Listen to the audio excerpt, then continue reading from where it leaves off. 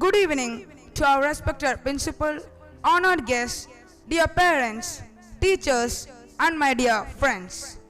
It is my great pleasure to welcome you all to Hortus Day 2026 of the Garden School.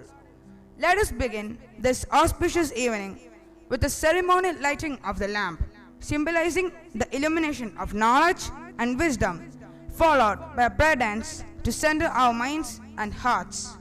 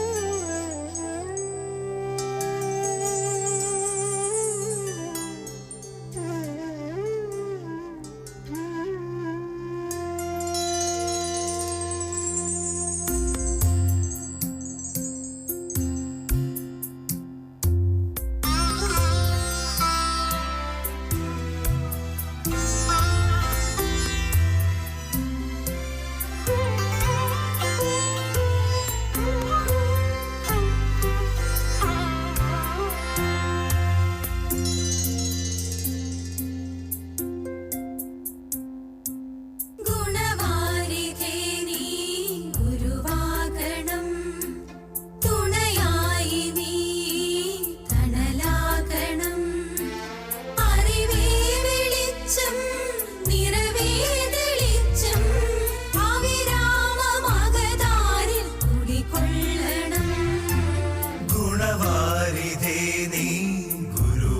ഗുരുവാകണം തുണയായി നീ തണലാകണം സത്യം ധനം ജ്ഞാനം ബലം സ്നേഹം അഖിലാണ്ട ജീവോദയം സത്യം ധനം ജ്ഞാനം ബലം സ്നേഹം അഖിലാണ്ട ജീവോദയം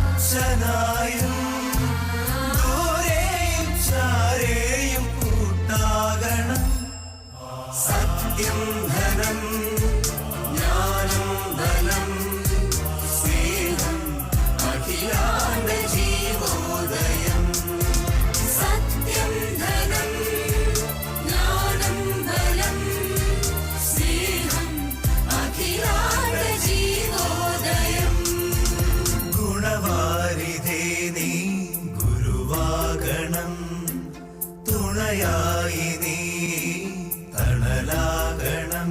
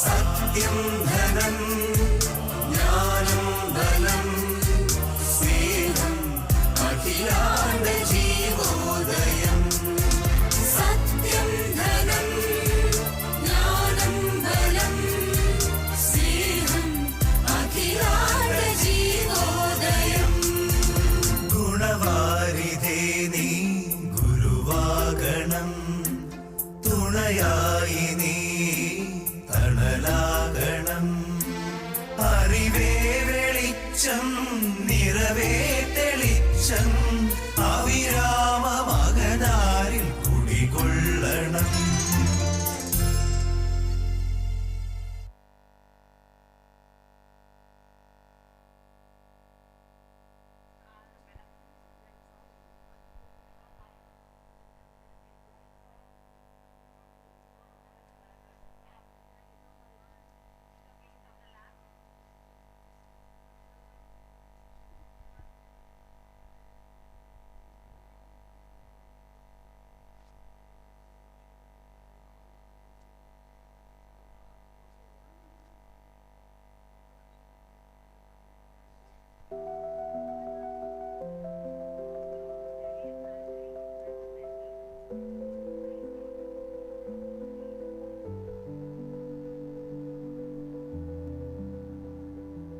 Today, is a celebration of learning, creativity, discipline, and the many talents of our students. We are grateful to have all of you here as we witness the achievements and performances of our young learners. Discipline, strength, and focus are qualities that shape both the mind and the body. Our students will now present a karate display demonstrating their training, confidence, and determination. Let us encourage them with a warm round of applause.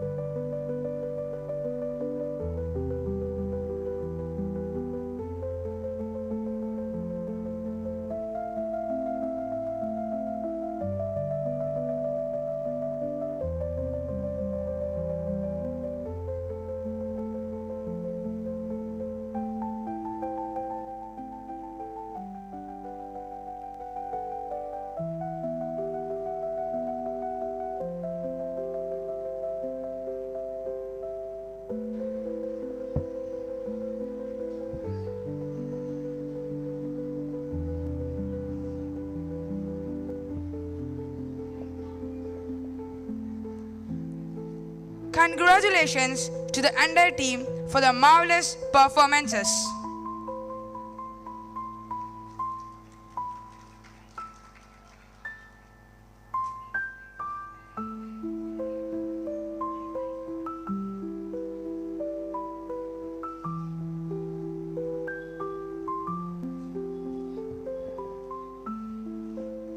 Now we move to the proud moment of the evening, the prize distribution ceremony, where we recognize the achievements of our students in academics, arts and sports.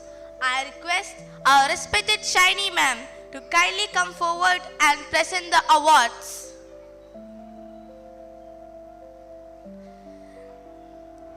Now the winners from category B.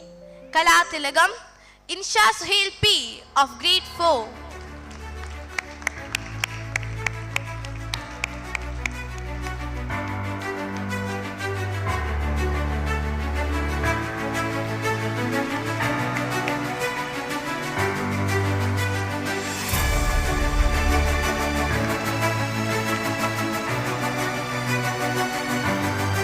Kala Pratibha, Joseph Colin, grade 4.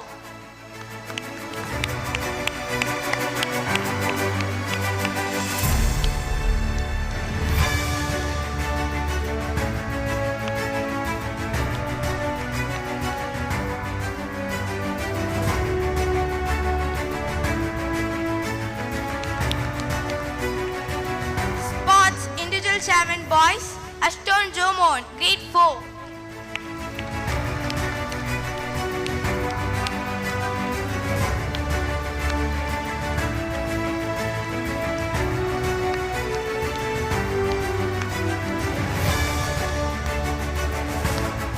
Sports Individual Chairman Girls is shared by Talia Abram and Anamika R, grade 4.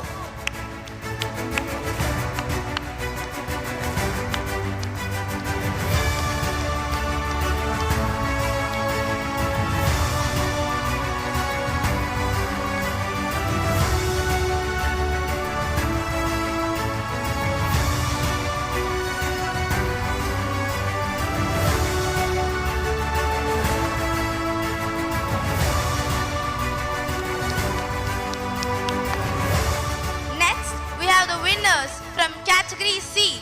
Kala Tilagam, Nia S. Timbu, grade 6.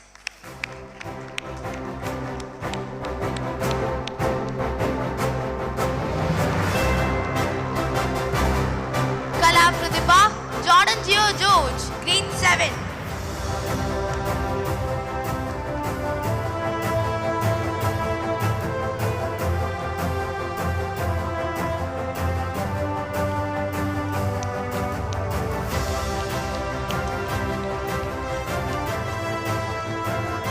Sports Individual Chairman Boys, Kurian Joseph, grade 6.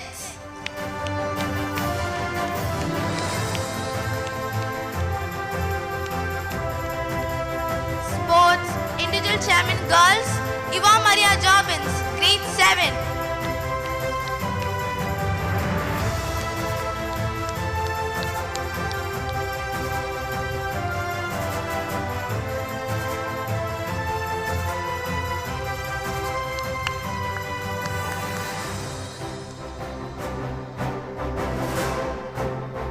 Now the winners from category D. Kala Tilagam, Amina Shyam, grade 9.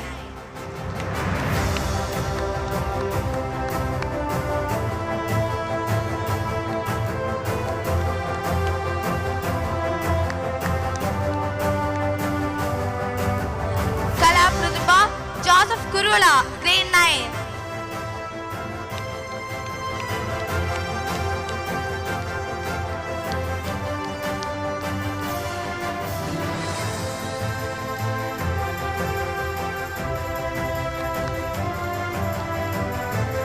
Sports Individual Chairman Boys, Joseph Kurula, grade 9.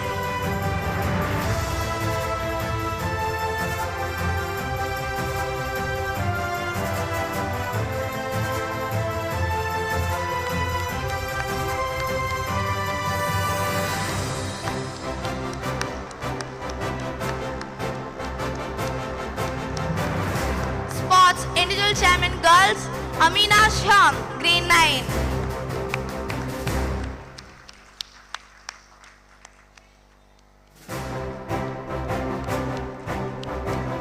Congratulations to all our winners.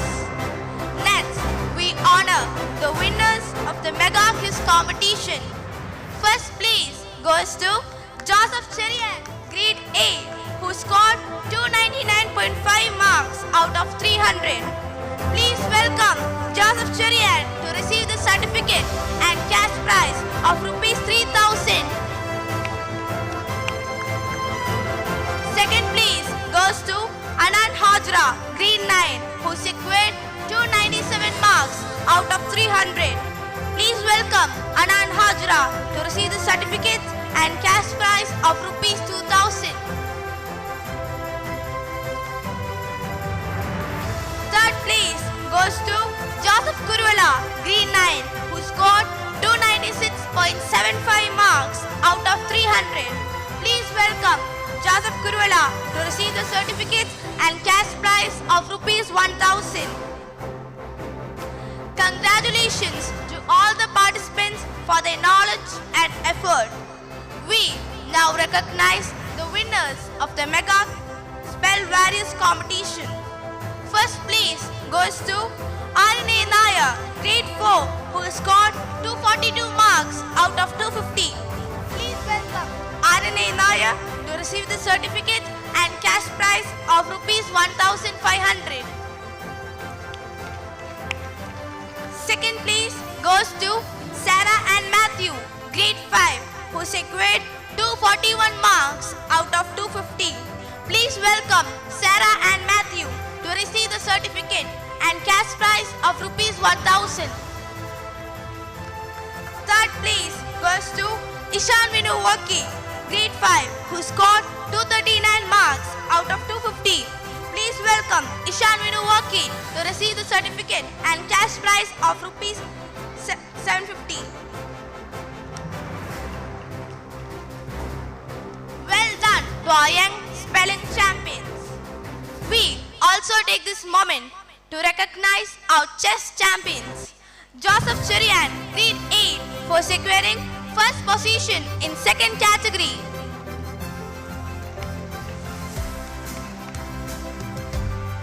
Rose Mariam Cherian, grade 6, for securing second position in second category.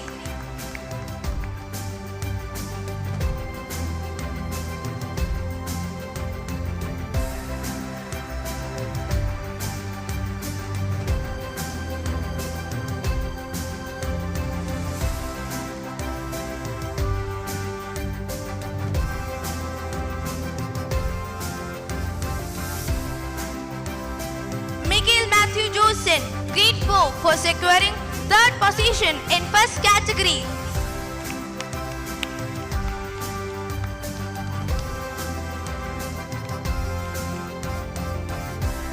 And Brian Matthew, grade 7, for securing 10th position in second category, the Inter-School Chess Championship Central Sahodaya Conclave, Kottayam.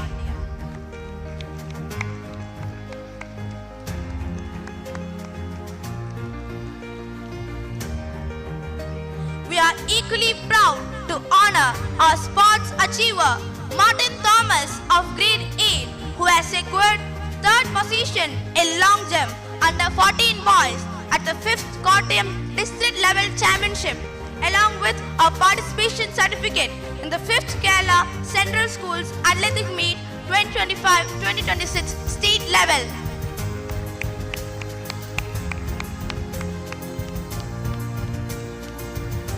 Congratulations on bringing honor to our school.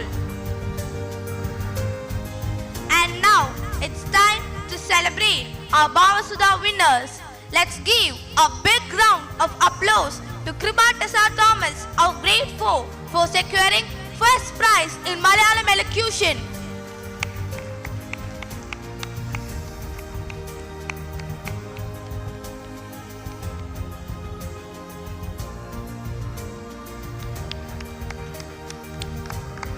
Anika Claire Collin of grade 7 for achieving second prize in Malayalam Light Music.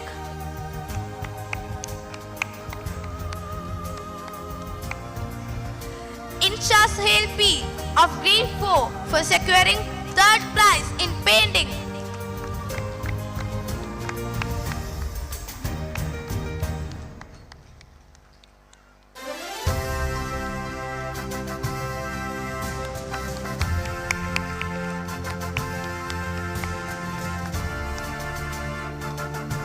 Now I invite our talented mime team to the stage. Winners of third prize in the Bhavasuddha competition, Amit Shaiju, grade 7.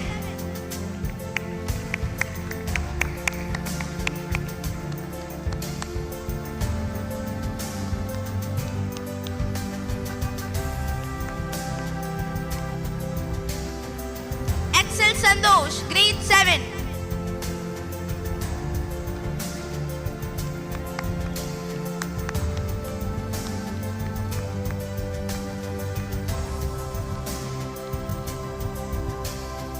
Jordan Geo George, grade 7.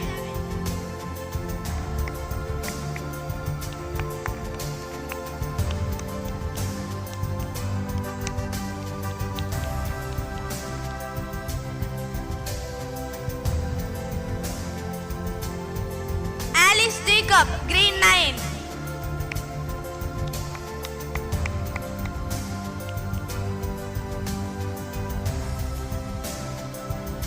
Joseph Kurwala, grade 9.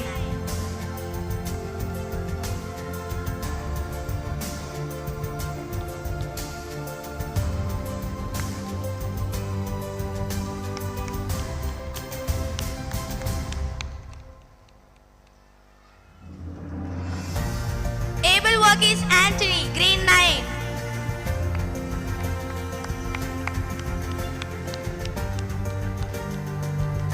And Amina Shaham, grade 9.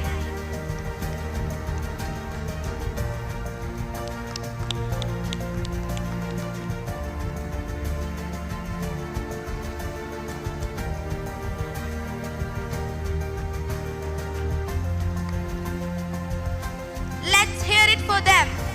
Moving on to the IS Juniors, a huge round of applause as we welcome Josh Rijo Nyavalli of grade 10 to receive the gold medal and certificate for securing first rank.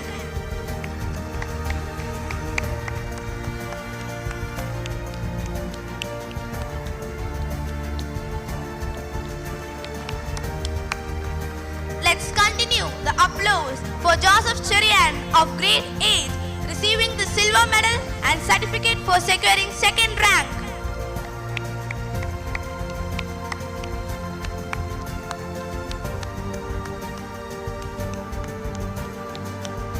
And let's cheer loudly for Tess Teresa Appo of grade 10 for securing third rank in IS Juniors.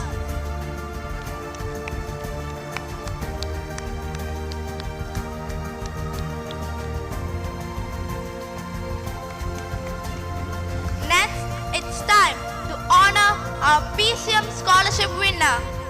Put your hands together for Insha Sahel P of grade 4, our proud PCM scholarship winner.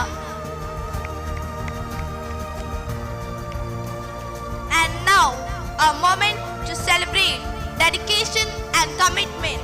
Let's welcome Rosemary Deebesh of grade 3 and Kribatasa Thomas of grade 4 to receive the 100% attendance award for the academic year 2025-2026.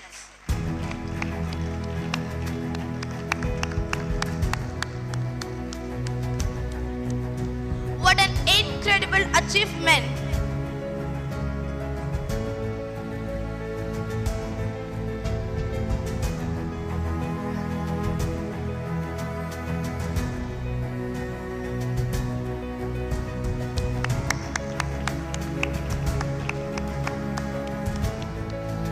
The overall house champions of this year with 624 points is Topaz House. I invite the house captain, vice captain and team members of Topaz House to kindly come forward to receive the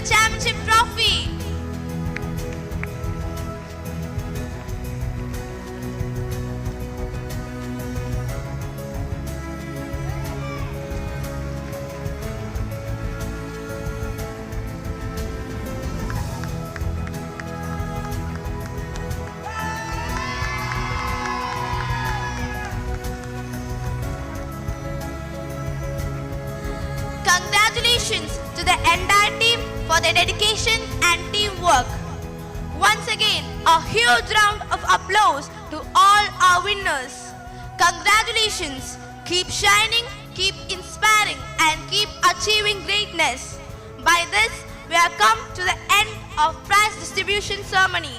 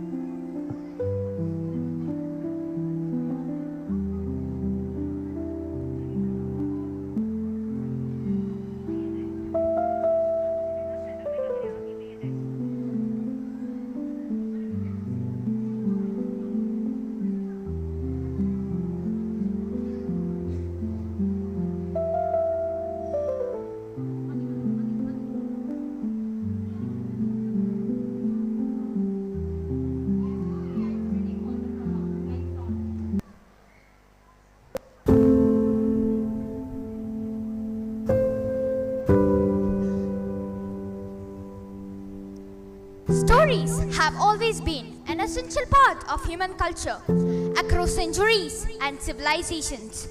They have helped us understand life, reflect on our experiences, and explore the values that shape our world.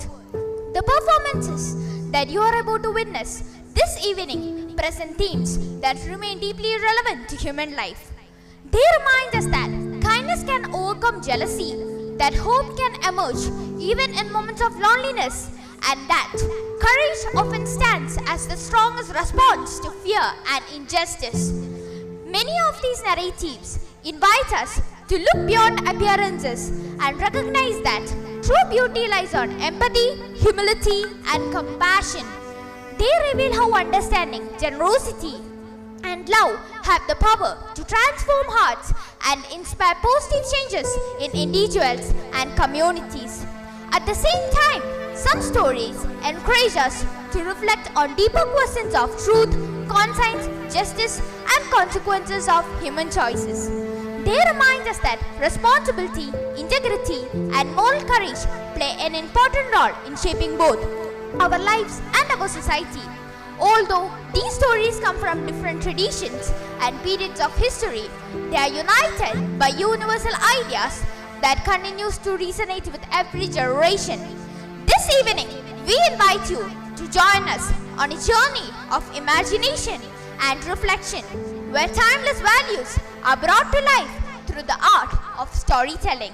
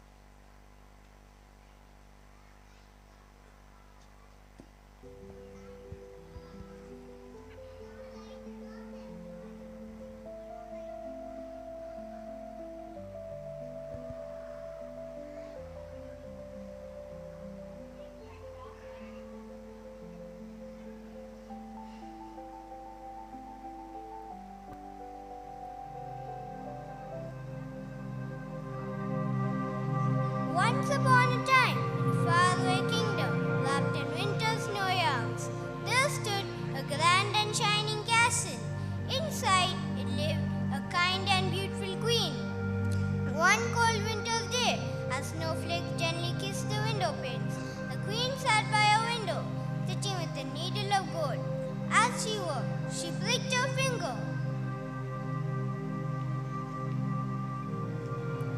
And 3 drops of blood fell upon the snow on the windowsill.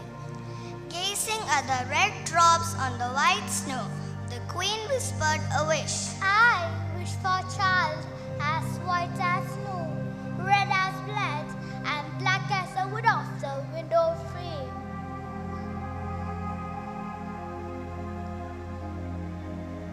And soon her wish came true. She gave birth to a baby girl with skin as white as snow, lips as red as roses, and hair as black as ebony.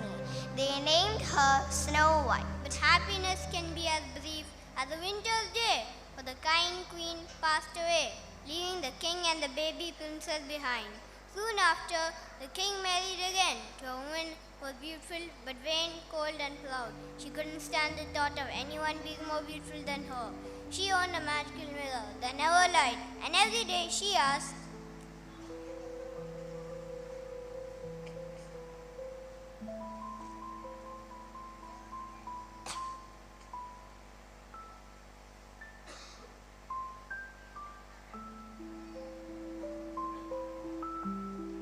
Mirror, mirror on the wall, who is the most fairest?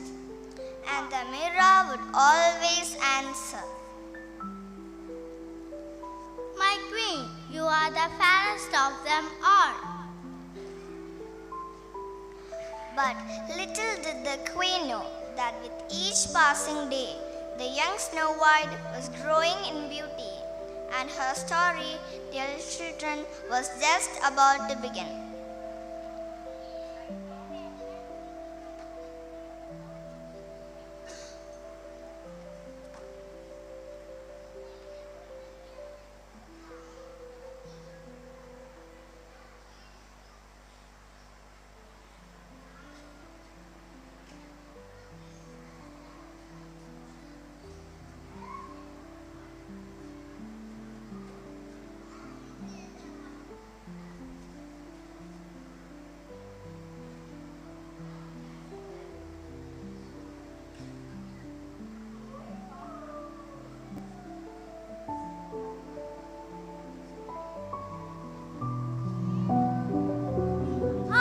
Snow White, I am Snow White, I am Snow White.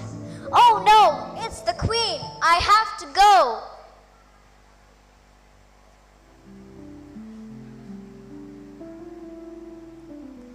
Queen, you're so beautiful today. I know. Ask the mirror who is the most beautiful. Mirror, mirror on the wall, who is the most beautiful? It's not you. What? Who is the most beautiful? Snow White is the most beautiful. Snow White? Can't you hear me? I said Snow White is the best. That is true. Snow White is beautiful. Be quiet. What are we going to do?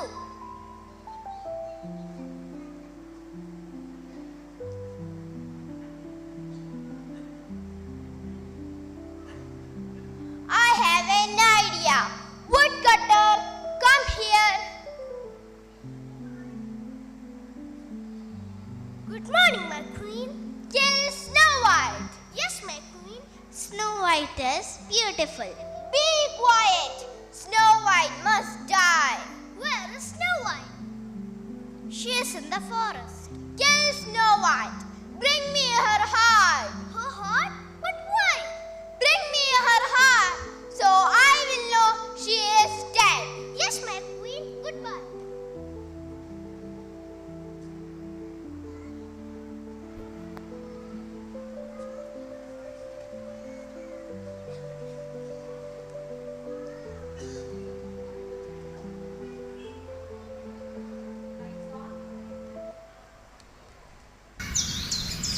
Here in the heart of the forest, where flowers bloom and animals roam free, Noy with her friends, not far from the joyful scene. Someone was watching quietly from behind the trees. It was the woodcutter. Oh, what a lovely day! The sun is shining and the forest smells so sweet.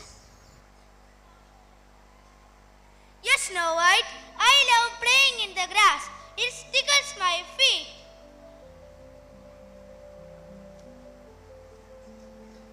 Tweet, tweet, I love singing. You went around, your voice is sunshine. You too always cheer me up.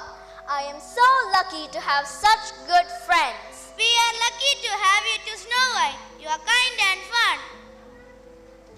Let's play hide and seek. I'll count first. All right, Robin, but no peeking. 1, 2, 3. Quick, Snow White. Hide behind that tree. Shh, he'll never find us here. Did you hear that? Let me see what it is. Someone is coming. Let's stay quiet and see who it is. Snow White! Snow White, are you here? Ah, who are you? Why are you calling me? I'm the woodcutter, the queen. She gave me a terrible order to kill you. But why? I have never done anything to her. She is jealous of your beauty, Snow White. Snow White, now you are in great trouble. Please wait for a moment. I have to ask for help. What do you need, Bunny? Great trees of the forest, please hear me. We need your help. We have to save Snow White. We hear you, Bunny. We have to Snow White. I know about the evil queen. We shall harm her. Our heart will be help her. I have an idea. Let's throw out branches on the woodcutter. No one can help you, Snow White. But I have to kill you. Run, Snow White.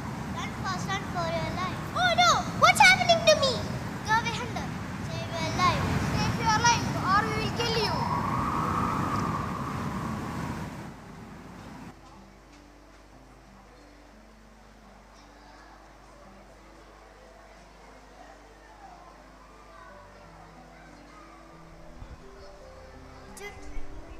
To trick the queen, the woodcutter killed a deer with an axe and put its heart in the box.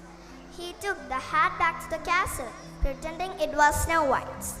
Meanwhile, Snow White runs off into the very middle of the wood. She was terrified.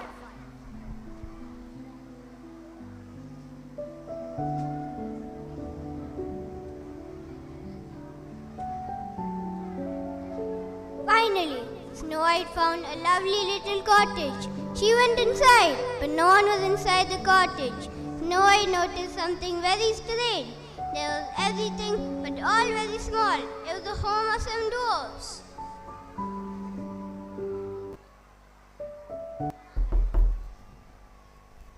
Hello? Yeah, hello. Can I come in? Yes, come in. Who lives here? And why is everything so small? 7 dwarfs, look, 7 chairs, 7 plates and 7 cups. It's so dirty. Yes, it's so dirty. Let's clean the house. Yeah, okay.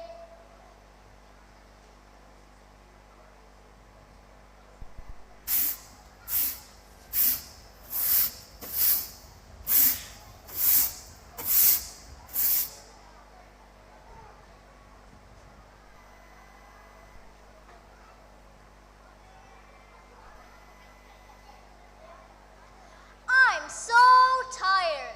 Have some food and go to sleep, Snow White. Where should I sleep?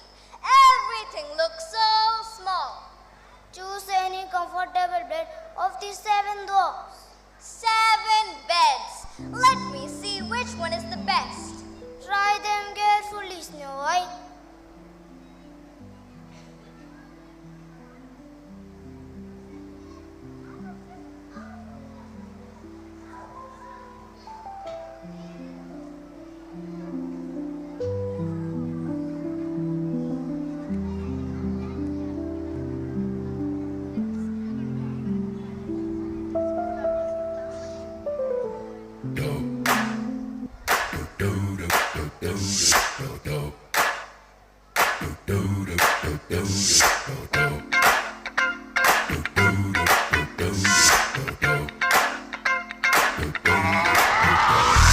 This is that ice cold Michelle fight for that white gold. This one for them hood girls, them good girls, straight masterpieces. Stylin', wildin', living it up in the city. Got Chuck's on with Saint Laurent, gotta kiss myself, I'm so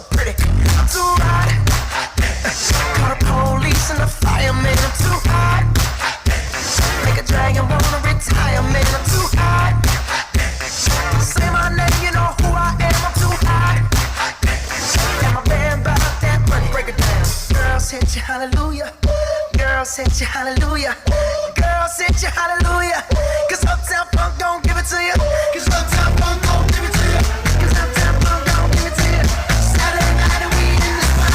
Don't believe me, just watch.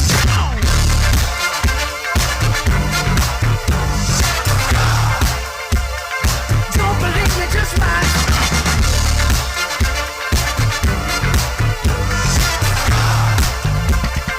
Don't believe me, just watch.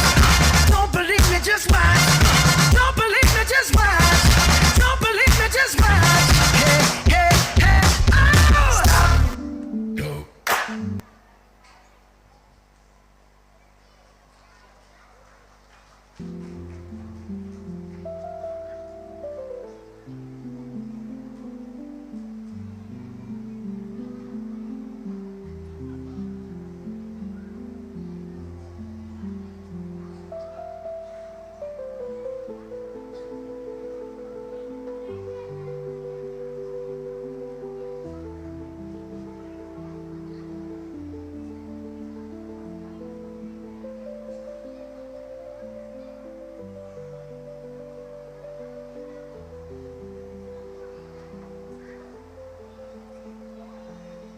Our house is clean. Someone has been in our house.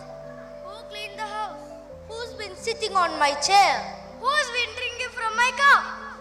Look over there. Someone's been sleeping in my bed.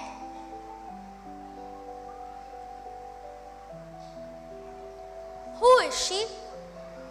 She is so beautiful. She is such a lovely girl.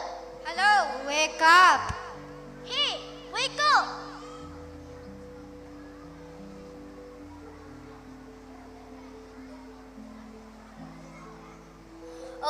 Okay, I'm awake. Who are you?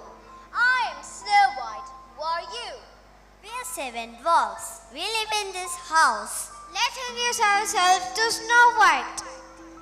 I'm Red Dwarf. I'm so sleepy. I am the yellow dwarf. I am so cute. I am blue dwarf. I am so hungry. I am green dwarf. I'm so happy. I'm purple dwarf. I am so shy. I am pink dwarf. I'm so pretty. I am the orange dwarf. I am so smart. Why are you here? How did you come inside our house? The queen sent a woodcutter to kill me. The trees in the forest helped me to reach here safely. I don't know where my friends Robin and Bunny are. Oh, that's sad. Is that why you came here? Yes, I ran away into the forest to save my life.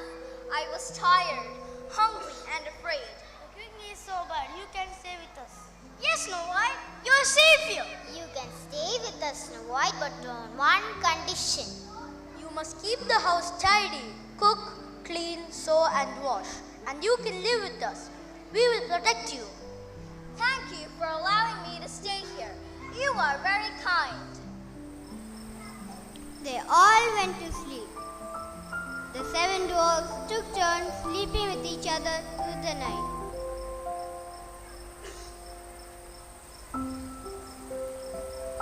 They awake in the morning, fresh and happy.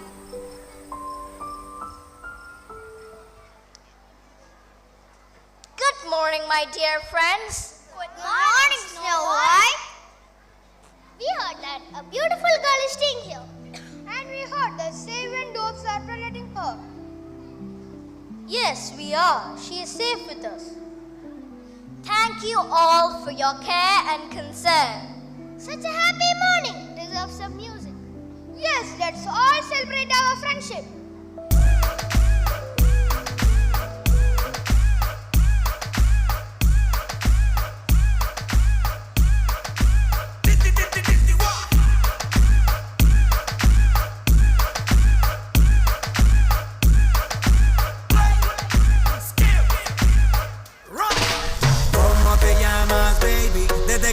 Supe que eras pa' mí. Dile a tus amigas que andamos ready. Esto lo seguimos en el after party.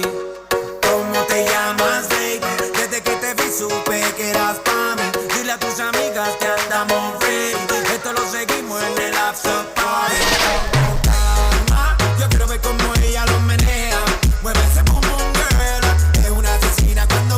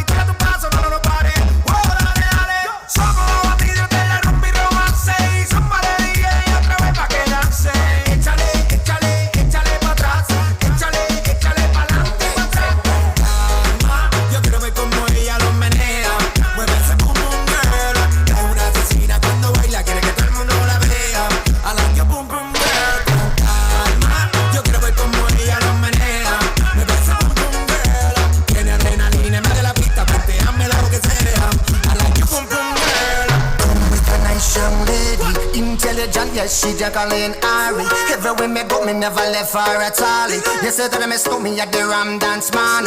Ram it in a dance hall in a nation.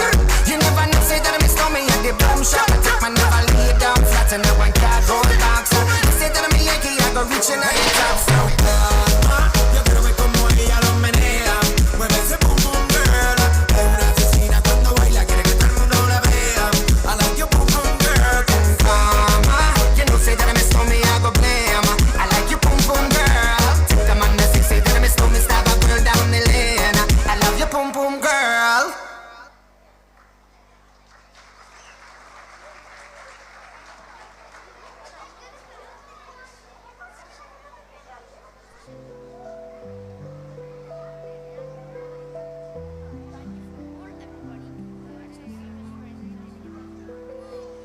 All right, everyone. Our fun time is over. We are going to the mountain. Time for work. Be careful, don't let anyone in, Snow White. The queen must not know that you are here. Don't leave the house. Don't open the door to anyone. The queen will never find me. She thinks I'm dead. Goodbye, Snow White. Goodbye, dwarfs.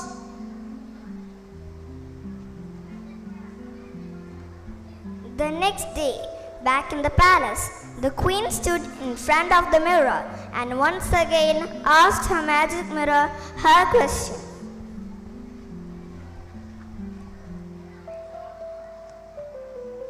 Mirror, mirror on the wall. Who is the most fairest? My queen, you are beautiful. Am I the most beautiful? No, Snow White will on the hills with 7 rock is the most beautiful. What? But she's dead. I repeat, Snow White is the most beautiful. Snow White is alive. That is too bad for you, queen. She's not dead.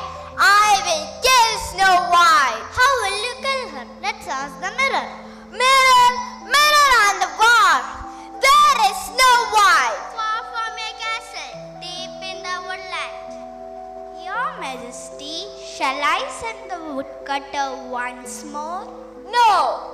This time I will go myself with poisonous apple. A poisonous apple, Snow White will die.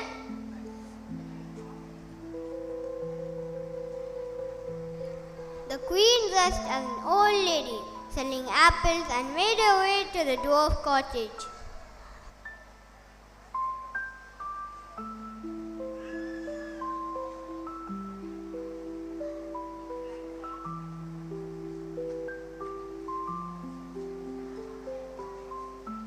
Delicious apples, fresh from the ocean. Hello, can I come in? Come in.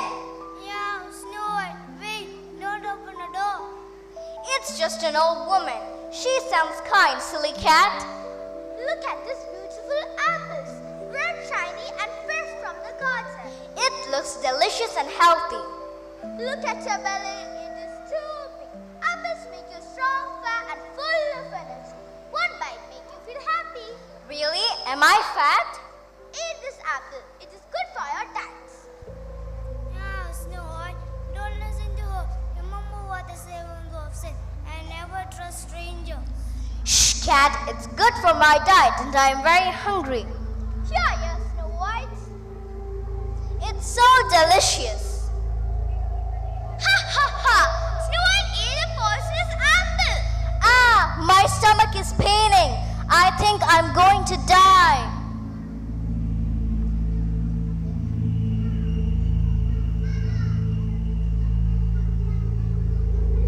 Oh no, Snow White is dead. Ha ha ha! Goodbye, Snow White. The queen, believing she was dead, dropped laughter and ran back to the castle. When dwarfs came home, saw Snow White dead.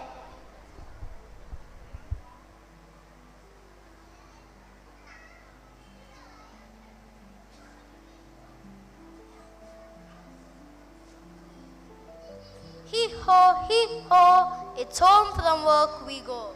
Snow White! Look, she's sleeping. Wake up, Snow White. We have bought you some fruits. What's wrong with her? Let me check.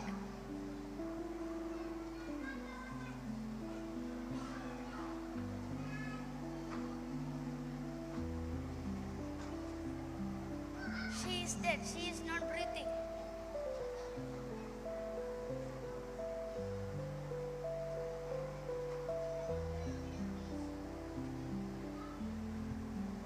Oh no, it's terrible. Let's put in a glass box so that we can see an healthy there. Poor Snow White. The queen must have done this.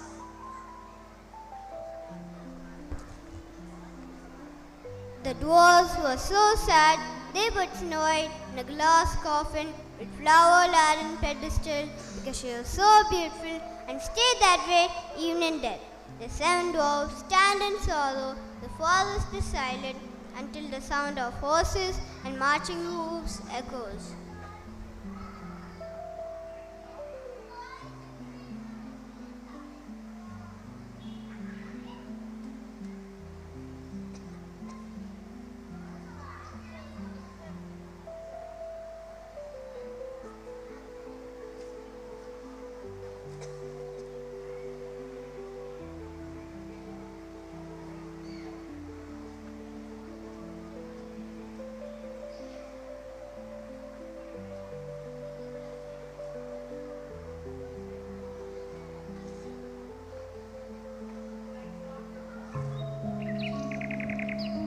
One day, a prince rode through the forest and saw the beautiful girl in the glass coffin. He read the golden letters, Snow White, daughter of a king. He was so moved by her beauty that... Doesn't she look beautiful? This forest feels strangely quiet, my lord, as if time itself has stopped. My prince, there lies a girl inside a glass coffin. She looks as though she's surely asleep.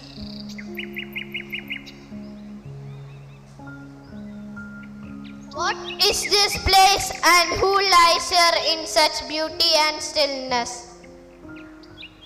She is Snow White. She lived with us, kind, gentle, and full of joy. But the wicked queen tricked her with the poisoned Snow White, it's her. I searched the world for her smile. I'll never forget the day I first saw her. My heart has belonged to her ever since. She was the light in our home. We could not bury her, so we made her in such tingles.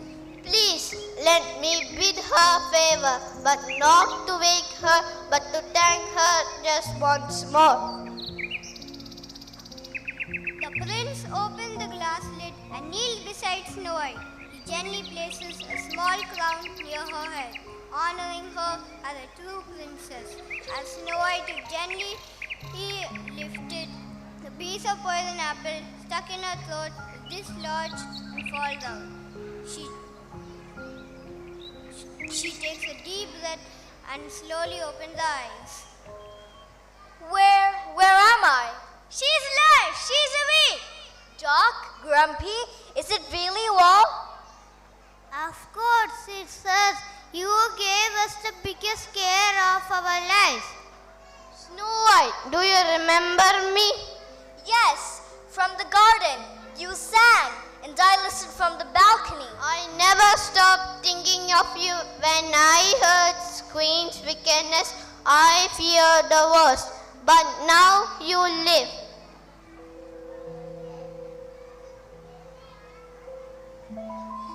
I knew true love had some kind of magic in it. Best wake up ever. My dear friends, you cared for me, protected me, and loved me like family. I will never forget you. And we'll never forget you, princess. Come, Snow White, return with me to the castle. Let joy be yours in the kingdom that awaits its queen. Yes, my prince, with joy in my heart and with you. And so, Snow White's kindness and courage were rewarded. Love triumphed over envy. The prince and Snow White were married in a grand celebration where the 7 dwarfs were honored guests. And they all lived happily ever after.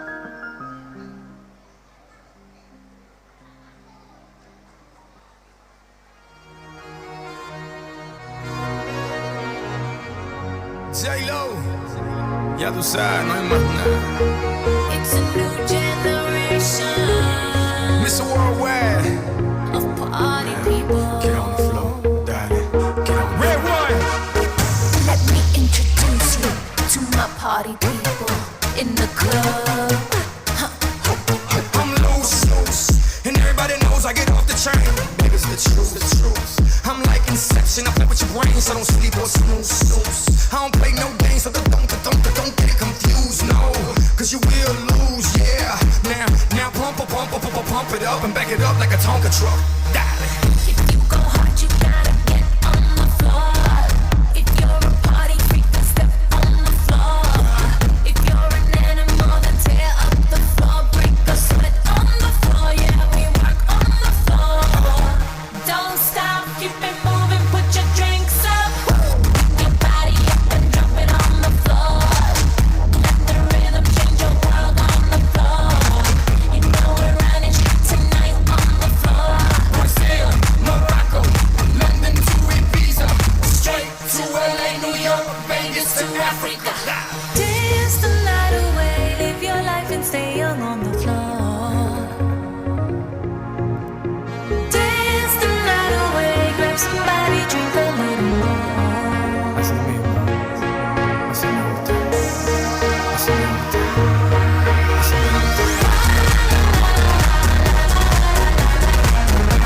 Tonight we gon' be it on the floor. Tonight we gon' be it on the floor. I know you got it, clap your hands on the floor. And keep on rocking, rock it up on the floor. If you're a criminal, kill it on the floor. Steal it quick on the floor. On the floor. Don't stop, keep it moving, put your drinks up. It's getting ill, it's getting sick on the floor. We never quit, we never rest on the floor. If I ain't wrong, we probably die on the floor. Brazil, Morocco, London to Ibiza, straight to LA, New York, Vegas to Africa. Dance the night away, live your life and stay young on the floor. Así me gusta. Dance the night away, grab somebody, drink a little more. Así me gusta, así me gusta, así me gusta. Tonight we gon' be it on the floor.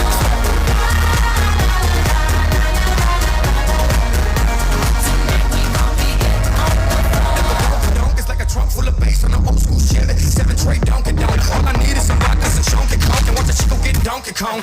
Baby, if you ready for things to get heavy, I get on the floor and act a fool if you let me lie. Don't believe me, just bet me. My name ain't Keith, but I see the way you sweat me. L.A., Miami, New York, say no more, get on the floor. Tonight we gon' be it on the floor.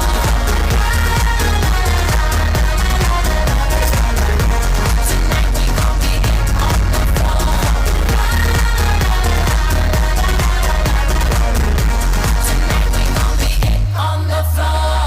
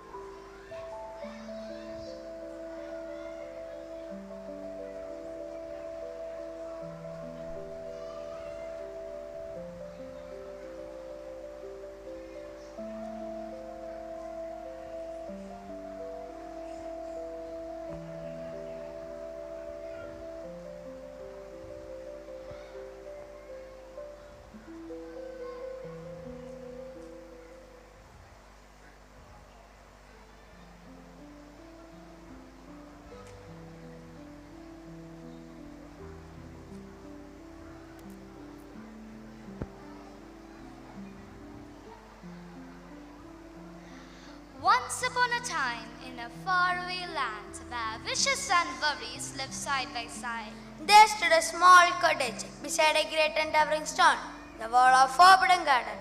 in that cottage lived a poor man and his wife who longed for a child more than anything in the world. And being the world is the most beautiful plants and flowers, but it belongs to a few some witch. Then one day, the wife stood by her window and saw something she had never noticed before. A bed, a glowing green rampion, and her heart longed for it. But little did she know, this is the tale of Rapunzel, With the hair glowing like sunlight, and a heart free as wind.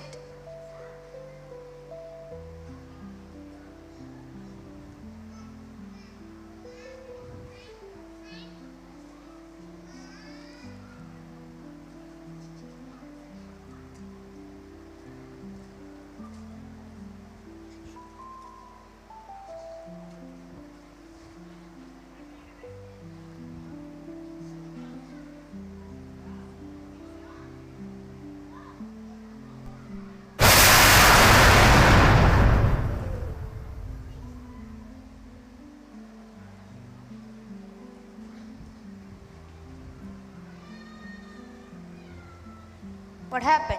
If only I could taste the rapin growing in that willy garden. I'll sneak in at night and get it for you, my love.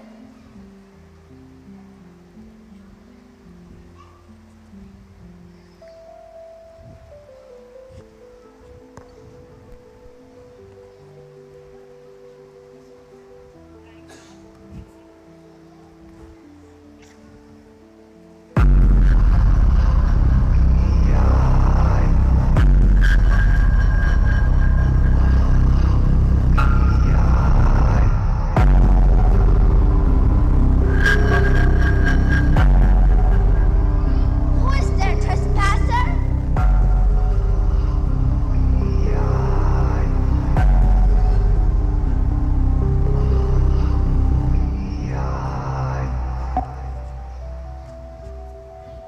Thief, then pen is mine for a crime. I shall take your child. Anything but not that. Then swear it. The child shall be mine once she is born.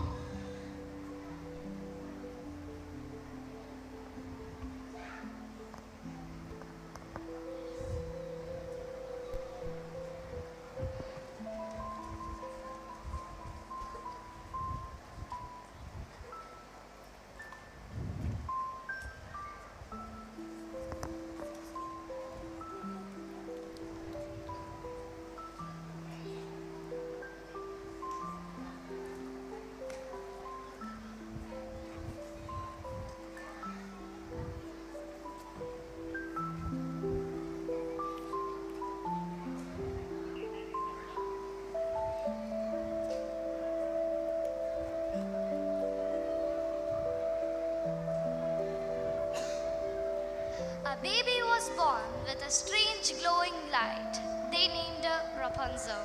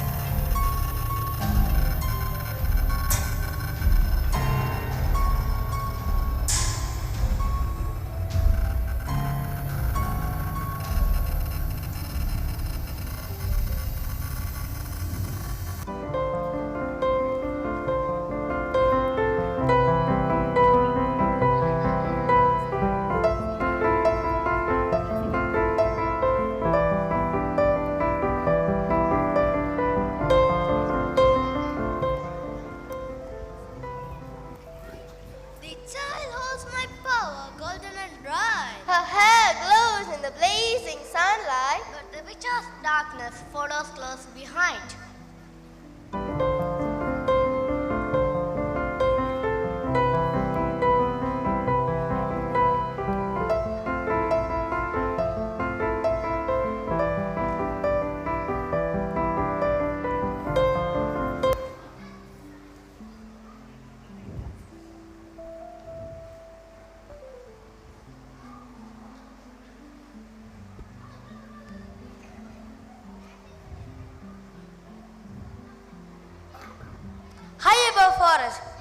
the world stood a tower with no door, a single window, watching the endless green. Thus, Rapunzel was taken into that tower deep in the forest.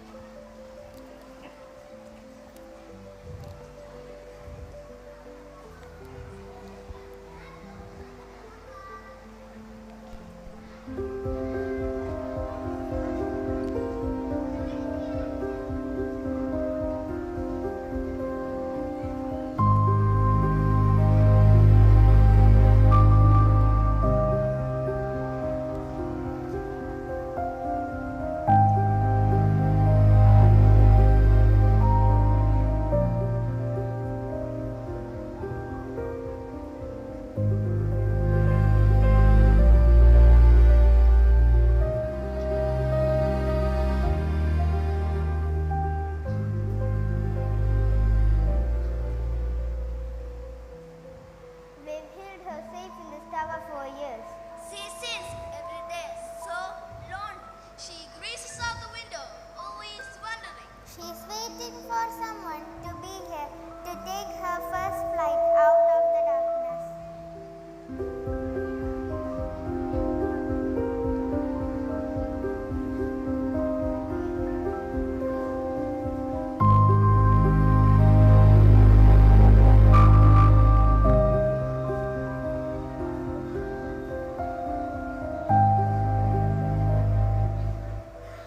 Rapunzel, let down your hair. Yes, Mother Goddel.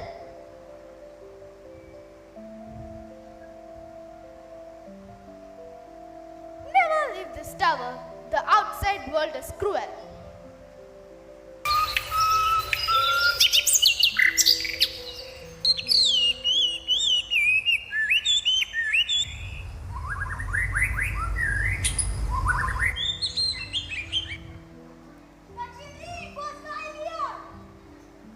Wisdom says her fact is not in stone. Let us see the first.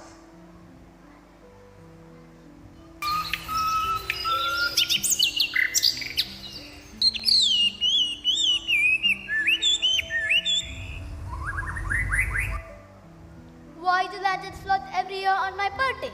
Superstitions!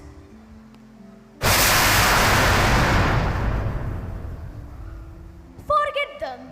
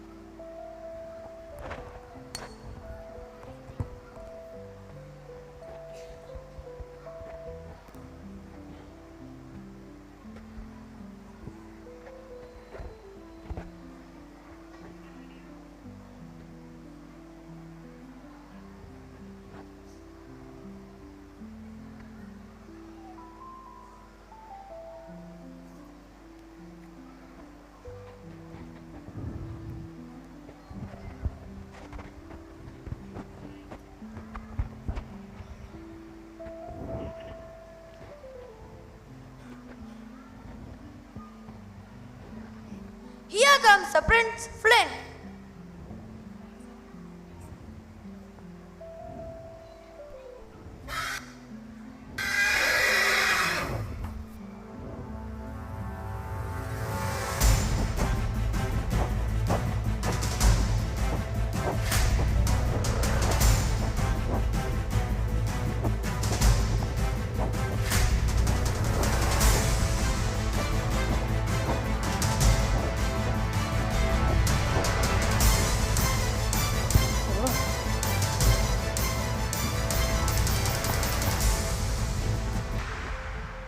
Maximus, hide! Those guards are on our heels.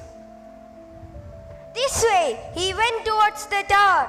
Strange place. Maybe a place to hide.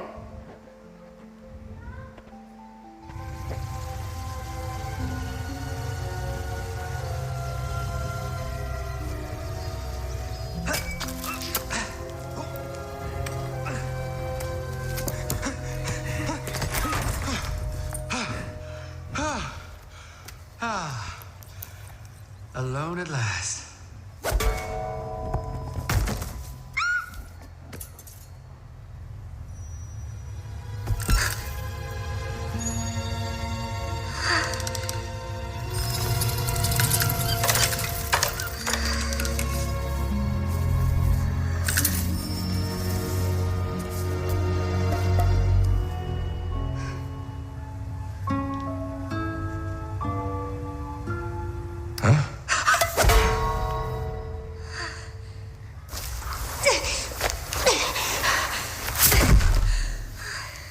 Who are you? How did you get in? I'm Flynn and was escaping. And you? I am Rapunzel. Have never met anyone before.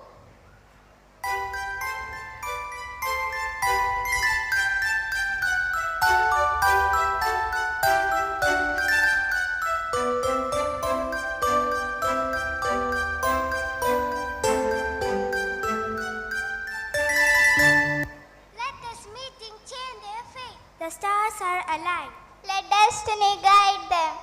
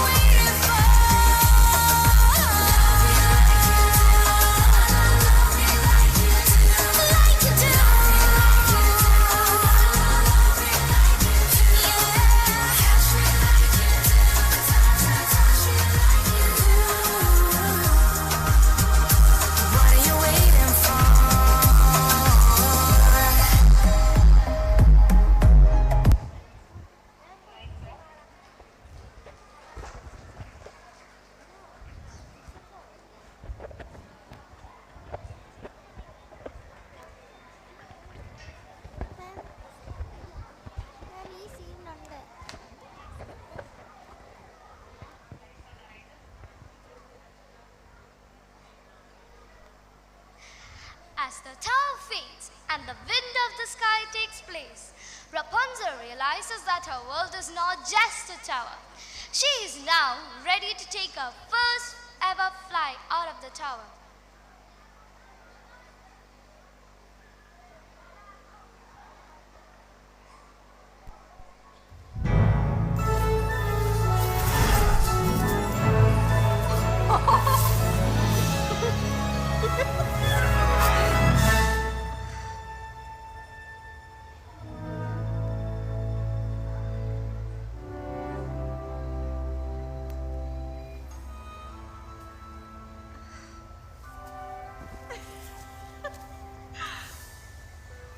Just smell the grass, the dirt, just like I dreamed they'd be. Just feel that summer breeze, the way it's calling me. For like the first time ever, I'm completely free. I could go running and racing and dancing and chasing and leaping and bounding, hair flying, heart pounding and splashing and reeling and finally feeling that's when my life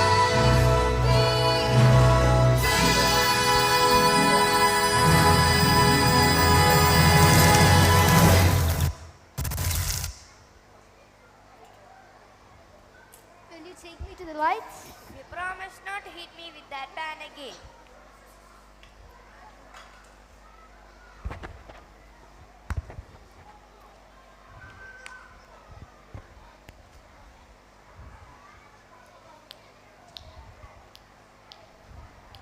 Look, they're sitting for the Landian festival. It's in honor of the missing princess. She was taken as a baby and never found.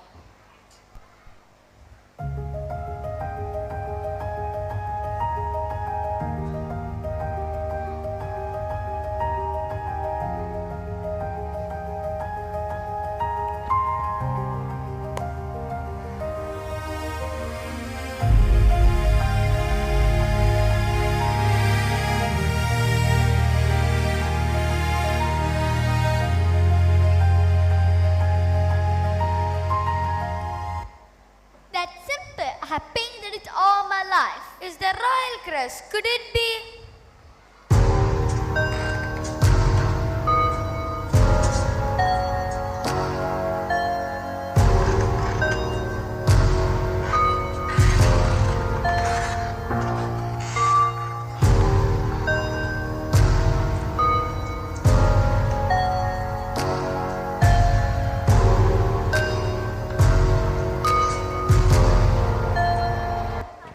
She's with the boy. That traitor! She will return to me.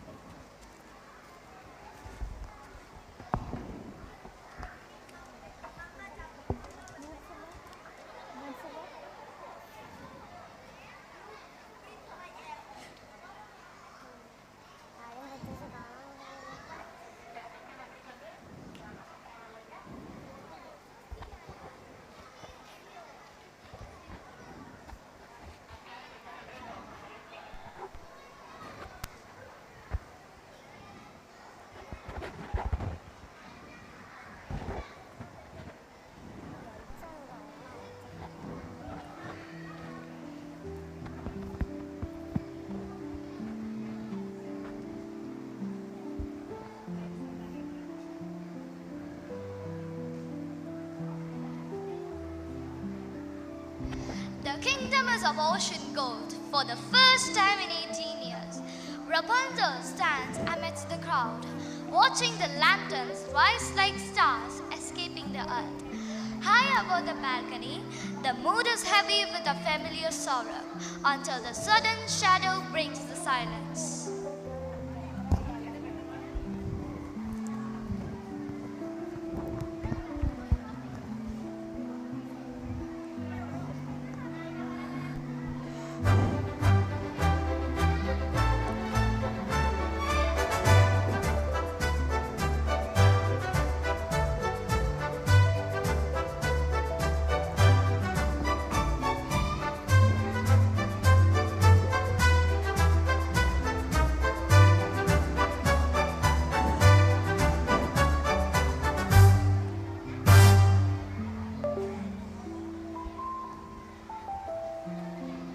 My liege, the witch has returned to the gates, but she is not alone. Your Majesties, a girl has been seen. They say that she is glowing as the very lanterns we launch. Enough! If there's a threat at my gate, I will meet it. Guards, prepare the gates. Wait, look at the people. They aren't running in fear. They are cutting in awe. Could it be? Could the Lowe's light be finally coming home? We had spent a fortune every year to light the sky in her memory. If she has returned, it's the great investment this kingdom had ever made. The crown is whole again. Look at the people.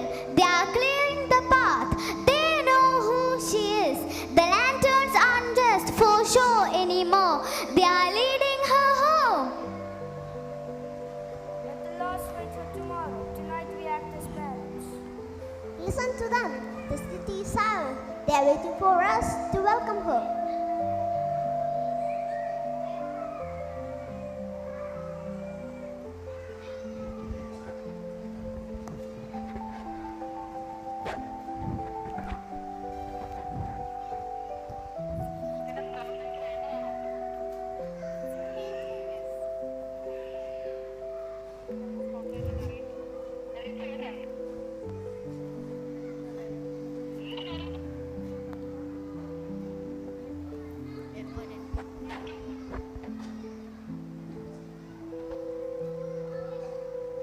Rapunzel later said, her fingers pushing in lanterns.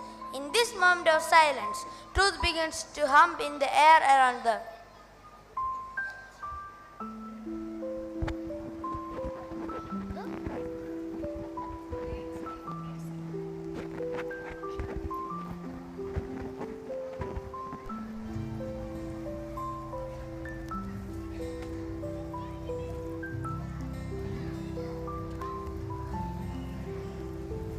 All those days watching from the windows, all those years outside looking in, all that time never even knowing just how blind I've been.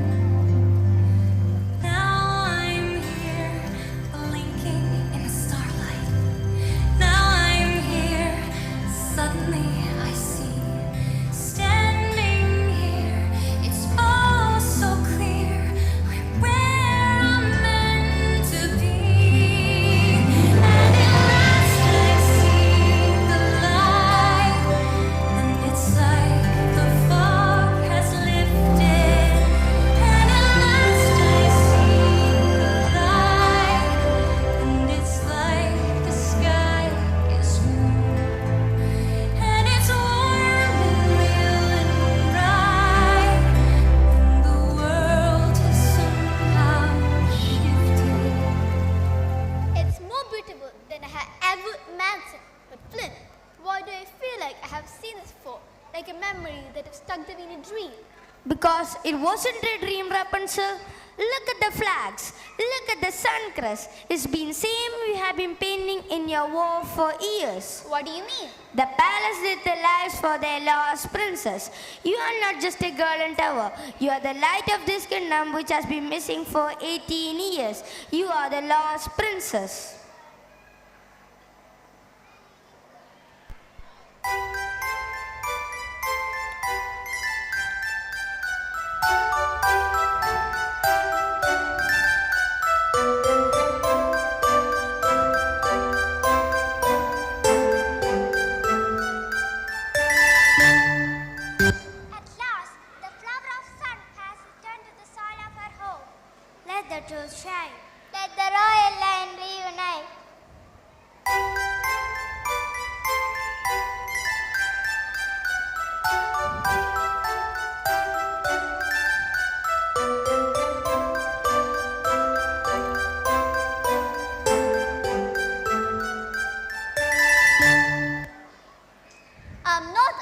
anymore. Flynn, I know where I belong. Then let us not keep your parents waiting longer.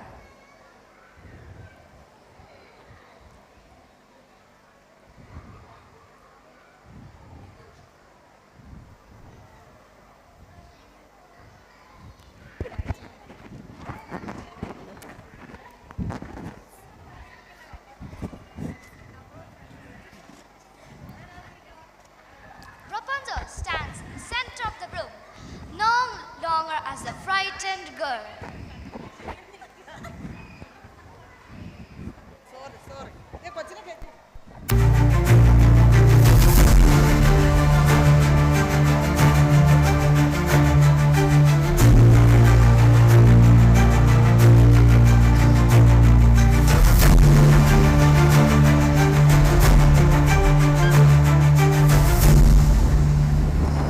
See, a few lights in the sky tells who you are. You are nothing without me, Rapunzel, and the only one who keeps you safe and young. You did not keep me safe, Gotham. You kept me hidden.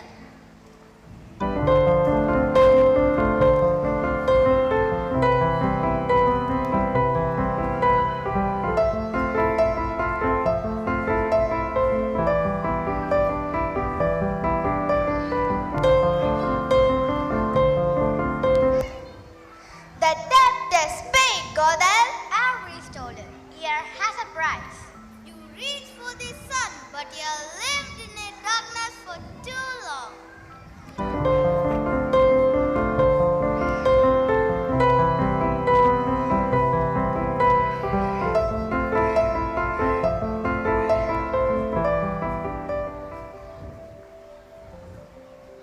No, the flower belongs to me.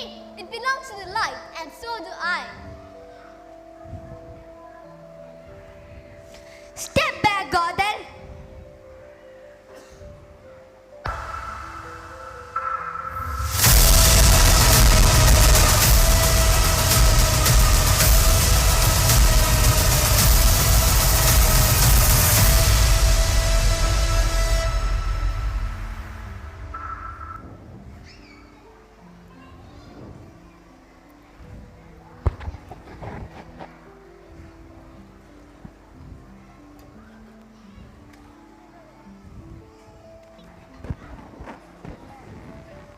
The light hit Mother Gothel.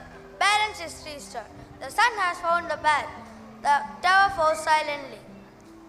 Rapunzel returned to the palace after 18 long years. The golden light has finally come home.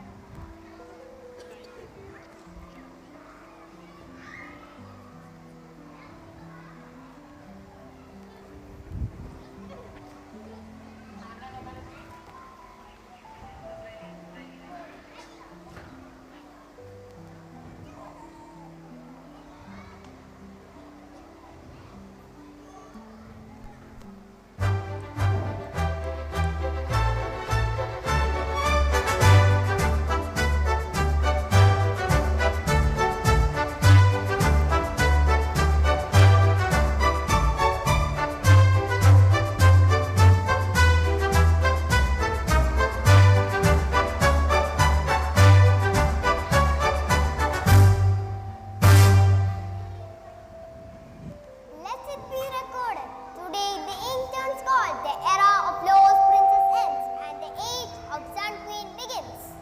Look at the lanterns. They are not falling, they are turning into stars. Open the walls. Let every soul in this kingdom peace and honor for return.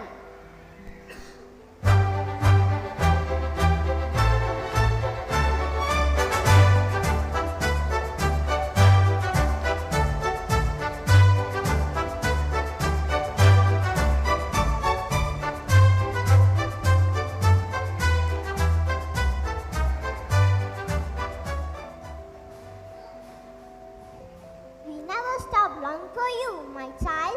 You have your mother's eyes. Rapunzel, my bride, finally my kingdom is whole.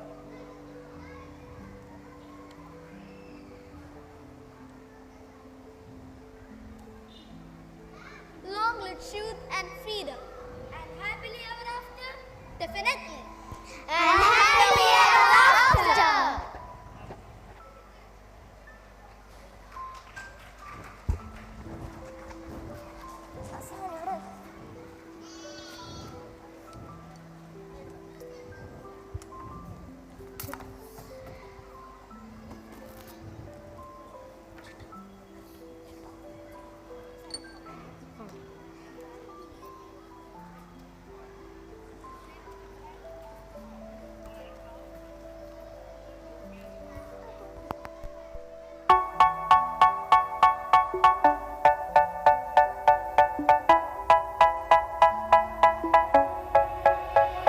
They say, oh my God, I see the way you shine. Take your hand, my dear, and place them both in mine. You know you stopped me dead while I was passing by. And now I beg to see you dance just one more time. Ooh, I see you every time. And oh my, I like your style. Ooh, you make me wanna try. And now I beg to see you dance just one more time. So they say, dance for me, dance for me, dance for me, oh, oh. I never seen anybody do the things you do before. They say, move for me, move for me, move for me, hey, hey. And when you're done, I'll make you do it all again. I said, oh my God, I see you walking by. Take my hands, my dear, and look me in my eyes. Just like a monkey, I've been dancing my whole life.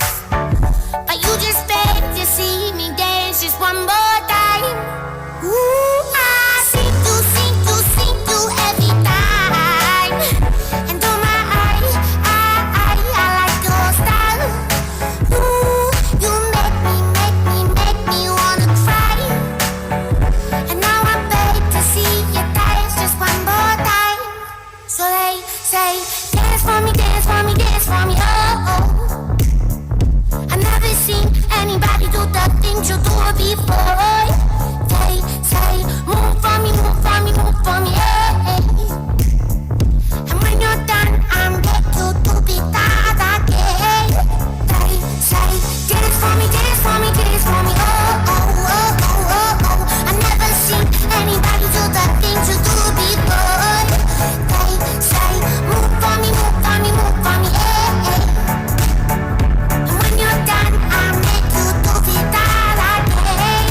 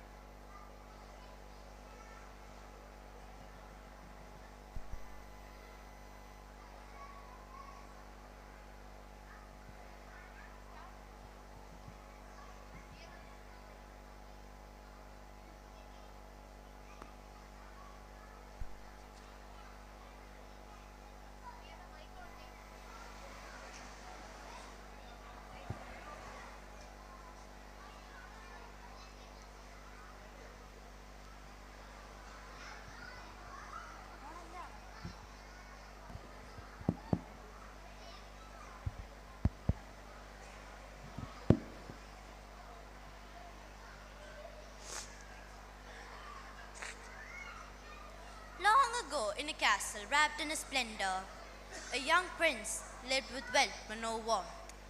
His heart was cold, and beauty was all he saw. Until one wintry night, a stranger knocked at his door. She asked for shelter, offering only a rose. But the prince, proud and cruel, laughed at her. What he didn't know, kindness was her test, and the curse would be his lesson.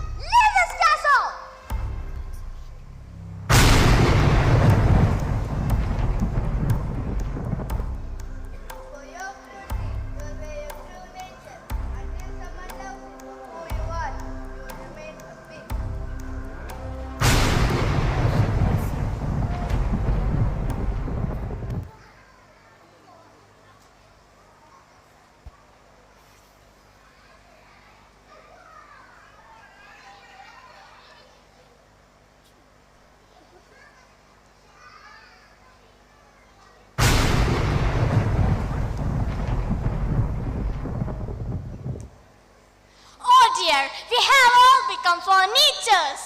Time may run out unless love breaks the spell.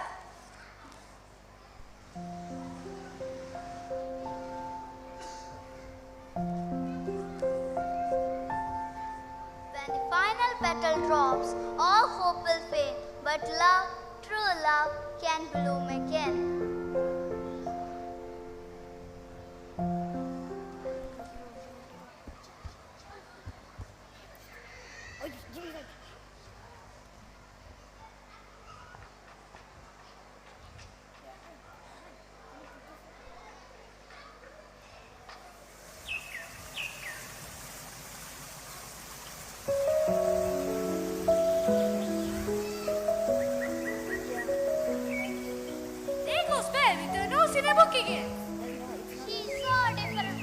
Good morning, isn't it? A lovely day to read.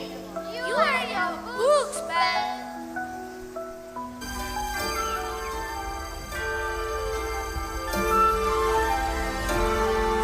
Little town, it's a quiet village. Every day, like the one before. Little town, full of little people, waking up to say Bonjour! Bonjour! Bonjour! Bonjour! There goes the baker with his tray like always. The same old bread and rolls to sell. Every morning just the same. Since the morning that we came to this poor provincial town. Good morning, pal. Morning, monsieur. Where are you off to? The bookshop. I just finished the most wonderful story about a beanstalk and an ogre and That's nice. Marie! The baguettes! Hurry up! Look, there she goes. The girl is strange, no question. And she's strange, can't you tell? Never part of any crowd. Cause her head's upon some cloud. No denying she's a funny girl, that belle. Bonjour. Good day. How is your family? Bonjour. Good day. How is your wife? I need 6 eggs. That's too expensive. There must be more than this provincial life. Well, you deserve the best. You deserve me. I'd rather read than marry a musclehead. She'll change her mind. They all do. One day, Belle's father, a merchant, got lost in a forest.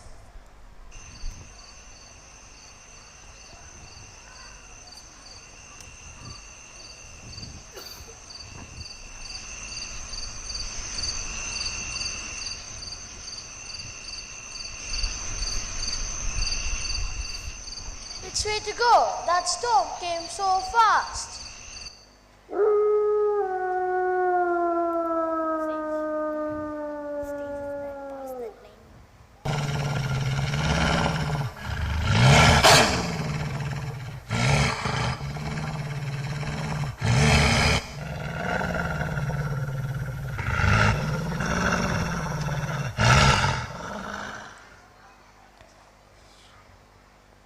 What is that? A lost traveler. He smells frightened.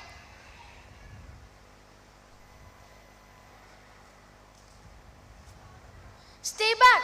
Go away, you creatures!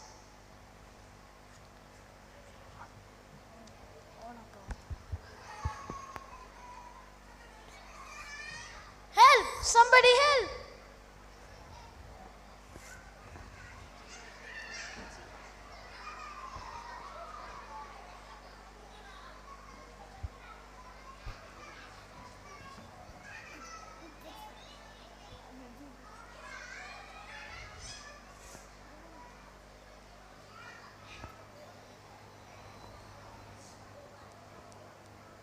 Wow, where am I? Bonjour, you're just in time for dinner. This is highly irregular. He's a trespasser. Oh, hush, Coxer. The poor man looks chill to the bone.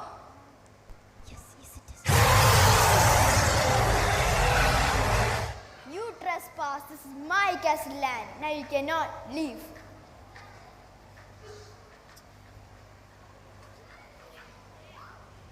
Belle starts searching for Morris and stumbles upon the castle.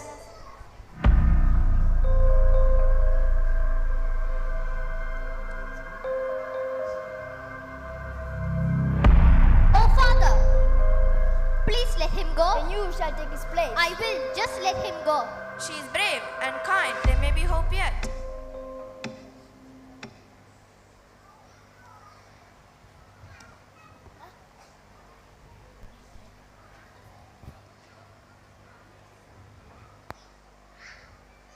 Tonight, we shall treat her like a royalty.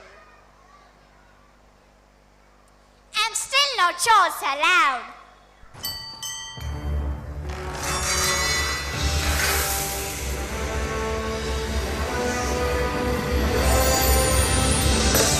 Ma chère mademoiselle, it is with deepest pride and greatest pleasure that we welcome you tonight. Here. And now, we invite you to relax.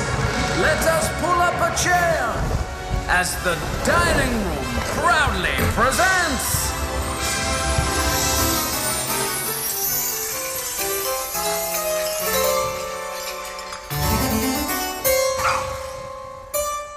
your dinner. Be our guest, be our guest. Put our service to the test. Tie your napkin round your neck, sherry, and we'll provide the rest. Soup du jour, hot hors d'oeuvre. Why, we only live to serve. Try the gray stuff, it's delicious. Don't believe me? Ask the dishes. They can sing, they can dance. After all, miss, this is France. And a dinner here is never second best. Go on, unfold your menu. Take a glance and then you'll be our guest. We are guest, be our guest. Beef ragout, cheese soufflé, pie and pudding, en flambé. We'll prepare and serve with flair a culinary cabaret. You're alone and you're scared, but the banquet's all prepared. No one's gloomy or complaining while the flat whale's entertaining. We tell jokes, I do drinks with my fellow candlesticks. And it's all in perfect taste that you can bet. Come on and lift your glass. You won your own free pass to be our guest. If you're stressed, it's fine dining we suggest. Be our guest, be our guest, be our guest. She smiles. She really likes the dinner.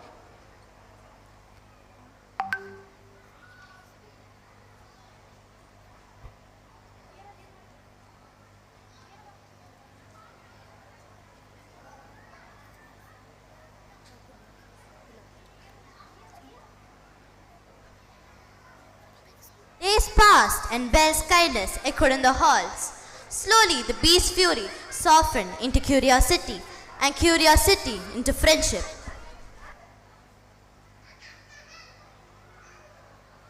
Around books, laughter and snowy strolls, something quietly bloomed. Perhaps the cursed grip had begun to loosen, not through magic, but through understanding.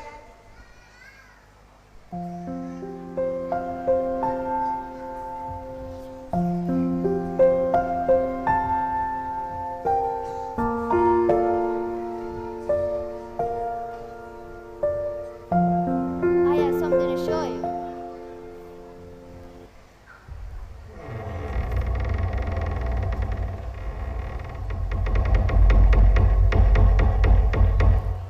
A library? Wow, all these books? They're yours if you like them. I can show you the world, shining, shimmering, splendid. Tell me, princess, now when did you last let your heart decide? I can open your eyes, take you wonder by wonder, over, sideways, and under on a magic carpet ride. A whole new world, a new fantastic point of view. No one to tell us no, or where to go, or say we're only dreaming. A whole new world, a dazzling place I never knew.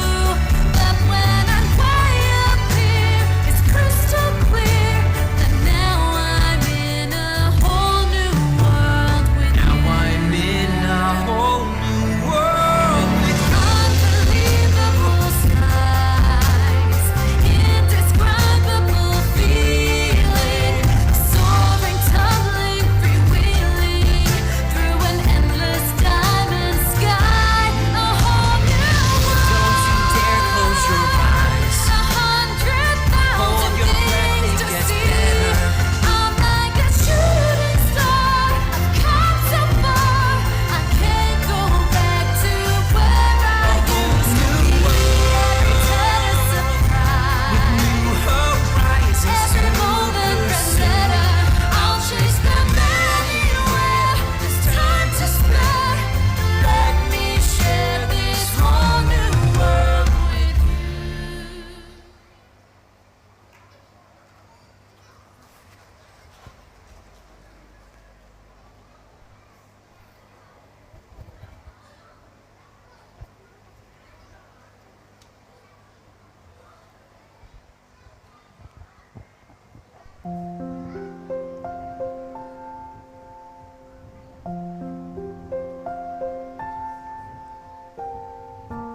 They said never to go to the West Wing. But why?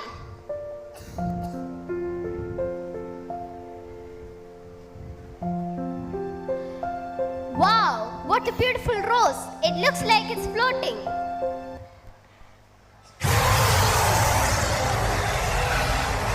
What are you doing? This room is forbidden. I didn't mean to. I was curious.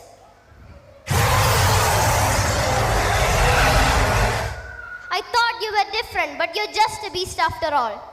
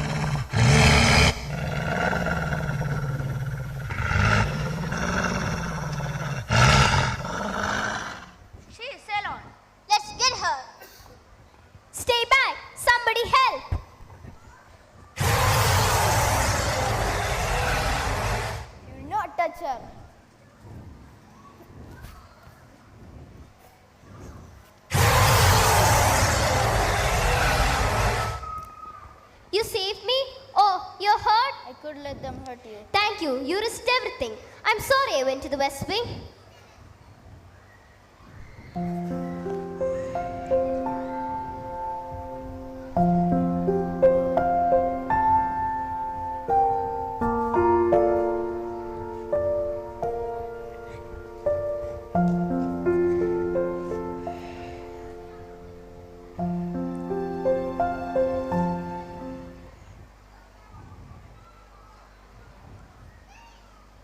She came back. There may be love growing here.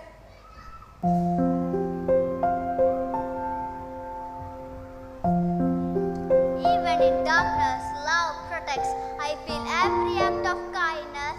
Tonight it blooms brighter.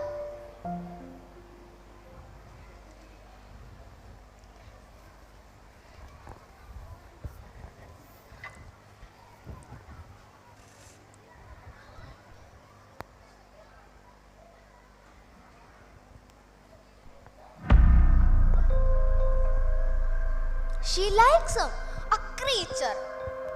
He must be destroyed. We must storm the castle. That beast is dangerous. Yes, let's go. All the villagers agree.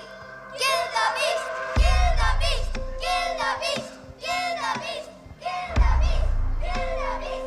Kill the beast! Kill the beast!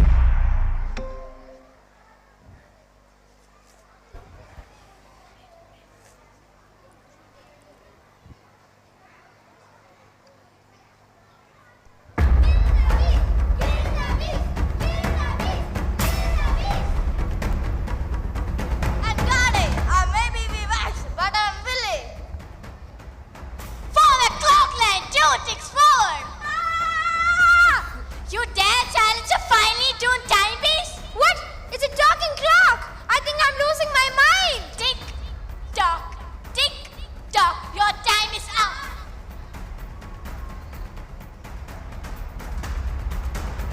Let's show some hospitality, boiling out hospitality. Splat, teacup attack.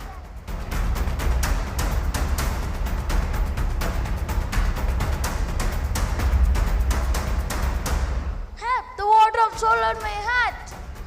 Ha! That's fashion justice. I thought this would be heroic, but it's just spooky and confusing.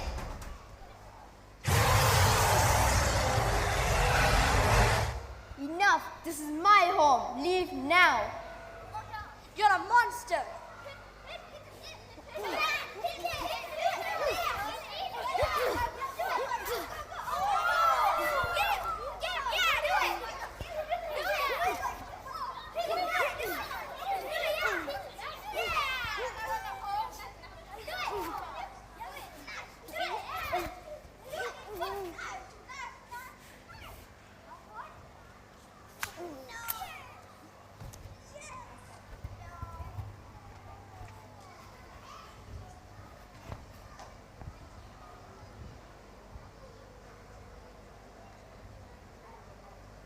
Stop!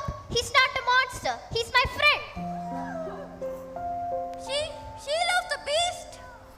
In that moment, the villagers saw what Belle had known, that true courage comes from kindness. You came back? I love you. I truly love you. Love has bloomed where fear once grew. The final petal falls. With it, the spell is lifted. Let this castle shine again, guided by your heart.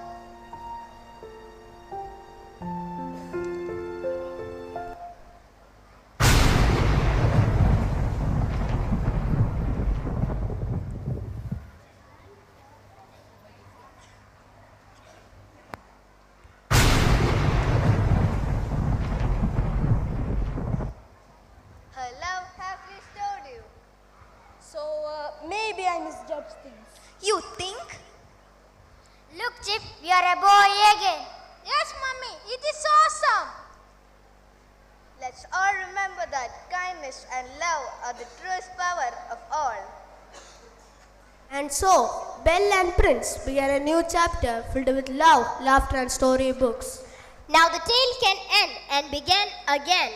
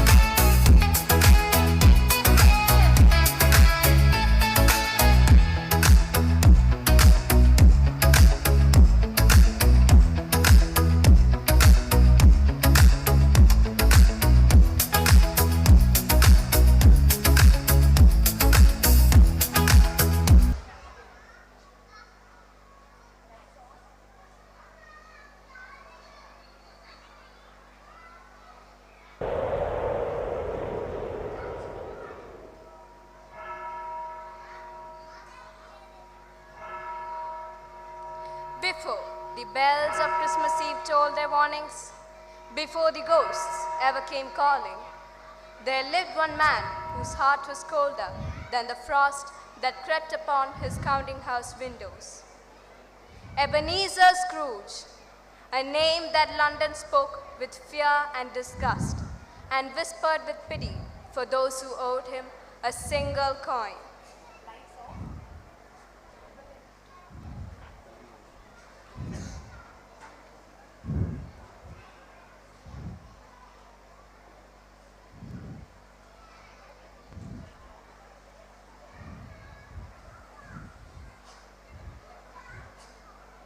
Beg your pardon, Mr. Scrooge, sir. I've come to ask. Just a few days more on the payment that's due. My wife, she's taken poorly. I spent what little I had on the doctor. The payment was due last week. You had your few days, and then some. Business waits for no man, not even the sick. Please, sir, only until after Christmas. I swear by all that's holy, I'll repay every penny with interest. Christmas? Bah! You people use that word like a key to every locked door. After Christmas, as though that day will rain gold from heaven. I only ask for mercy, sir. A little kindness in the spirit of the season. Kindness? My business is lending money, not feelings. Sir, my child, he's coughing his lungs out. We've no firewood left. The landlord threatens to... Your misfortunes are none of my concern. Pay by tomorrow or forfeit your house. Mr. Scrooge, I beg of you. Out! Do not darken my door with your sob stories. The streets are full of prisons and workhouses. Choose whichever suits you best. May God forgive you, Mr. Scrooge, and may He grant you warmth, for the world surely won't.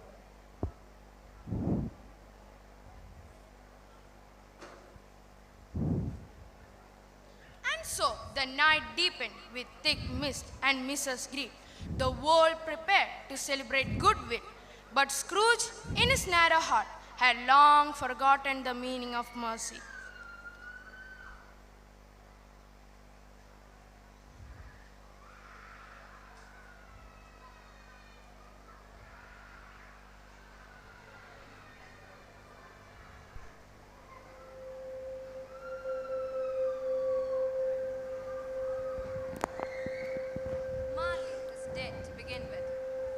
No doubt whatsoever about that. The register of his burial was signed by the clergyman, the clerk, the undertaker, and the chief mourner. Scrooge signed it, and Scrooge's name was considered good for any piece of business he chose to put his hand to. Marley was as dead as a doornail. Now, I don't know what is particularly dead about a doornail. I think a coffin nail would be a deader piece of iron. But far be it from me to change the expression or what the country's done for. So permit me to repeat empathetically that Marley was as dead as a doornail. Scrooge knew he was dead. Of course he did. How could it be otherwise? Scrooge and he had been partners for I don't know how many years. Scrooge was his sole executor, his sole administrator, his sole friend, and the only man who mourned him, if Scrooge could have been said to have mourned at all. And the mention of Manly's funeral brings me back to the point from where I started. There is no doubt that Manly was dead. This must be distinctly understood, or nothing wonderful can come to the story that I am going to relate. Scrooge never painted out old Manly's name. There it stood a year afterward, above the warehouse door, Scrooge and Manly. The firm was known as Scrooge and Manly. Sometimes people new to the business would call Scrooge, Scrooge, and sometimes Manly, but he answered to both names. It was all same for him.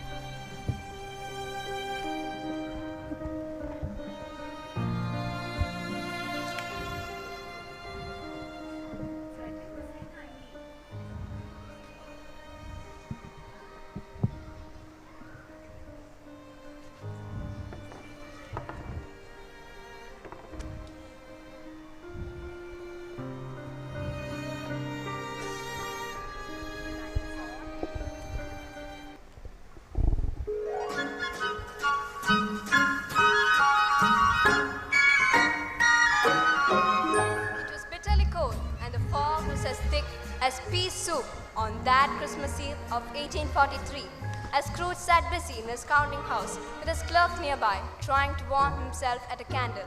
But since he didn't have much of an imagination, he failed.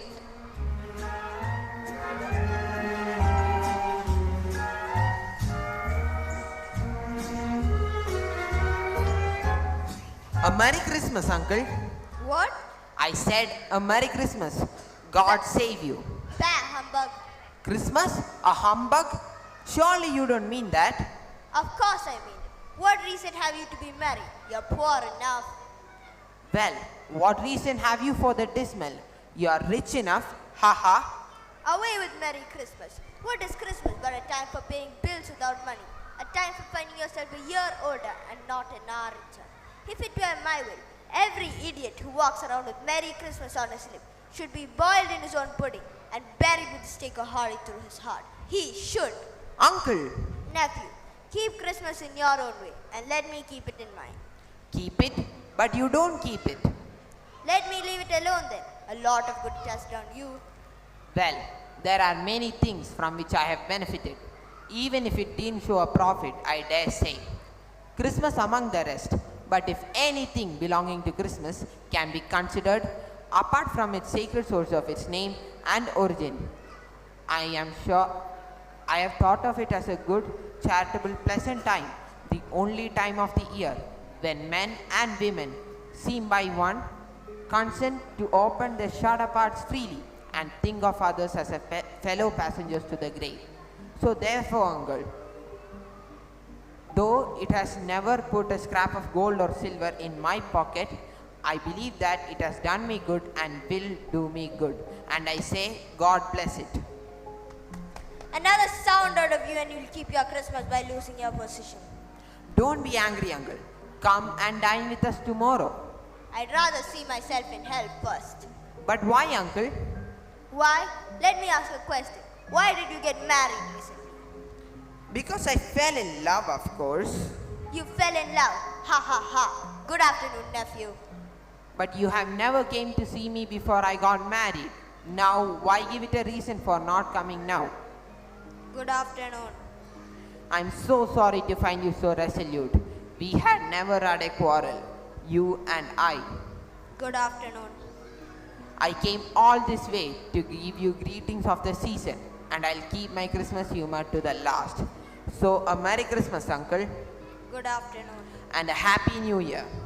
Good afternoon. And a Merry Christmas to you, Cratchit. Thank you, sir. And Merry Christmas to you too.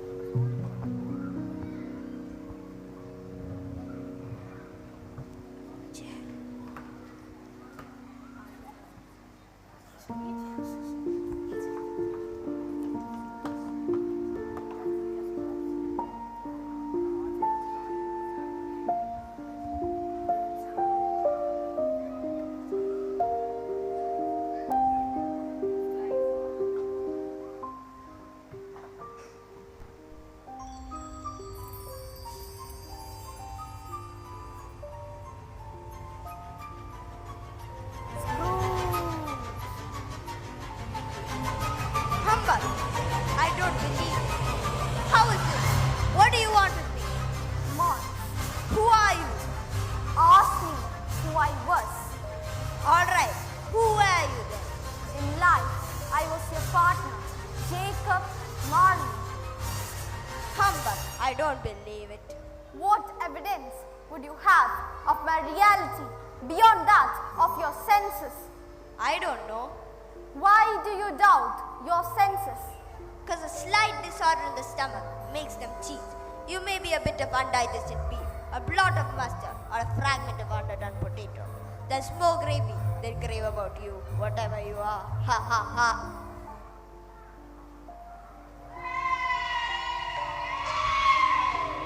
Mercy, dreadful aberration, why do you trouble me? Man of the worldly mind, do you believe in me or not? I do, I must, but why have you come to me? It is required of every man that his spirit should walk abroad among his fellow men and travel far and wide. And if that spirit does not go forth in life, it is condemned to do so after death, and to witness what it cannot share, but might have shared and turned to happiness. Oh, woe is me! You are fettered. Tell me why. I wear the chain I forged in life. I made it link by link, yard by yard, and wore it of my own free will. Is the pattern strange to you, or would you know the weight and length of the long coil you bear yourself? It was as long and heavy as the 7 Christmas Eves ago. You have labored on it since. 'Tis a ponderous chain. Jacob, speak comfort to me. I have none to give. I have little time. I cannot rest. I cannot linger anywhere. I never walked beyond the narrow limits of a money-changing hole. Oh, not to know that any Christian spirit working in its little sphere will find its mortal life too short for its vast means of usefulness. Oh, not to know that no space of regret can make amends of one life's opportunity misused. Yet such was I. Oh, such was I. Jacob, you were always a good man of business. Business? Humankind was my business. The common welfare was my business. Charity, mercy, forbearance, and benevolence were all my business. The dealings of my trade were but a drop of water in the comprehensive ocean of my business.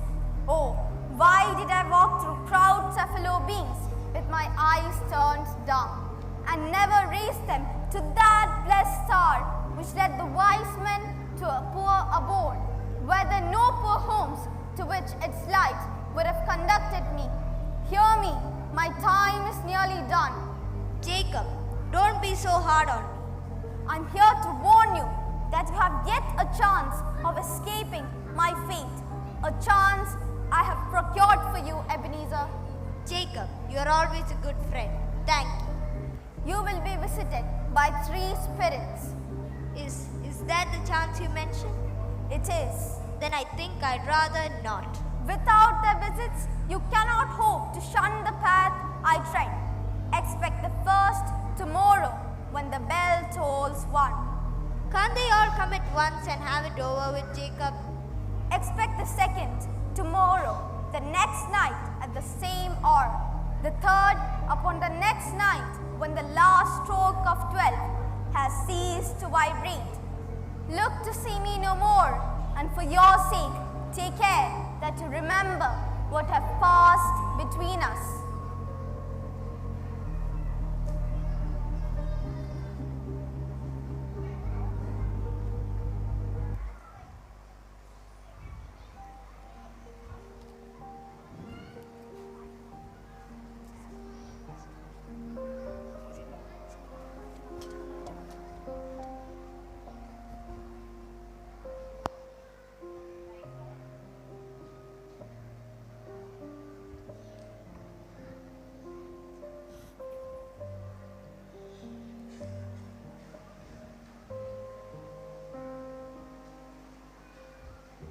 And so Scrooge lay in his bed and thought and thought and thought it over and could make nothing of it.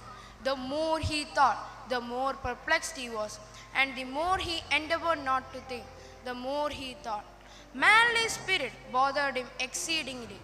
Every time he resolved within himself that it was just a dream, his mind flew back again like a strong spring released to its first position and presented the same problems to be all worked through.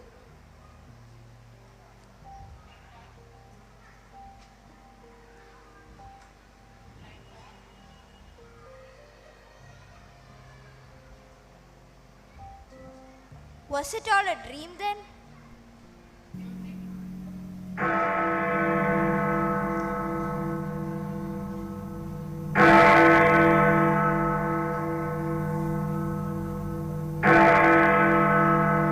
Ah, the hour itself and nothing else.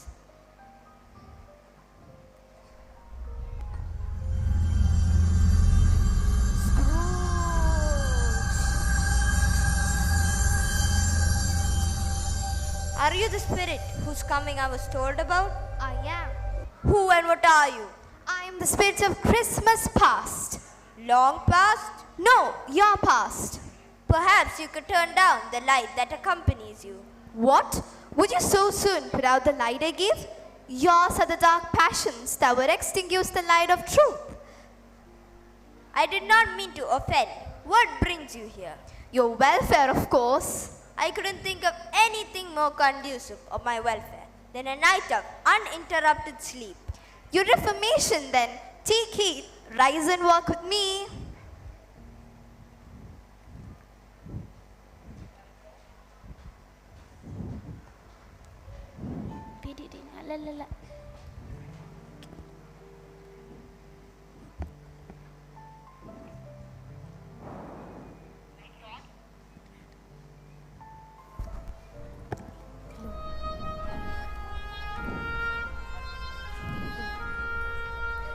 Good heaven!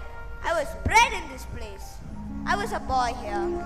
Your lip is trembling, and what is that upon your cheek? What's what? It's nothing. It must be a pimple. Lead me where you must, spirit. Do you remember the way, Ebenezer? Remember it? I could walk it blindfolded. Strange that you've forgotten it for so many years.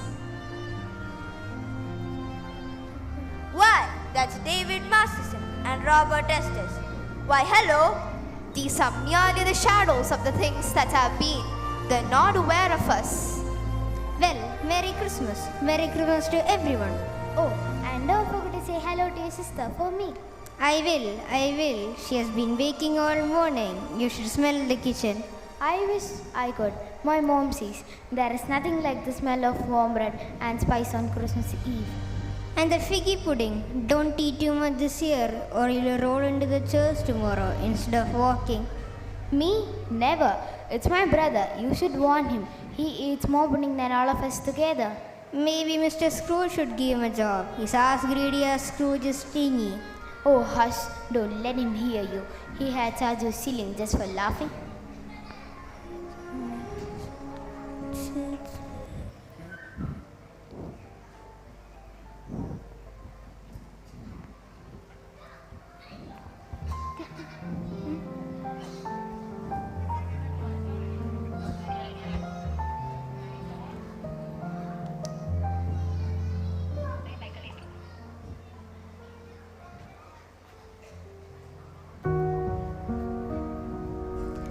The school is not quite deserted.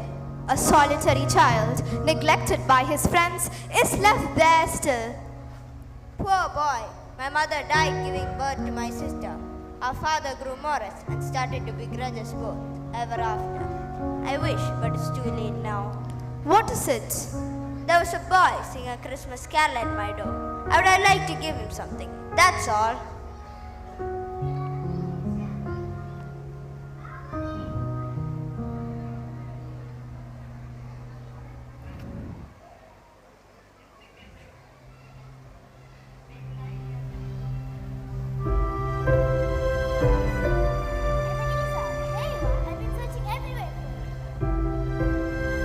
Your sister died a young woman, but you did have a child, as I recall. Yes, a son. My nephew. His name is Fred Hollowell. Your nephew, Ebenezer, the only family that you have left. Fan, what brings you here? Father has changed. Truly changed. He speaks gently now and he asks for you every day. Changed? You say that always. Yet I remember. I know what you remember. I remember it too, but those are past.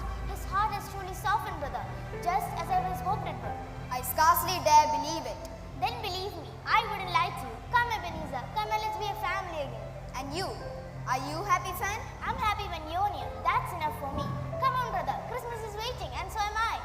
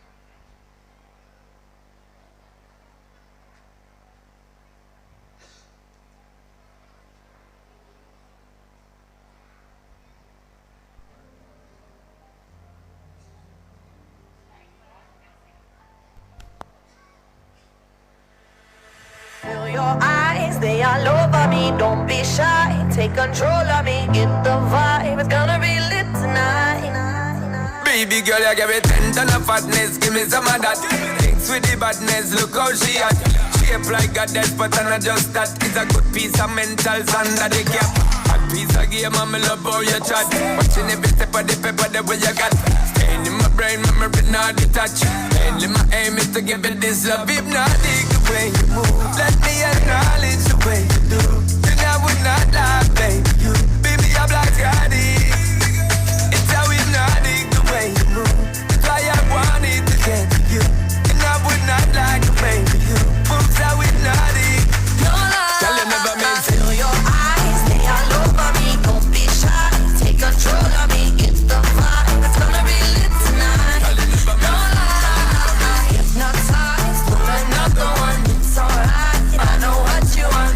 The vibe, it's gonna be lit tonight. No lie, seems how we do it. No lie, so let's get to it. No lie, seems how we do it. It's gonna be lit tonight. No lie, seems how we do it. No lie, so let's get to it. No lie, seems how we do it. It's gonna be lit tonight. With a bang, bang, bang. I'm so lit, my girl. So let me say you roll it, my girl. You love it when you win and roll it. Now let me bone it and let me own it, my girl. If you want the style that I have myself, I say what baby girl, that's my word. Give it the good loving that is preferred. You deserve it, so don't be scared. Is it not the way you move? Let me acknowledge the way you do. Then I would not lie, baby. You be me a black daddy. It's how we not dig the way you move. That's why I wanted to get to you. And I would not like to baby you. Moves how we not dig. No lie, Tell you never meant to. feel your eyes, they all over me. Don't be shy, take control of me. Get the vibe, it's gonna be lit tonight. No lie,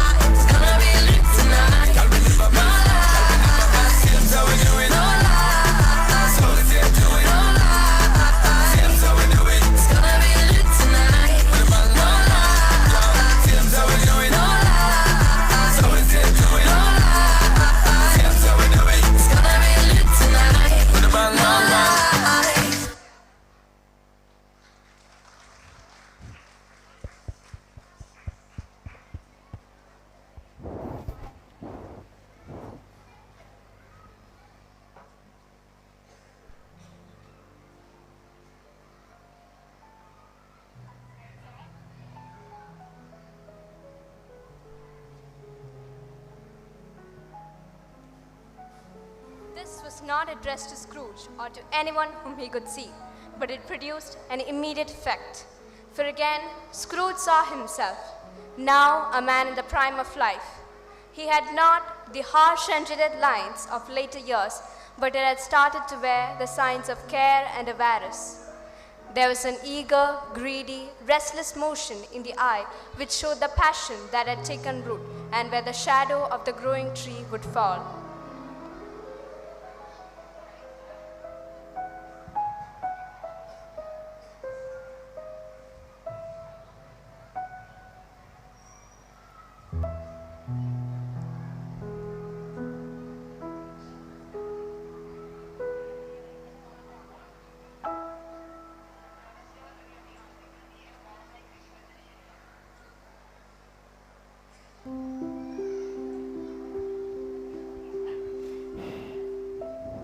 Thank you.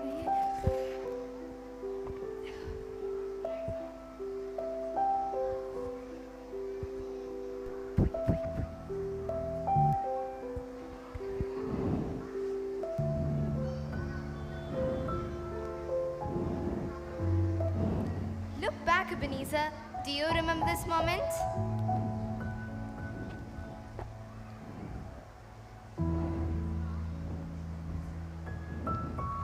It matters little to you, very little. Another idol has displeased me, What idol has displeased you? a golden one. What then? Even if I have grown wiser and more careful with money, have I ever sought release? In words, no, never. Then how am I changed? Your heart has changed. You fear the world too much, Ebenezer. All your hopes have merged into the hopes of being rich. You say so. Even if I have grown cold, I still do consider you. You do in your way, but what was once dearest wish is now a shadow. If you were free today, would you choose a doubleless girl like me, one without wealth? I release you, Ebenezer. May you be happy in the life you have chosen.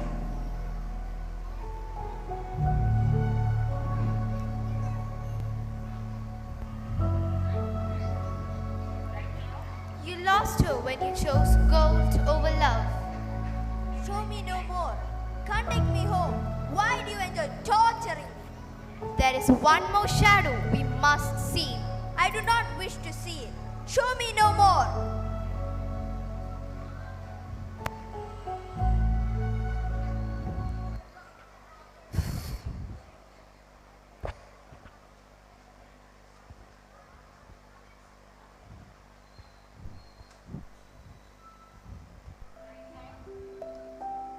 Saw an owl in front of you this afternoon.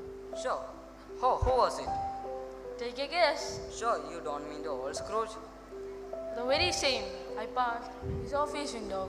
His partner, Jacob Marley, lies upon the point of death. I hear him, and there he said, "All Scrooge all alone, quite alone in the world, I do believe." Miserable wretch.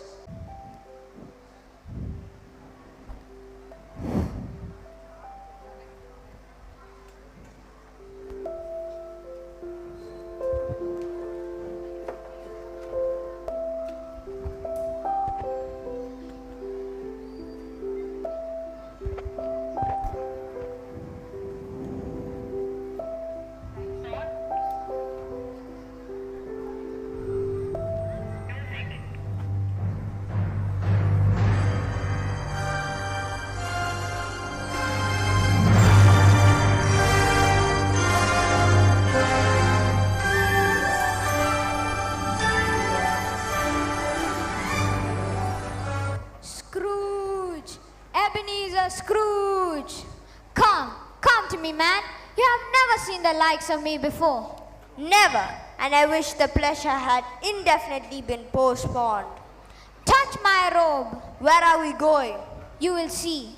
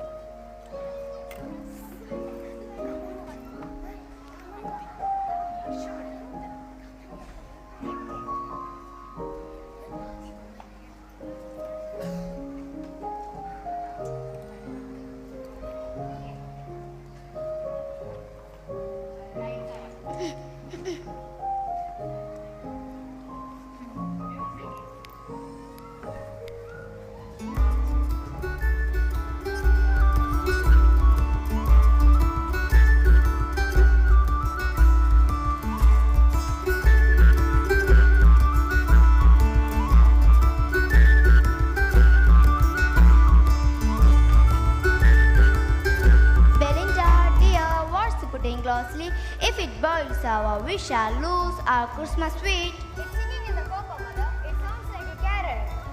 Perhaps it's trying to hurry father back home. You are responsible. So must be. He likes to work there. Shop in The time it must be good. I hope they're not long. Patience, my dears. Your father and Tim will be here soon. Now, set up the table neatly and mind the china doesn't chip.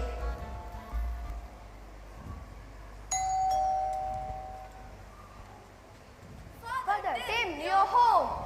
There you are. I was beginning to worry. The fire's ready and so is the pudding. The streets were filled with cheer, my dear. Tiny Tim wanted to listen to the carols by a church. They sang so beautifully, Mother.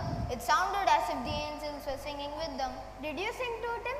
Just a little. The vicar smiled at me. I wish I could have heard him, Tim. You always make people smile, Tim. That's because he has a kind heart. Now, sit by the fire and warm yourself, my boy. He was so thoughtful today. He said he hoped people saw him in church and remembered who made lame beggars walk and blind men see. Heavens bless you, my child. You bring light to this house. And you bring warm puddings, Mother. I'm starving. Here, the goose is ready. What a beautiful smell. Now, everyone take your place. There, isn't it a fine bird?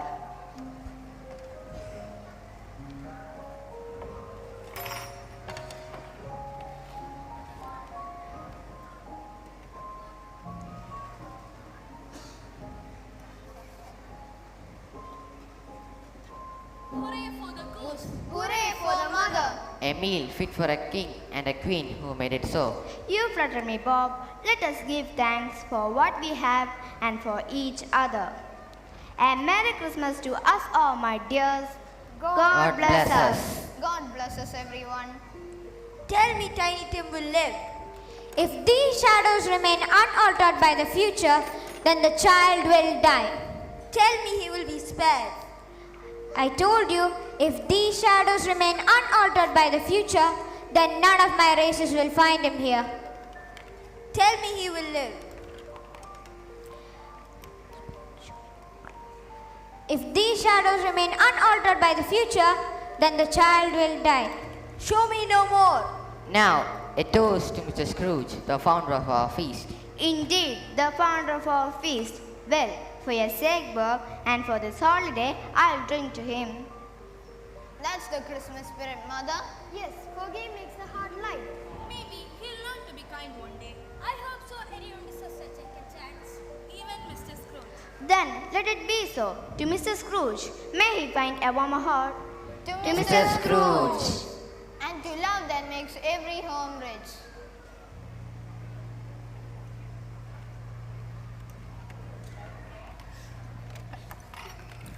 I didn't get to drink.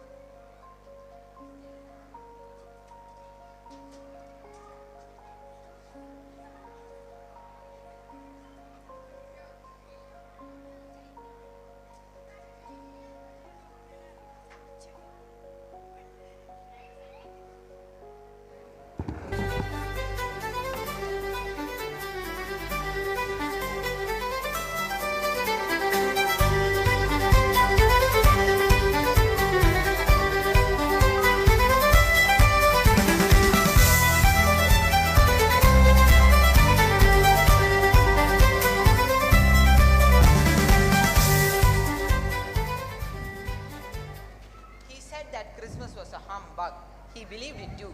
More shame for him, Fred. He is really a comical old fellow and not so pleasant as he might be. However, his offenses carry their own punishment and I have nothing to say against him. I'm sure he's really rich, Fred. At But his wealth is of no use to him. He doesn't do any good with it. He doesn't make himself comfortable with it. And I sincerely doubt he would ever consider benefiting us with it. Well, I have no pity for him. Oh, but I have. Who suffers by his ill whims? Himself always. Here he takes it into his head to dislike us and won't come and dine with us. What is the consequence? He loses some pleasant moments which could do him no harm. I mean, to give him the same chance every year, whether he likes it or not. I may have tracked the old boy yesterday, if I do have to say so myself. Haha. He has given us plenty of merriment, and it will be ungrateful to not drink his health. Here is to Uncle Scrooge.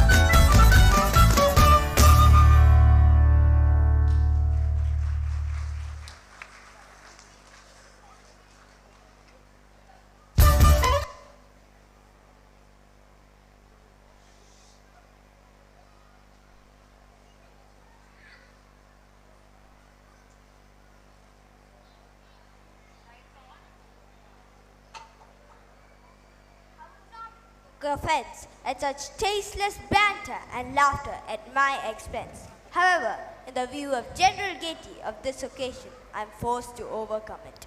That's quite noble of you.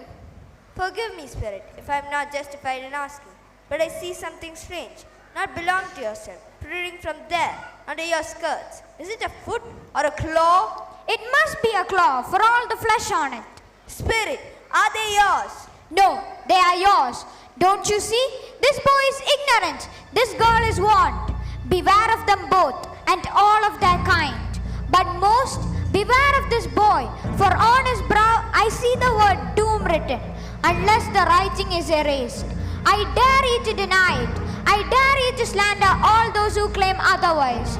Have they no refuge or a source? Have they no prisons? Are there no workhouses?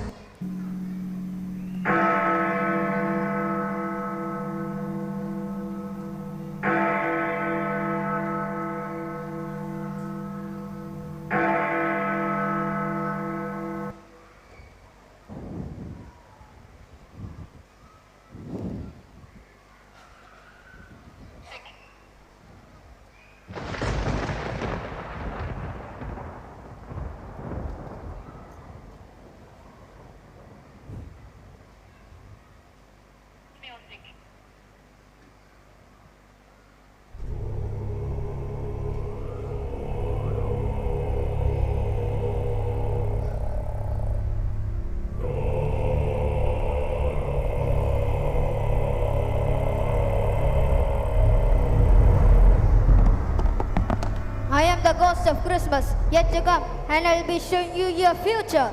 You're about to show me things that have not happened but will happen in the time before us. Is that so, Spirit? Yes. I fear you more than any spectre I have seen. Will you not speak to me? Lead on. The night is waning fast. It's precious time to me. I know. Lead on, Spirit.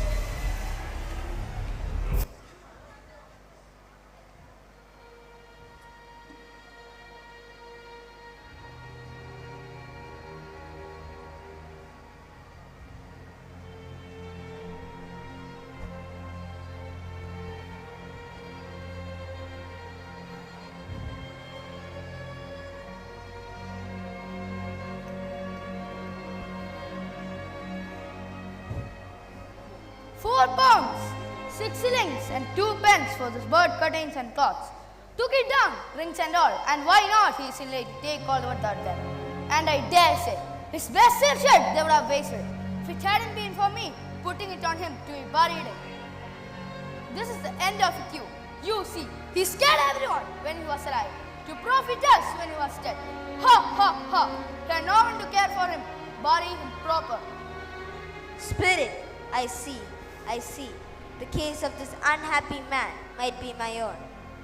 Spirit, this is a fearful place for me. Leaving it, I shall not leave its lesson. Trust me, let us go. The moment of our parting is at hand. I don't know how, but I know it. Tell me one thing. Who was the man who was spoken of? The man who died. Tell me who he was. Before I draw nearer to the stone which you point, answer me one question. Are these shadows of things that will be, or may be only? The course of a man's life, if preserved in, will determine certain ends. But if he parts from those courses, the ends must change. Say it so, Spirit, through what you show me. No, it can't be. Am I the man who died and no one mourned for? Say it isn't so, Spirit. Say it isn't so. Tell me that I may change these shadows you have shown me. Through a changed life, I will honor Christmas in my heart and try to keep it all year. I will remember the past. I will live in the present. I will live toward the future. I shall not shut out the lessons they teach. Or tell me that I may sponge away the writing on this stone.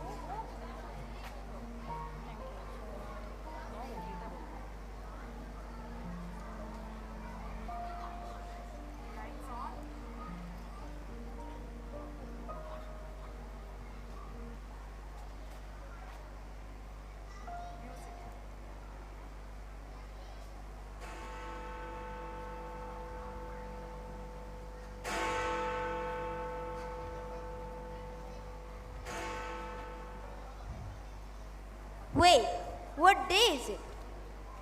It's morning, but what day? How long have I been with the spirits? I don't know. But I'm alive. I'm here.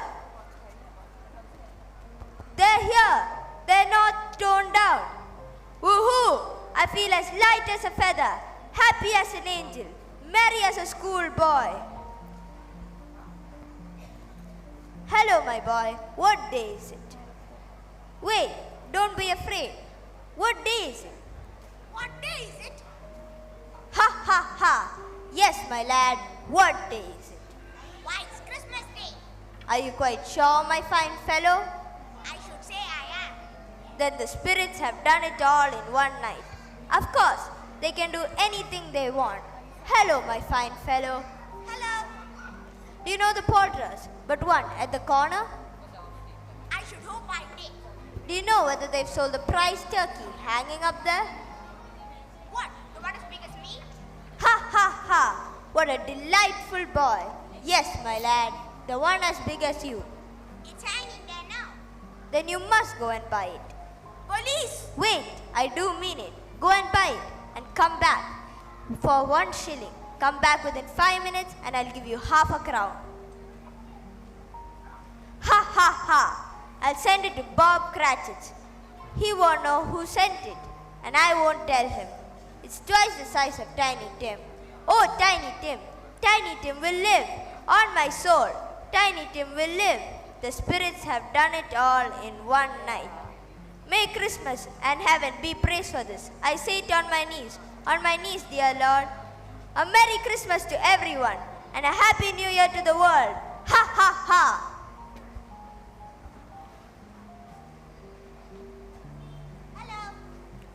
Ah, here's the turkey. It's twice the size of Tiny Tim. It's twice the size of you, my lad. A Merry Christmas, my fine fellow. Merry Christmas, sir. It's impossible to carry that to Camden Town. You must have a cab, sir. Camden Town? Yes, the splendid turkey is to be delivered immediately to the house of Bob Cratchit and family in Camden Town. Here, I've written the directions, and here's the money for the turkey. Thank you, sir. And here's the money for the delivery. Thank you, sir. And here's a tip for you, sir. Thank you, sir. And half a crown for you, my lad. Well deserved. Yes, well deserved. Thank you, sir. And a Merry Christmas. Merry Christmas, sir.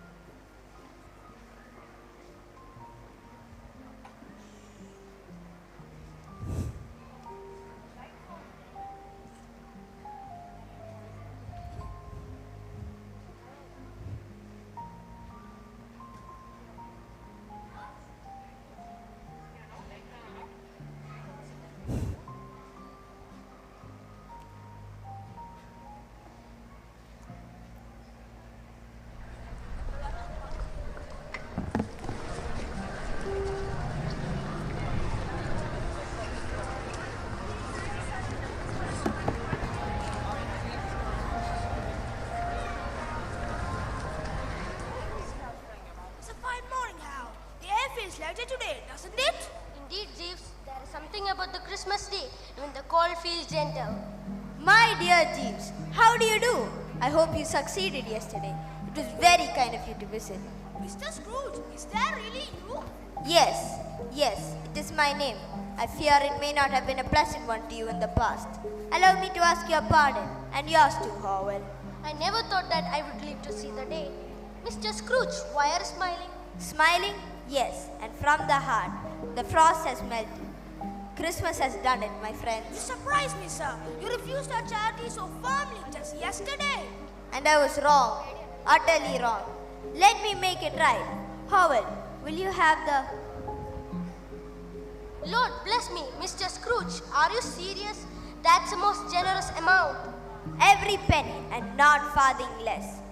Ye take it as payment for the years of neglect and use it for those who need it. Why, Mr. Scrooge, you've turned over a new leaf. Indeed, the whole town will rejoice at this. I'd rather they rejoice at what they already have, but if my heart can bring at least one smile, it's a reward enough. I don't know what to say. Such generosity. Don't say a thing, only promise me that you'll come to see me soon. My door shall always be open to friends. With pleasure, Mr. Scrooge. We shall. We will. It will be our honor. Thank you. Thank you 100 times. And a Merry Christmas.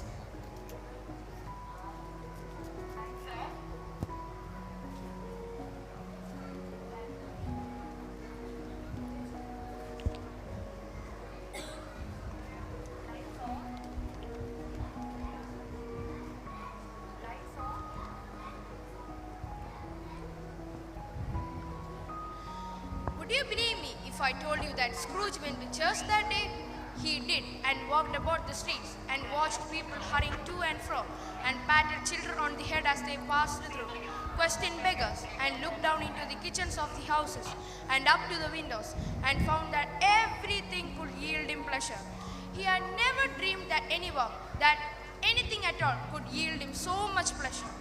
In the afternoon, he turned his steps towards his nephew's house.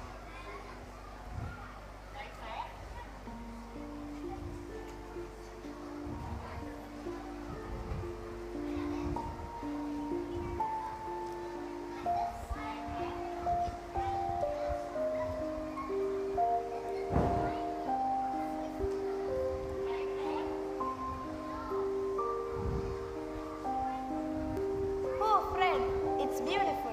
It's too much. You shouldn't have spent so much. But I like you, my dear, and my wife shall have the best on Christmas Day. Oh, Fred, I like you too, but not just for this. I know, my dear, I know. Now, who can that be? I don't know. No one is expected at this hour. Hello, Fred. Uncle Scrooge. Yes, it is your Uncle Scrooge. I recall an invitation you made to me yesterday to come and dine with you. If that invitation is still in force, I would like to accept. Why? I don't know what to say. You could say, bah, humbug, a retort I hardly repent of. Or you could say, come in. Come in.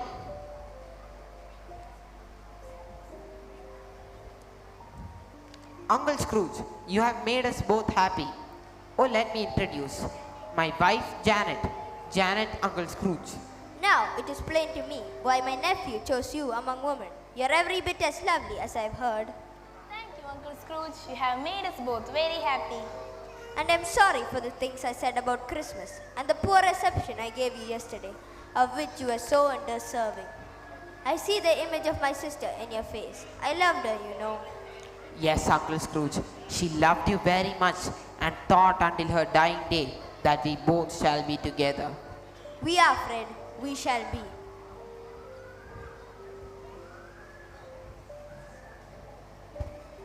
I can hardly believe it was truly your Uncle Ebenezer Scrooge.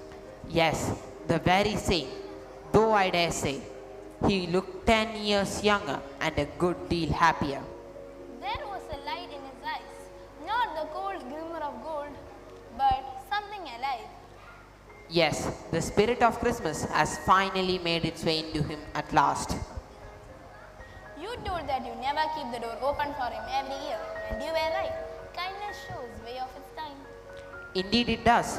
Perhaps it's never too late to open one's heart. I'm sure your mother will be proud of him and of you. And of you, my dear. You remind me of everything she loved the best. Kindness, gentleness, and patience. Then let's keep Christmas that way, Fred. Not just today, but all the days of our life.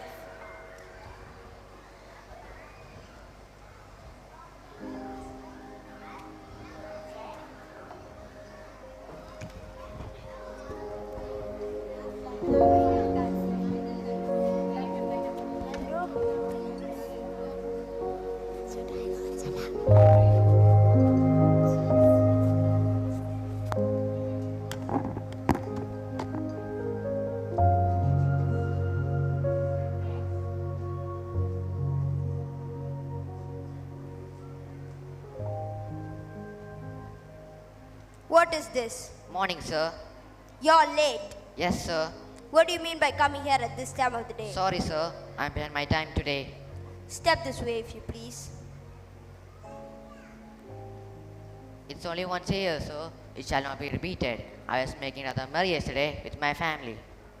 Now let me tell you what, my friend. I'm not going to stand for this any longer. And therefore, I'm going to double your salary. Ha ha ha. Yes, Bob Cratchit. I'm going to double your salary.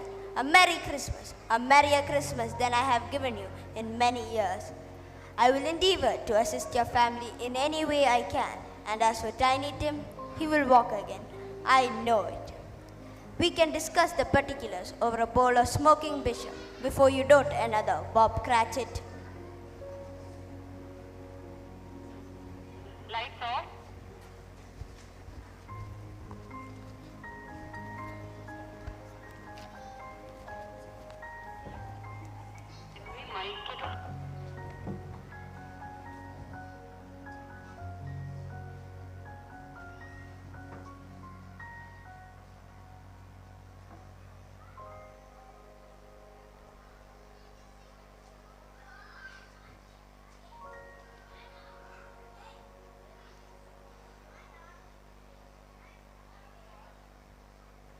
Scrooge was better than his word.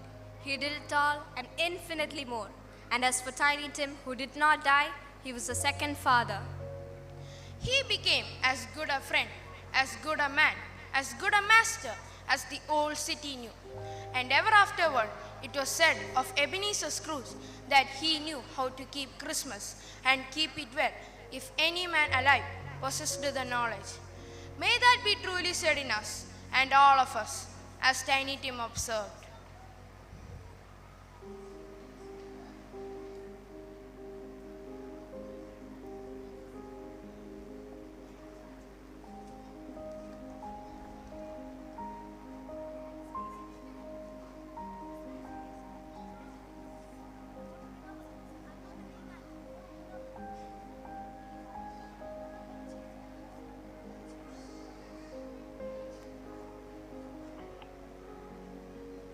Lights on.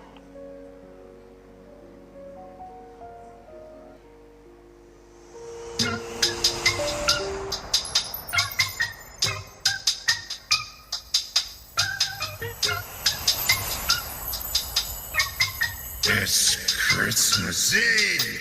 밤새 내린 눈은 잠깐만 예뻐 낭만은 개뿔 끝이 없는 차를 때문에 금방 새까매진 것만 걷기도 빡세는 박보단 예뻐 무릎까지 다 젖은 바지 좀 걷다가 늦어 빠지 특별한 날 특별하게 변질됐지 별일 없고 뒹굴뒹굴 다른 덩이만 부었지 어제 만든 옛사람은 멀쩡할란다 갔다가 부러 칼바람에 뼈 칭칭칭 떠올리는 목소리 컬러풀은 무슨 불안해 안 보여 랩하다 콜록콜록콜록 기침 Santa's coming for you Run run 뼈까지 시리게 하는 holiday Silence 특별한 넌 없는데 근데 그렇게 귀찮았는지 Christmas Eve Merry Christmas Jingle jingle jingle all the way You got me spinning 빙글 빙글 빙글 돌겠네 Think on me Christmas Sir I will be no presents crossing your Xmas 추위만 거세져 장작 대신에 같은다 미끄러운 게 더 괜찮은 더 much Thank you 다가오라 입김이 나오고 빨개진 코 겹겹이 껴입은 것만 덮고 뭐가 부끄러서 에이 귀따가 푸록 빨개졌네 보시하시는 모습 눈에 김겼다 나는 퀄리티 고패스 Oh 피가 폭설마다 패딩을 짜내면 놀이트 추우면 춥다고 붙는 쟤네 때문에 눈꼴도 연락은 난 통 안 오고 대뜸 이벤트 문자만 노래 담벼 Santa's coming for you Run run 끝까지 시리게 하는 holiday Silence 특별한 너 하나 없는데 왜 그렇게 기다렸는지 Christmas Eve Merry Christmas Jingle jingle jingle all the way You got me spinning bingle bingle bingle 돌겠네 Bing down with Christmas Sir I will be no presents crossing your Xmas 살금살금 같이 발굴뚝 위로 올라가 살도 조금 현실 자각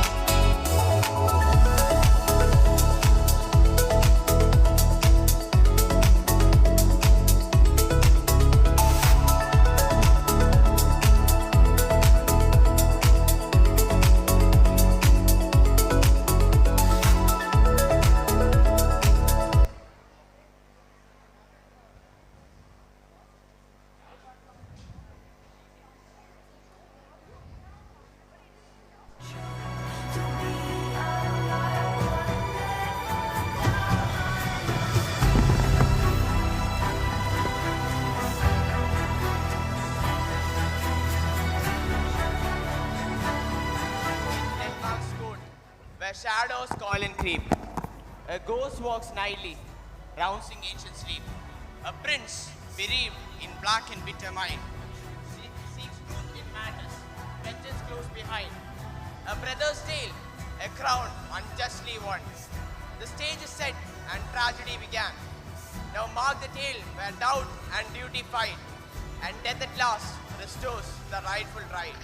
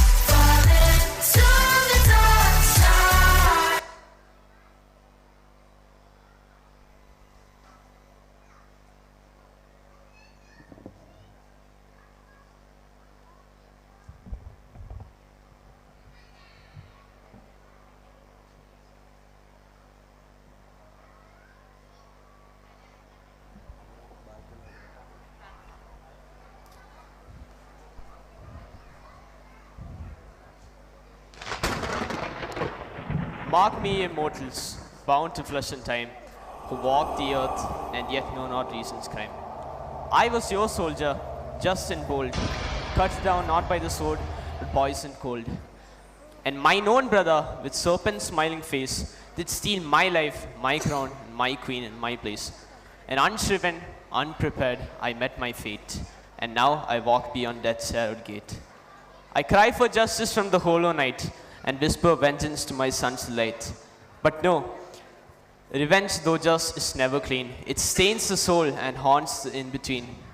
So here can close and watch this sorrowed stage, where love and murder, war in grief and rage. Let Denmark judge what's false and what is true, as prince and ghosts bring reckoning due. Let truth be told, let justice be thy guide. Your throne and kingdom fall and all divide. Though shall my Hamlet, son of mine, do justice for me and revenge divine.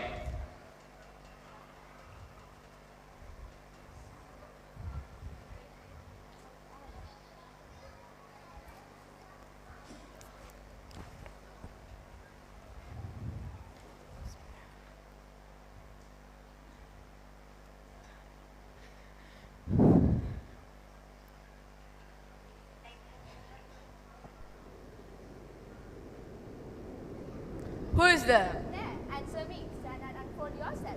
Long live the king. Bernardo? He. You come most carefully upon your hour. This now strike 12. Get thee to the bed, Francisco. For this relief, much thanks. It's bit cold and I'm sick at heart. Have you had God guard? Not a mouse staring. Well, good night. If you do meet Hortus and Maskless, my rivals of my words, bid them make haste. I think I hear them. Stand, ho, who is there?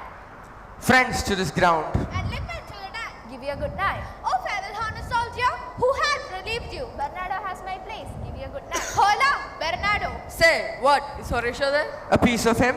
Welcome, Horatio. Welcome, good Maskless. What has the thing appeared again tonight? I have seen nothing. It will not appear. Horatio said this but our fantasy and will not let belief take hold of him. touching this dreaded sight, twice sin of us. Therefore, I have entreated him along with us to watch the minutes of this night, that if again his apparition come, he may approve our eyes and speak to it. It will not appear. Let us once again assail your ears that are so fortified against our story, what we have tonight seen. Well, let us hear Bernardo speak of this. Last night of all, when the yon same star, westward from the pole, had made a discourse to illumine that part of heavens were now burned, myself and Marcellus, the bell would beat. Peace! Breaking off! Look, where it comes again! In the same figure like the king, that still. Do what a scholar speak to it, Horatio! Looks not like the king. Mark it, Horatio. Most like, it harassed me with fear and wonder. It would be spoken to. Question it, Horatio! What are those that serves time of night? Together with that fair and warlike form, in which the majesty of buried Denmark did sometimes march. I charge thee, speak! It is offended. 'Tis here. 'Tis here. 'Tis gone. We do it wrong, being some majestical, to offer it show of violence. For it is the air invulnerable, and our wind blows malicious mockery. How now, Horatio? You look tremble and pale. Is it more than fantasy? What think do you want to? Before my God, I might not disbelieve without the sensible and true avouch of mine own eyes. Is it not like the king? As thou art to thyself, such was the very armor he had on when he and the ambitious Norway combated. So frowned he once when, in angry Paul, he smote the studded poleaxe on the ice. 'Tis strange. Good now, tell me, he that knows, why the same strict and most observant watch, so nightly toils the subject of the land? Why such really cast of brazen cannon and foreign mart for implements of law? Who so the task does not divide Sunday from the week? Who is it that can inform me? That can I. At least, so goes the whisper. A late king, whose image now appeared to us, was, as you know, by Fortinbras of Norway, stirred with emulous pride, dared to the combat, in which our valiant Hamlet, for so esteemed, did slay this Fortinbras, who, by sealed combat, did forfeit all his lands unto our king. A moiety was pledged by us as well, to be returned had he been vanquisher, but by that it fell to Hamlet. Now, young Fortinbras, with fiery, unproved spirit, had gathered lawless bands in Norway's skirt to undertake some stomach bold against our state, to claim those lands his father lost. This, as it seems to us, is chief occasion of our watch, and stir the source of all disarmed haste in Denmark. I think it be no other but so well made so that this potential figure come armed through what and ease, and was the question for this was? A mort it is to trouble the mind's eye. In Rome, our mightiest Julius fell, the graves stood tenantless, the sheeted dead did squeak and gibber in the streets, stars rained fire, the sun was sick with blood, and the moist stars that ruled over the sea grew dim. Such signs forewent the fates of men. And now, like warning strike, I land anew. But soft, behold lo, where it comes again. I'll cross it, though it blast me. Stay, illusion. If thou hast voice or sound, speak to me. If aught there be to do, that may thee grace, and bring me honor, speak.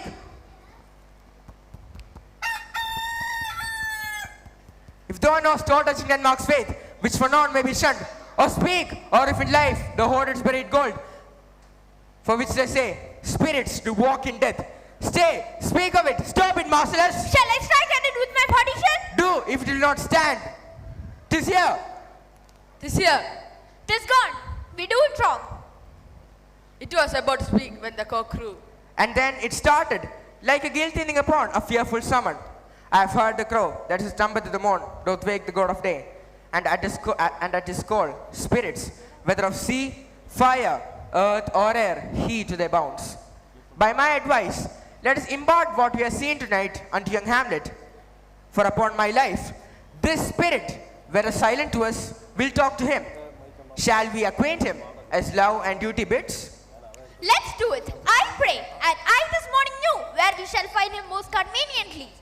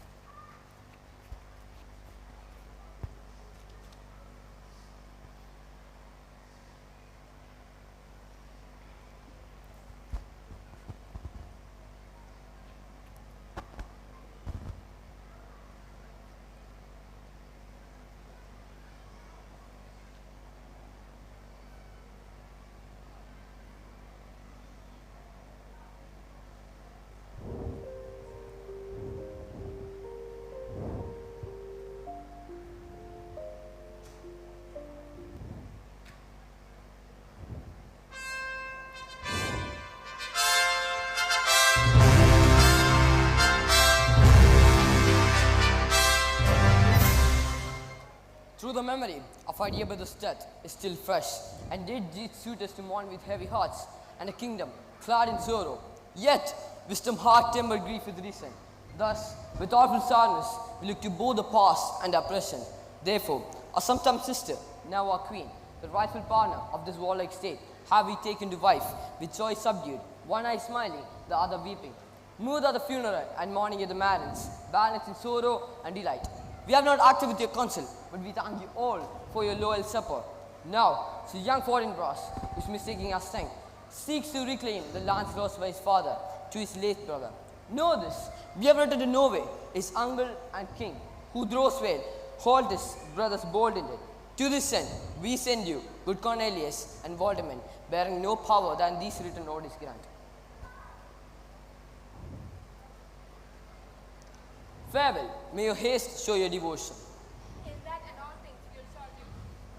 We doubted nothing, hardly farewell. And now, Laertes, what's the news with you?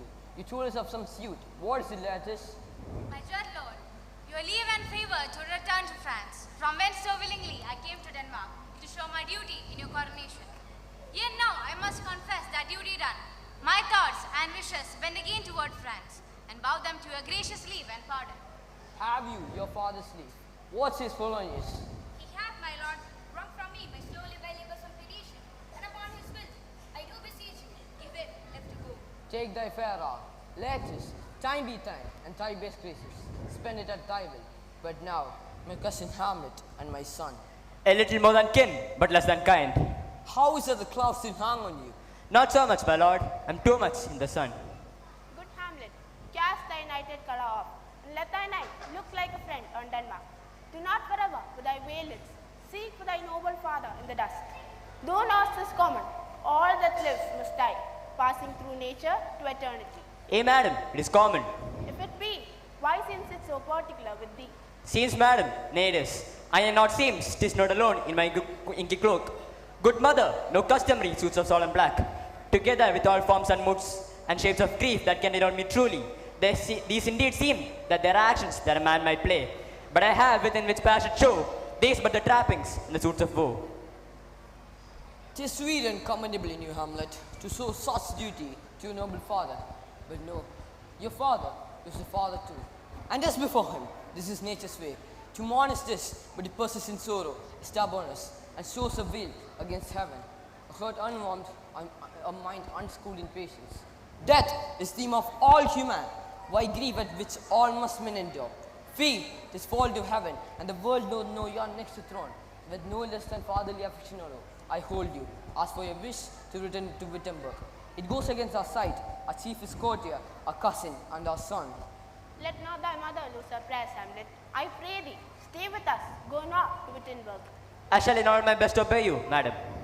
Why it is a loving and a fair reply. Madam, come, this gentle and unforced accord of Hamlet sits smiling to my heart, where therefore he sits to my smiling heart, and where therefore no jungle hell that Denmark drinks today, and the great cannons to the mountains shall touch. Re-speaking earthly thunder, come away.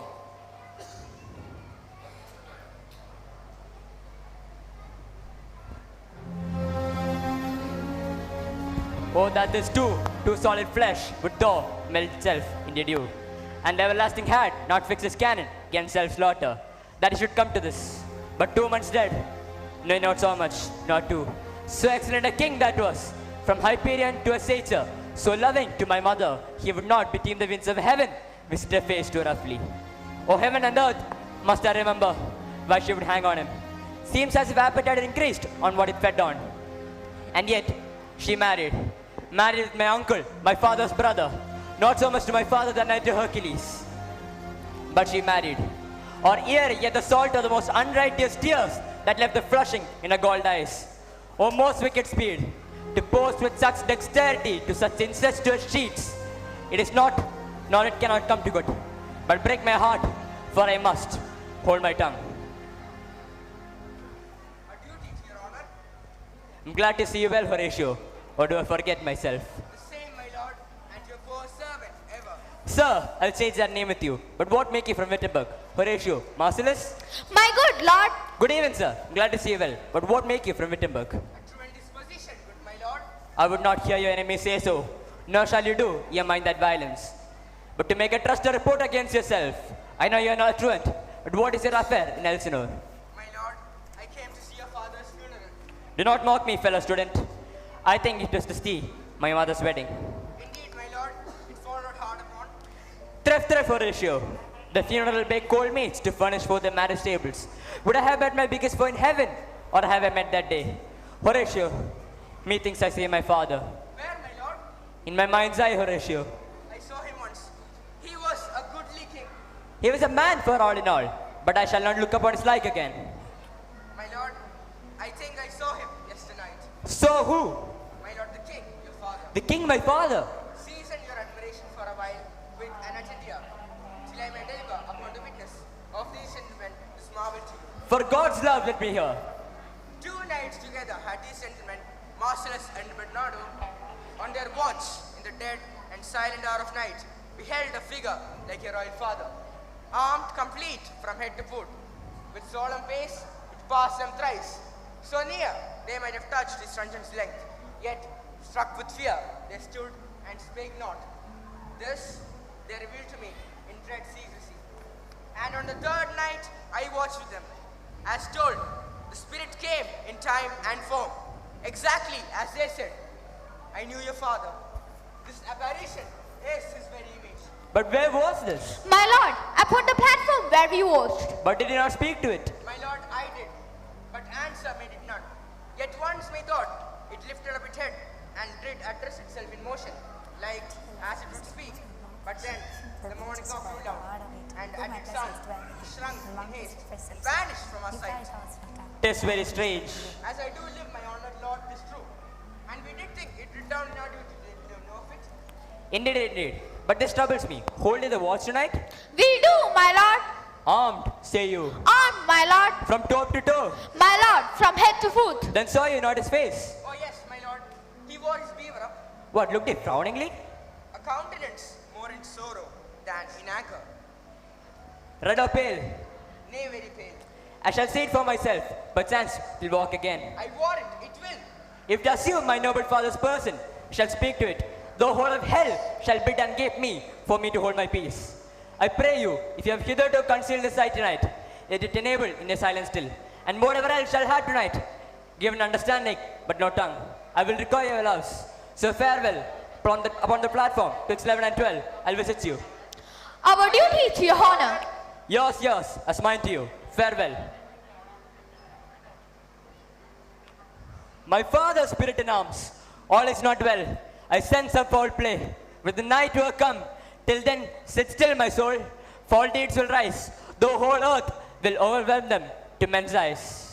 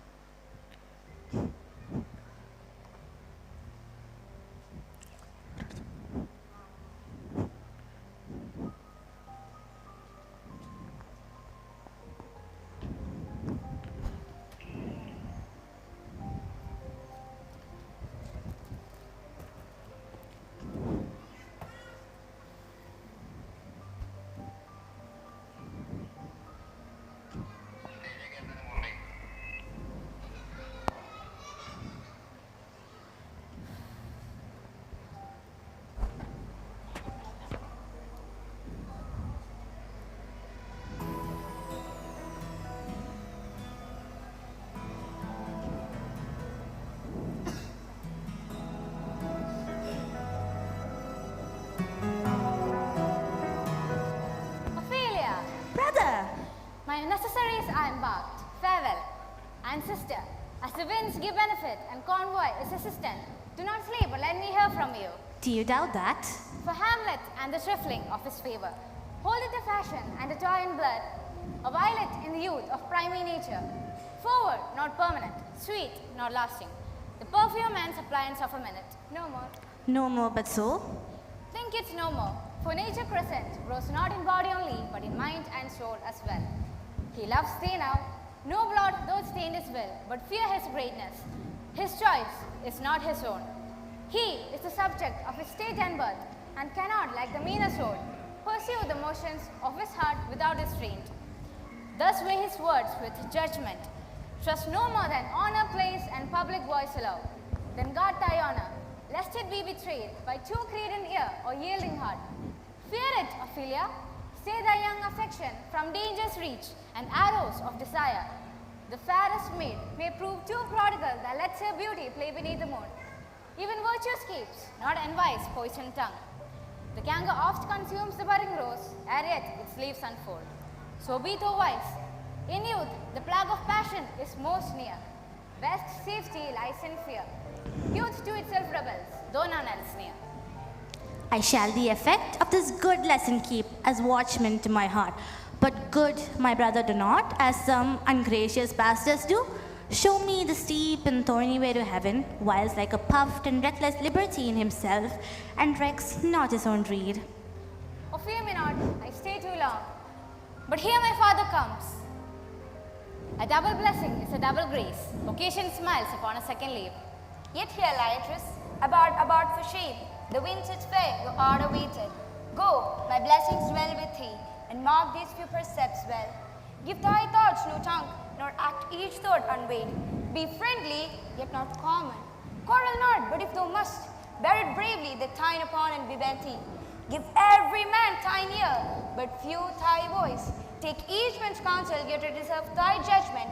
Neither lend, nor borrow, for loan off loses both itself and friend. To thine own self be true, it must follow as the night the day. Thou canst not then be false to any man.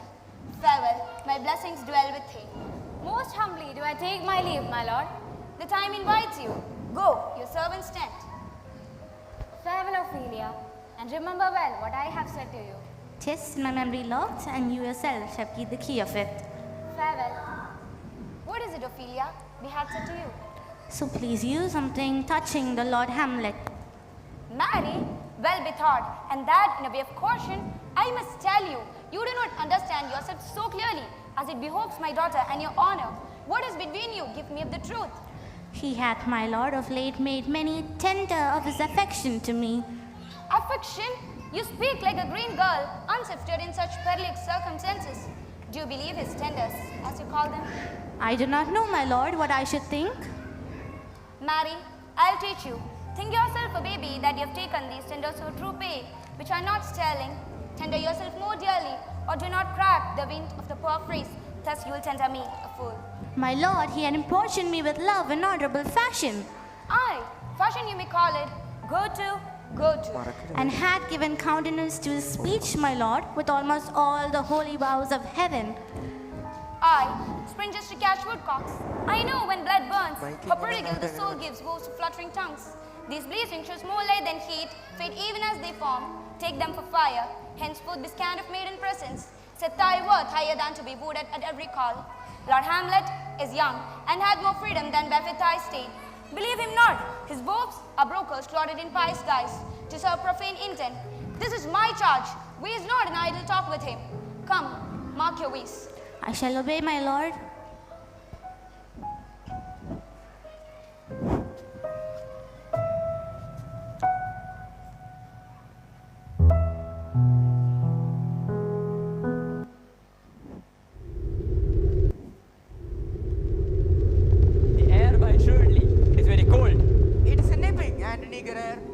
What hour now? I think it lacks of 12. No, it is struck. Indeed, I heard it not. Then it draws near the season wherein the Spirit held his wont to walk. What does this mean, my lord? The king doth wakes tonight, takes his rouse, and swaggering up spring reels. And as he drains his draughts of Rhenish down, the kitchen drum and trumpet bray out in triumph of his pledge. Is it a custom? Ye marry, is it? But as a native here and the matter born, it is more custom than honored in the breach of observance. Look, my lord, it comes! Angels and ministers of grace, defend us, be thou a spirit of health or goblin damned, be thou intent wicked or charitable, be from heaven's air or blast of hell. I'll speak to thee, I'll call thee, Hamlet, king, father, royal Dane, oh, answer me. Why do thy canonized bones, coffined in death, break forth their shroud, revisiting the moonlit night, making it hideous, and we, weak mortals, left with thoughts we cannot comprehend. Say, wherefore, why is this, and what should we do? It beckons you to go away with it, as if it's an bombardment to decide you alone. With what Hortus action does it wave you to a more remote ground?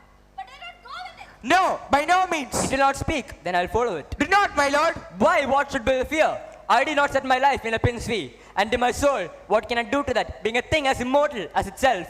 What if it tempt you toward the flood, or to the dreadful summit of the cliff that beetles always base into the sea, and there assume some other horrible form which might deprive you of your sovereignty?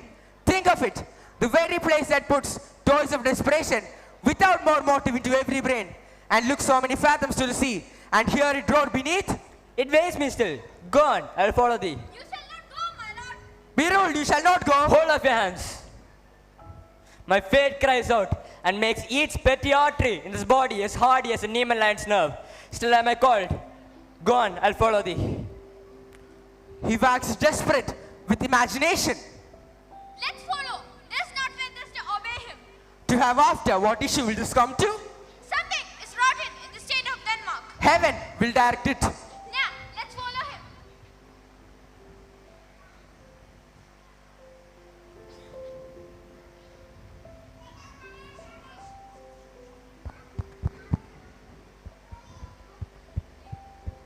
Where will thou lead me? Speak, I'll go no further. Mark me, I will. my hour is almost come, when I to sulphurous and tormenting flames must render myself. Alas, poor ghost. Pity me not, but lend thy serious hearing to what I shall unfold. Speak, I'm bound to hear. So art thou to revenge when thou shalt hear. What? I am thy father's spirit, doomed for a certain term to walk the night, and for the day confined to fasts and fires, till the foul crimes done in my days of nature are burned and purged away. If thou didst ever thy dear father love, revenge is most foul and unnatural murder. Murder? Murder most foul as in the best it is, but this most foul, strange and unnatural. Haste made a note, that I, with thoughts of love and wings of meditation, may sweep to my revenge. I find thee apt. Now hear, Hamlet. They say a serpent stung me while I was sleeping in my orchard, and Denmark believes this lie. But thou, noble youth, the serpent that did sting thy father's life now wears his crown. Oh, my prophetic soul, my uncle. I, that incestuous and adulterate beast, with wicked wit and treacherous gifts, won the will of my once virtuous queen. O Hamlet, what a falling off was there. Sleeping in my orchard, thy uncle stole upon me and poured cursed poison into mine ear, and thus I died. O horrible, most horrible. If thou hast nature in thee, bear it not. Let not the royal bed of Denmark be a couch for luxury and damned incest. Yet I'm not thy mother. Leave her to heaven and to her own conscience. Fare thee well. Adieu, adieu, Hamlet. Remember me.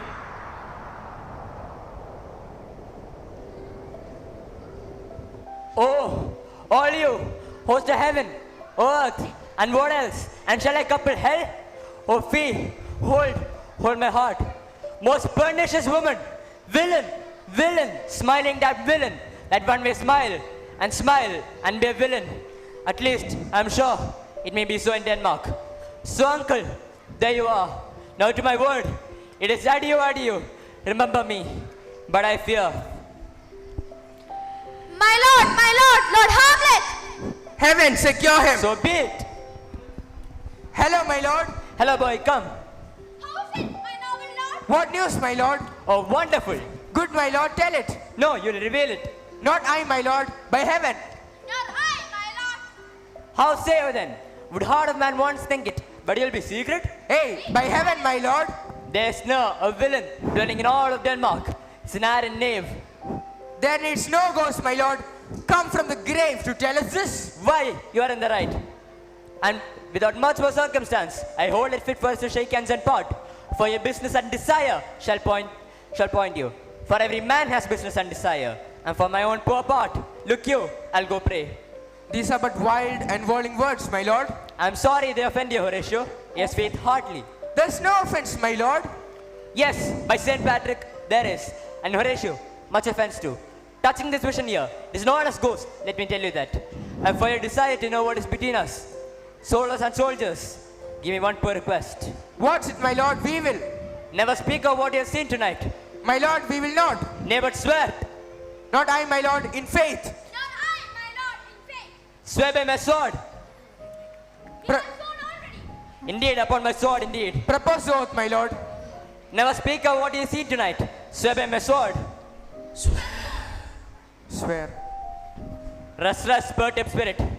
So, gentlemen, with all my love, I do come to you. And what's a poor man as Hamlet may do to express his love and fronting to you, God willing, shall not lack. So let's go in together and still lay fingers on your lip. Nay, come.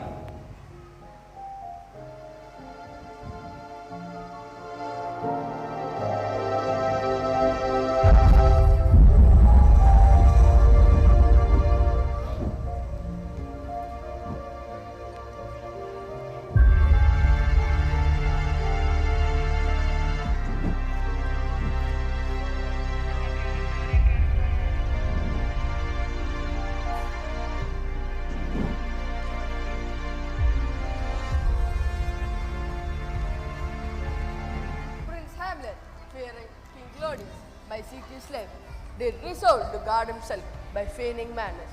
To gain time and shield his true intent, he spoke in riddles and bore himself in strange and antique fashion. And this all might be fully pursued. His wishes were quite undone. Hamlet behaved with cruelty and wild inconsistency towards Ophelia, casting off his former tenderness and masking the purpose beneath the show of lawrence.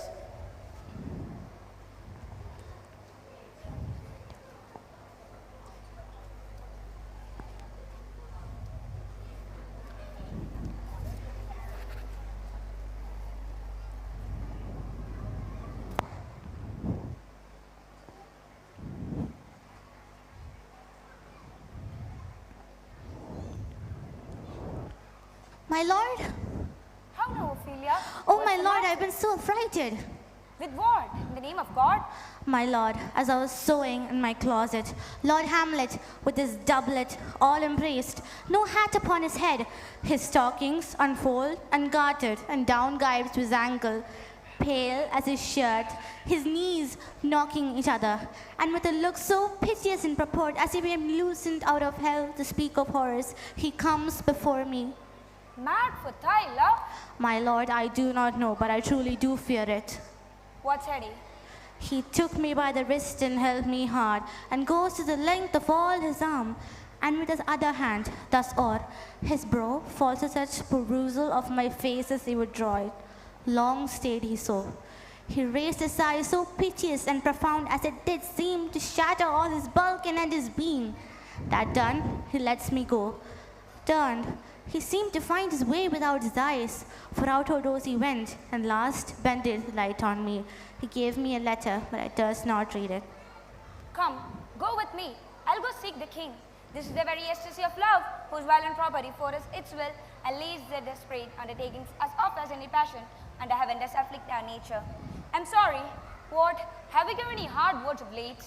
No, my good lord, but as it did command, I did repel his fetters and denied his access to me. That hath made him mad. I'm sorry that with better heed and judgment I had not courted him. I feared, but he did truffle, meant to wreck thee, but bestow my jealousy. It is as proper to our age to pass beyond ourselves, and in our opinion, it is common to the younger sort to lack discretion. Come, go we to the king. This must be none which, being kept close, might move more grief than hate to utter love.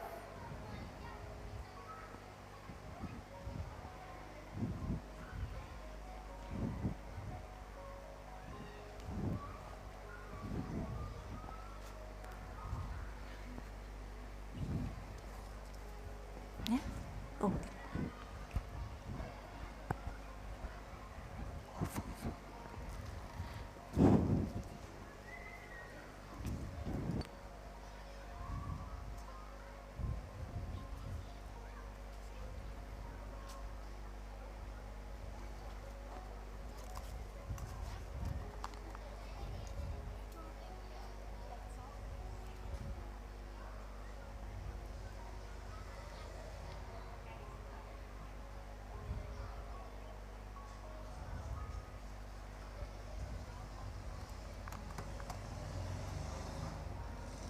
Welcome, dear Rosencrantz and Guildenstern.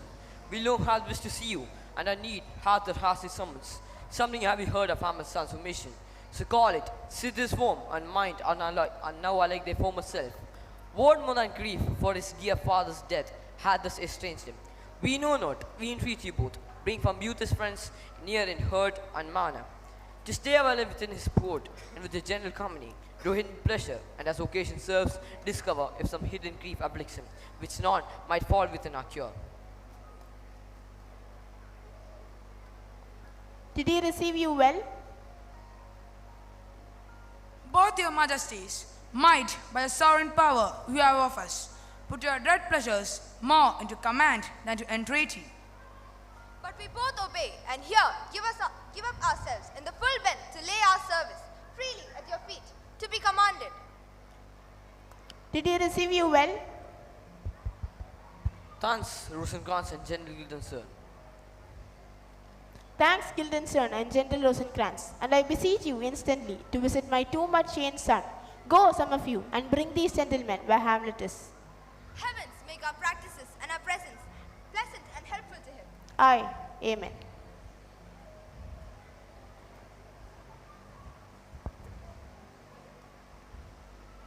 The ambassadors from Norway, my good lord, are joyfully returned. Those will last be the father of good news. Have I, my lord? I assure my good league. I hold my duty as I hold my soul, both to my God and my gracious king. Or else this brain of mine hunts not the trial of the policy, so sure as it hath used to do, and that I have found the very cause of Hamlet's lunacy. Oh, speak of that. Do I long to hear? Give first admittance to the ambassadors. My news shall be the fruit to that great fest. Thyself will grace to them and bring them in. He tells me, my dear Gertrude, he has found the head and source of all your sins this temper.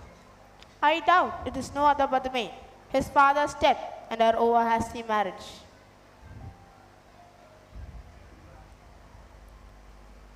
Welcome, dear good friends. Say, Voltiman, what from our brother Norway? Most merited of greeting and the said.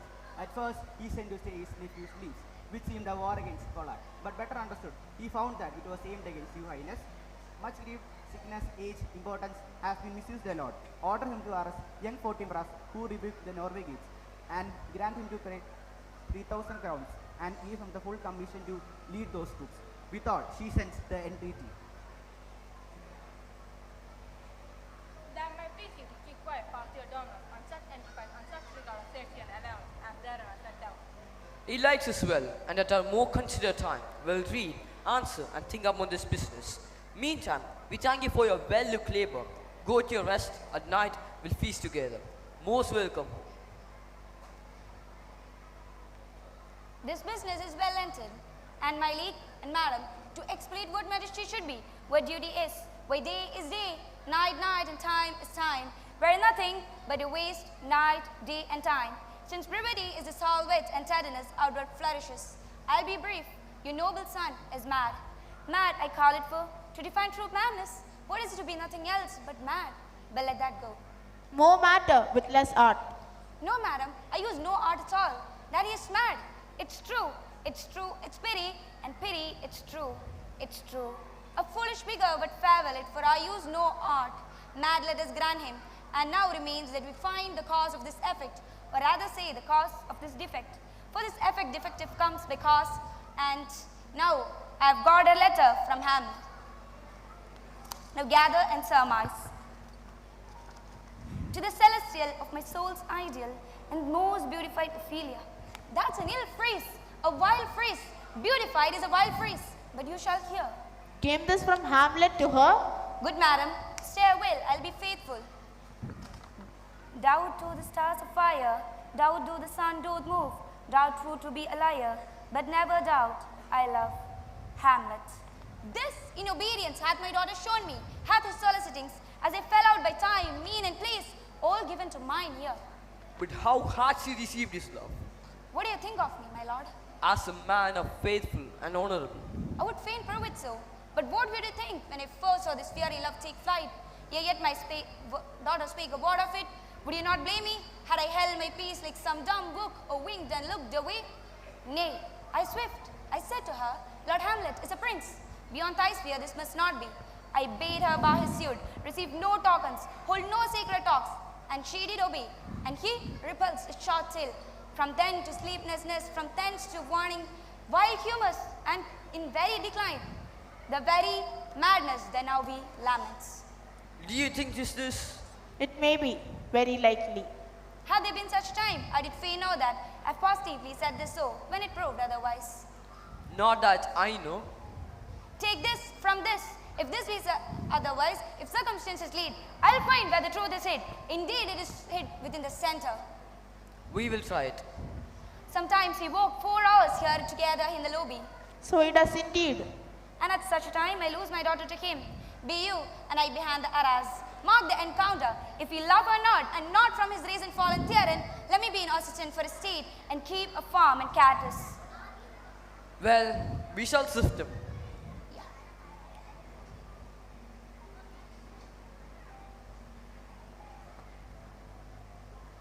Thank you, Polonius.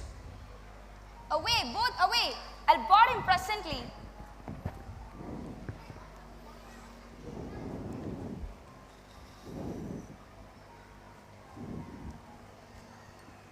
Well, how do you do, my good Lord Hamlet? Well, God have mercy. What do you know me, my lord? Excellent, well, you're a fishmonger. Not I, my lord. Then I would you were honest, man. Honest, my lord? As his word goes, it is to be one man picked out of 10,000. That's very true, my lord. Have you a daughter? I have, my lord. Still harping on my daughter. Yet he knew me not at the first. He told I was a fishmonger. Is far gone, far gone. And in my youth, I've suffered much extremity for love. And very near this, I'll speak to him again. What do you read, my lord? Words, words, words. What is the matter, my lord? Between who? I mean the matter you read.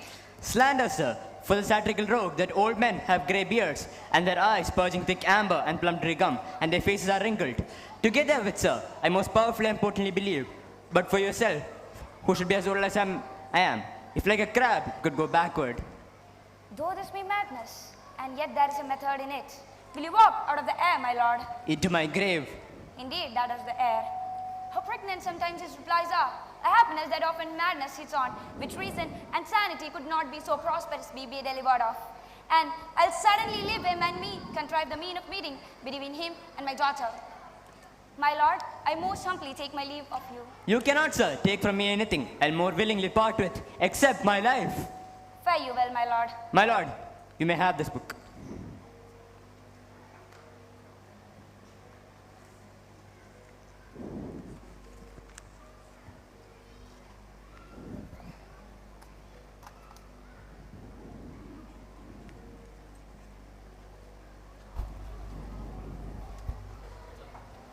God save you, sir. My honored lord. My most dear lord. Gilston, Rosengrats, my good lads. How do you, Booth? As the indifferent children of the earth. Happy that we're not over happy. On fortune's camp, we're not the very button. Let me question more in particular. What have you deserved at the hands of fortune? Be sent to prison hither? Prison, my lord. Ah yes, Denmark's a prison. Then is the world one. A goodly one, in which there are many confines, wards and dungeons. Denmark being one of the worst. We think not so, my lord. Why then, 'tis none of you, for there is nothing, either good or bad. But thinking makes it so. To me, Denmark's a prison. But what is your affair in Elsinore? To visit you, my lord, no other occasion. Beggar that I am. I'm poor, even in thanks. But I thank you, and sure, my thanks are too dear a halfpenny. Well sent for. Is it your own inclining? Is the free visitation? Come deal justly with me. Come nay speak. What should we say, my lord? Why anything but to the purpose you are sent for. And there's a kind of confession in your looks that your modesties are not crafted enough to color. I know the good king and queen are sent for you. To what end, my lord? That you must teach me. By the rights of a fellowship, by the concerns of a youth, and by the obligations of a well-preserved love. Be even and direct with me, whether you were sent for or no. What say you? Nay then, I have an eye of you. If you love me, hold not off. My lord, we were sent for. I will tell you why. Social man dissipation prevent your discovery, and the secrets to the king and queen shall mold no feather. I have lost all mirth. I know not why. All earth seemed like a sterile clod. What a piece of work is man, noble in reason, infinite in faculty, and yet to me, a quintessence of dust. Man delights not me, nor woman neither, but your smiling seems to say so. My lord, there is no such stuff in my thoughts. Why did you laugh then when I said man delights, not me? To think, my lord, if you delight not in man, world and entertainment, the players shall receive from you. We called them on the way, and hither are they coming to offer you service. He that plays the king is welcome. The knight shall show skill. The lover shall sigh with cause. The woman shall speak her thoughts. Words shall stumble. What players be these? Even those who are wont to take delight in, the tragedians of the city. What chances their travel, their residence and profit was better both ways? I think the inhibition cometh by reason of late innovation. They hold not the same favor as they did afore. It is not very strange, for my uncle is king of Denmark, and those that would make most at him would now spend 20, 30, 40, 100 ducats for speech and little. But there's something more than natural. Only philosophy could find it out.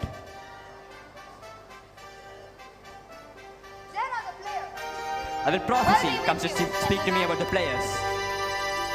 You say right, sir. Monday morning, it was so indeed. My lord, I have news to tell you. The actors are come hither. Bus.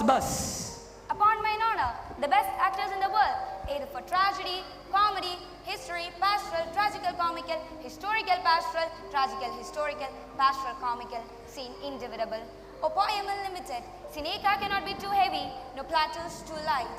For the law of rape and liberty are these only men.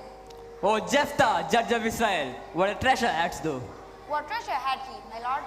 Why, one fair daughter, and no more, the one which he loved very passing well. Still harping on my daughter. Am I not in the right, old Jephthah? If you call me Jephthah, my lord, I have a daughter who I love passing well. Nay, that follows not. Then what follows in my lord? Why, as by lot, God wot, as you know, most like it was. The first row of the Pierce Jansen will show you more. For look where my abridgment comes. Welcome, good masters. Glad to see you well. We'll have a speech straight, a passionate speech. What speech, my lord? I heard thee speaking a speech once, yet it was never acted, or if it was, not above once.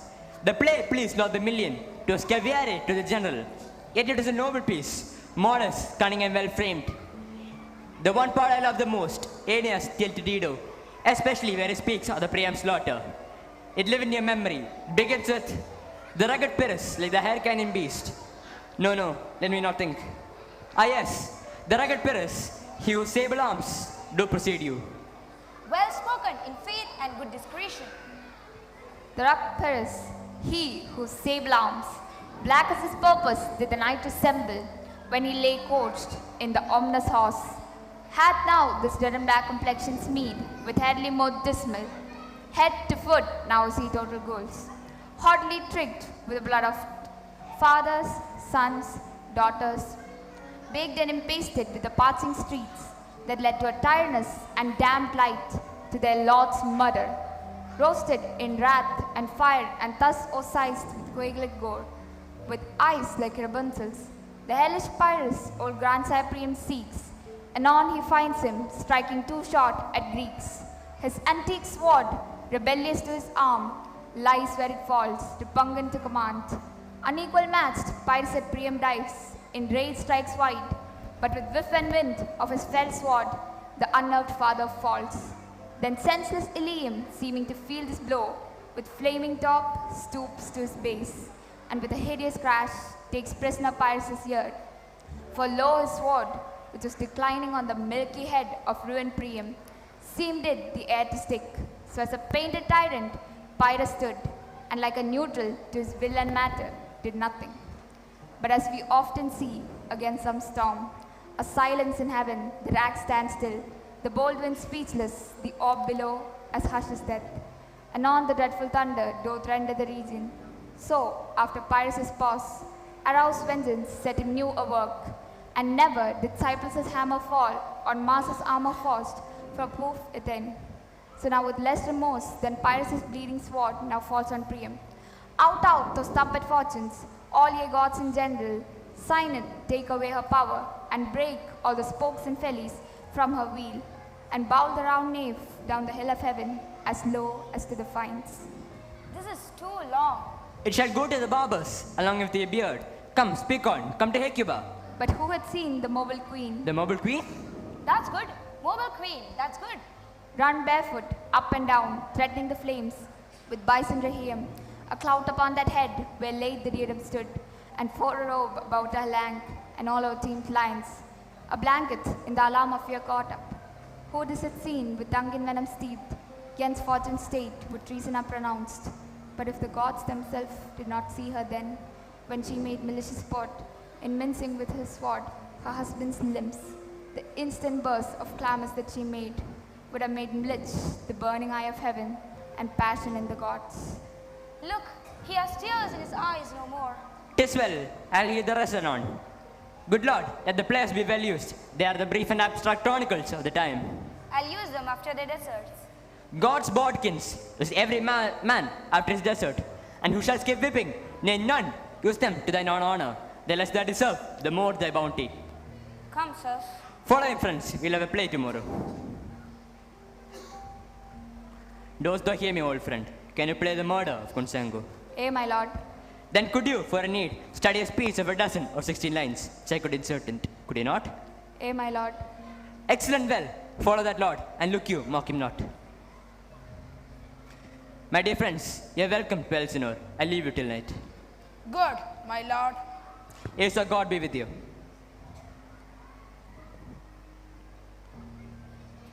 Now I'm alone.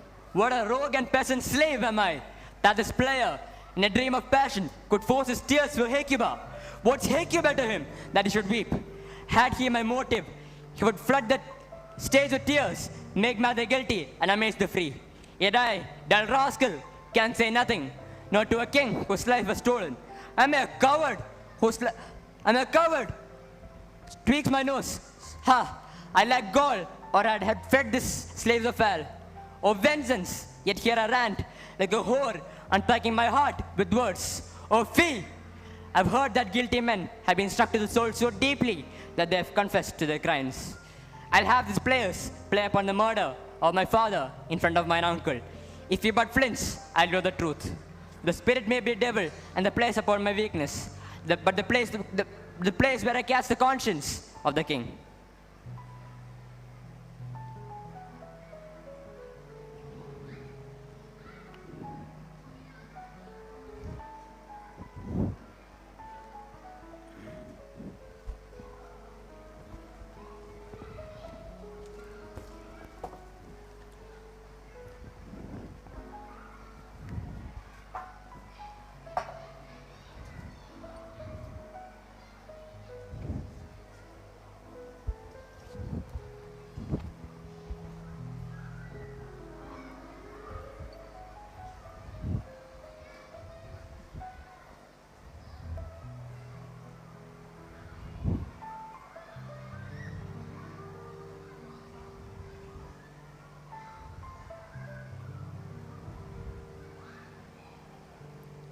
And can you, by no depth of circumstance, get from him why he puts on this confusion, grating so harshly all of his days of quiet which trembled and dangerously?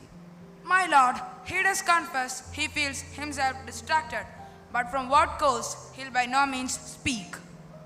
Nor do we find him forward to be sounded, but with a crafty madness keeps aloof when we would bring him to some confession about his true state. Did he receive you well? Most like a gentleman. But with much forcing of his disposition. Think out of question, but offer demands most free in his reply. Did you assay him when he passed time?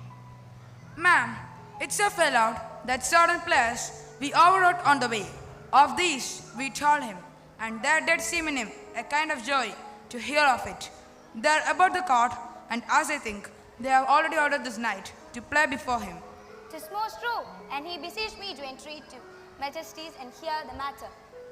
With all my heart, it doth much content me to hear him so inclined.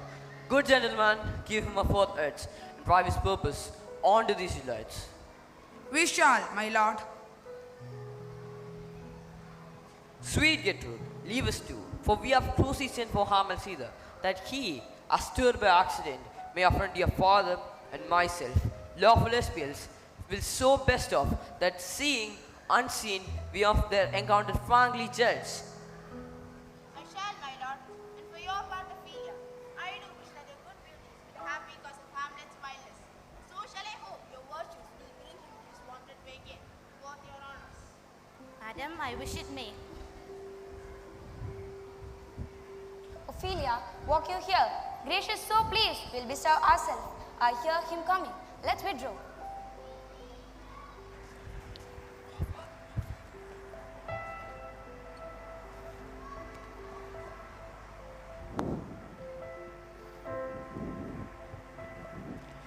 To be or not to be? That's the question, whether it is nobler in the minds to suffer the slings and arrows of outrageous fortune, or to take arms against a sea of troubles, opposing an end to them. To die to sleep, we the heartaches and a thousand natural shocks that flesh is here to. 'Tis a consummation devoutly to be wished for. To die to sleep, to perchance dream, there's a rub, for in that the sleep of death may come for, when we have shuffled of this mortal coil, must give us pause. For who would bear the whips and swords of time? The oppressor's wrong, the proud man's contumely, the insolence of office that spurns the patient merit the unworthy takes, when he himself might make quietus the bare bodkin. For who would sweat and grunt under a very life? Puzzles the will and fly to others we know not of. But softly now, in the fair Ophelia, in thy orisons be all my sins remembered. Good, my lord. How does your honor for this many a day? I humbly thank you well. My lord, I have remembrance of yours that I have long and long to deliver. I pray you now receive them. No, not I. I never gave you aught. My lord? If those be honest and fair, thy honesty should not admit thy beauty. I did love thee once. Indeed, my lord, you made me believe so. Those should not have believed me. I love thee not. Go to nunnery. Where's thy father? At home, my lord. Let the doors be shut upon him. If thou dost marry, marry a fool, for wise men know what you make of them. Go to your nunnery and quickly to farewell. Oh, what a noble mind is here enthroned. The courtier, soldier, scholar, now lost. I, who believed in his vows, now see him mad. Or was to seen what I have seen.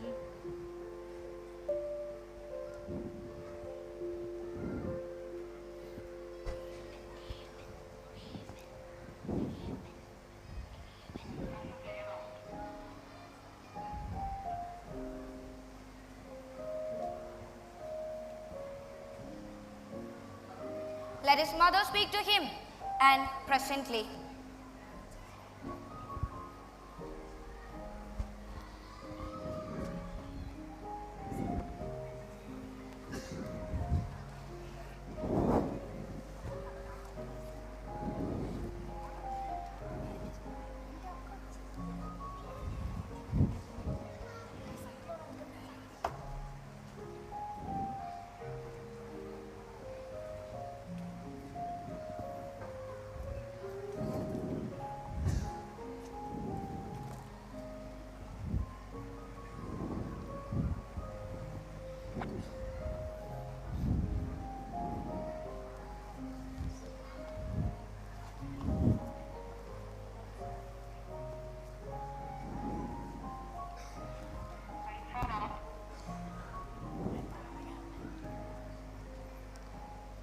Speak the speech, I pray you, as I pronounce it to you, but trippingly on the tongue. But if you mouth it, as most of your players do, I had as lief the town crier spoke my lines. I warrant, your honor. Be not too tame neither. Let your own discretion be a tutor. So the word to the action is the word. But overstep not nature. The aim of playing is to hold up the mirror up to nature, to show virtue, vice and age its form. Overacting may please fools, but offends the wise, whose judgment outweighs a crowd. I hope we have formed that indifferently with us, sir. Oh, reform it all. Let the clown speak no more than his threat. Some will love themselves to prompt the crowd, while the weighty matter of the place lost. 'Tis villainous and shows no ambition in the fool. Go make ready.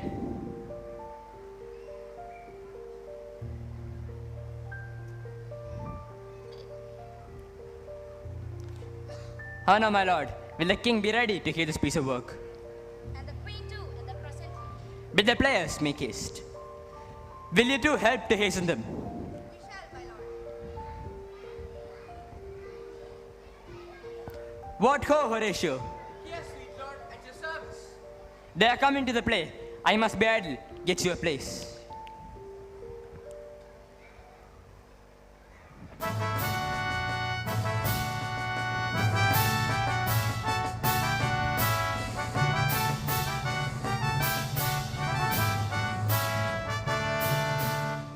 How fares our cousin Hamlet? Excellent. Be the players ready? Hey, my lord, they stay upon your patience. Then get you a place. Come hither, my dear Hamlin. Sit by me. Nay, good mother, here's metal more attractive. Madam, may I lay upon your lap? No, my lord. Oh, here it begins.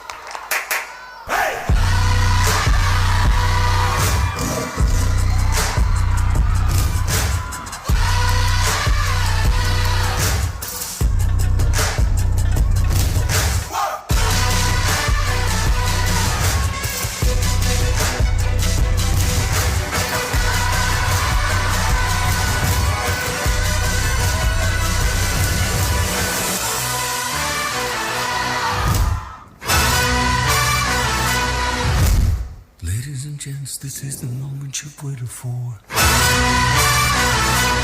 You've been searching in the dark, your sweat soaking through the floor.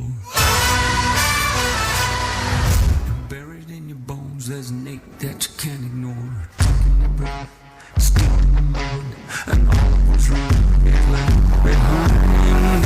It's fire, it's freedom, it's flooding open. It's a picture in the puppet and your blind devotion. There's something breaking at the brick of every wall. It's holding all that you know. So tell me, do you want to go? Where it's covered in all the color lines, where the runaways are running the night.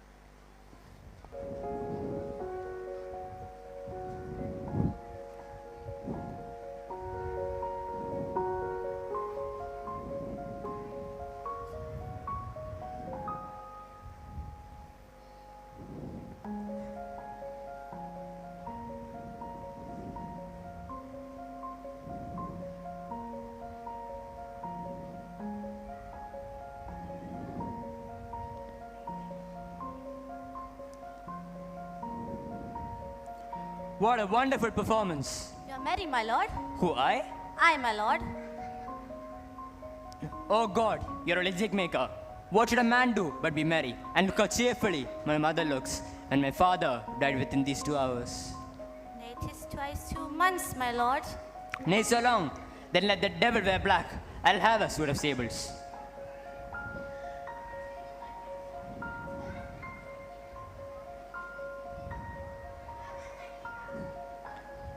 Look at this player. The players cannot keep counsel. They'll tell all. Will he tell us what the show meant? A, or any show that you show him, be not ashamed to show. He will not shame you, tell you what it means. You are not, you are not. I'll mark the play. For us and for our tragedy, here stooping to your clemency, we beg your hearing patiently. Is this a prologue or the posy of a ring? 'Tis brief, my lord.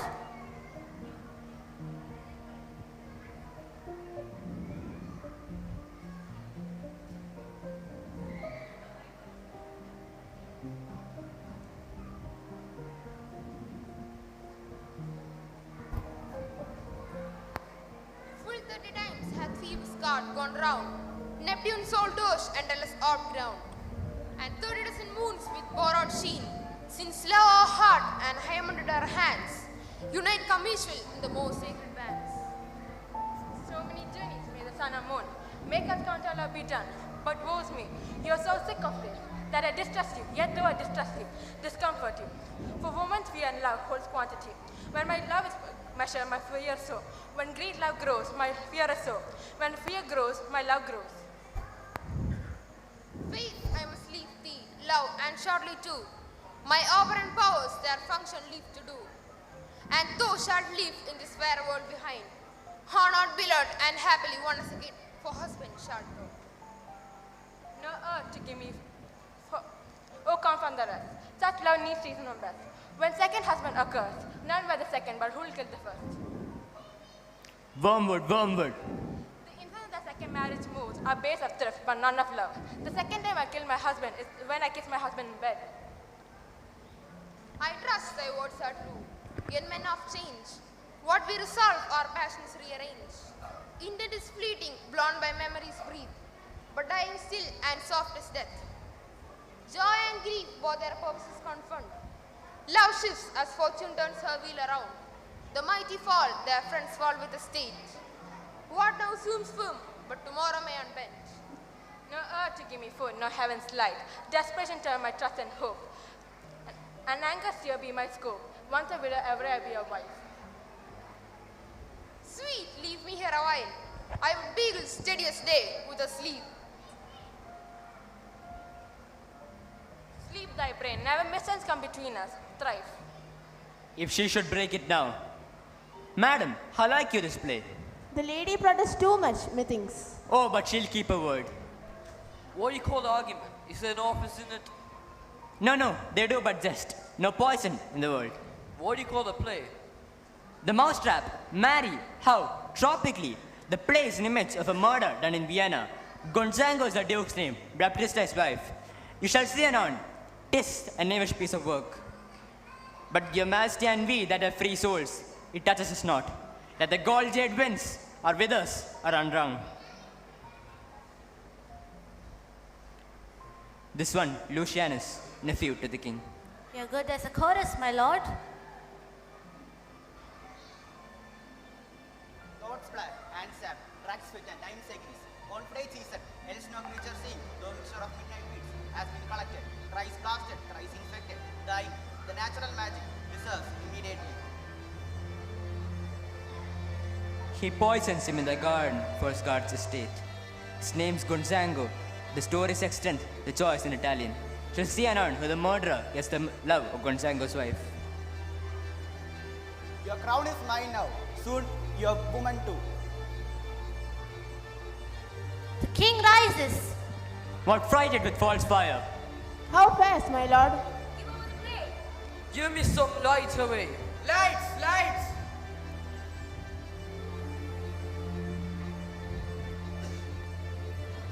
Oh, Horatio, I'll take the ghost word for 1,000 pounds. Didst perceive? Very well, my lord. Upon the talk of the poisoning. I did very well, not. Aha! Come some music. Come for the recorders. For if the king not like the comedy, then why like he not it birdie?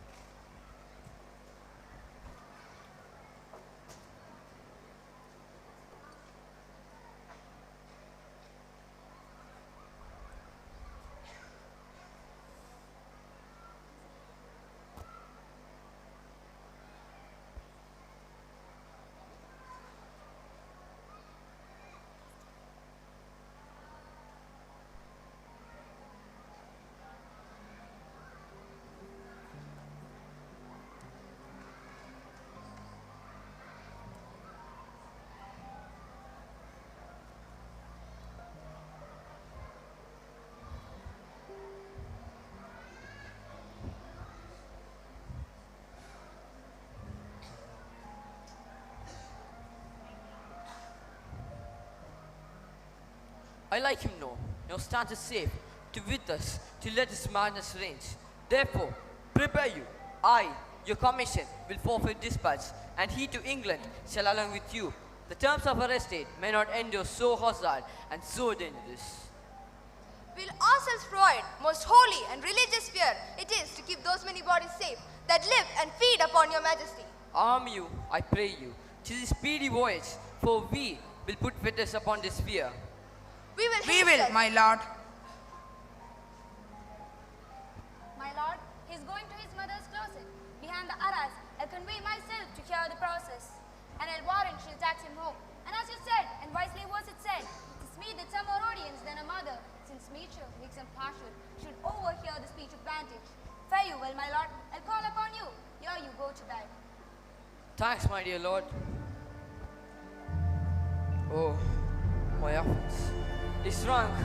It smells to heaven. It had the criminal discuss upon a brother's murder. Pray can I not, to inclination, be sharp as will? How shall this bloody act be answered? And where will put fetters upon this fear? Oh, lime soul, oh word state, oh bosom black as dead. Oh, all may be well.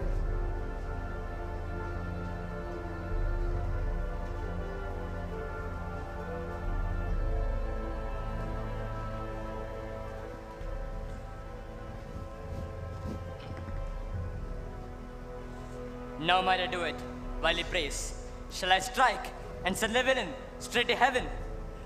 No, no, when he's not praying. I shall kill him when he's drunk or in his lewdest act, when he sins with no hope of grace. Then I shall strike, so his soul flies black to hell, not up to heaven. My mother's days, the psychic only lengthens the disease. Absurd, a more horrid grip befits my purpose.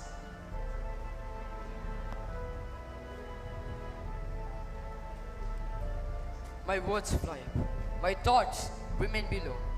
Words without thoughts never to heaven go.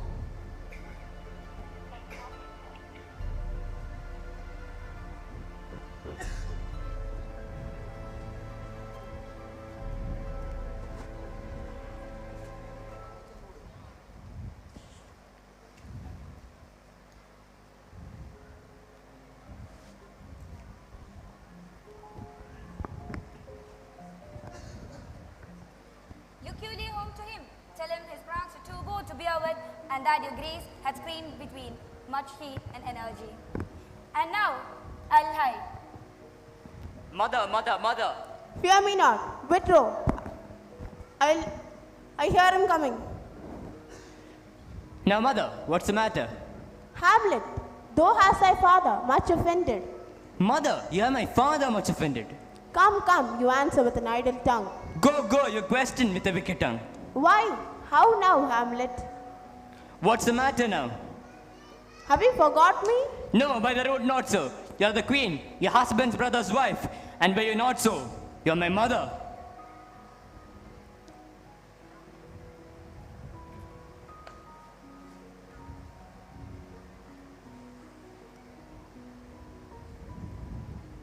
Is there anyone else in this room along with us?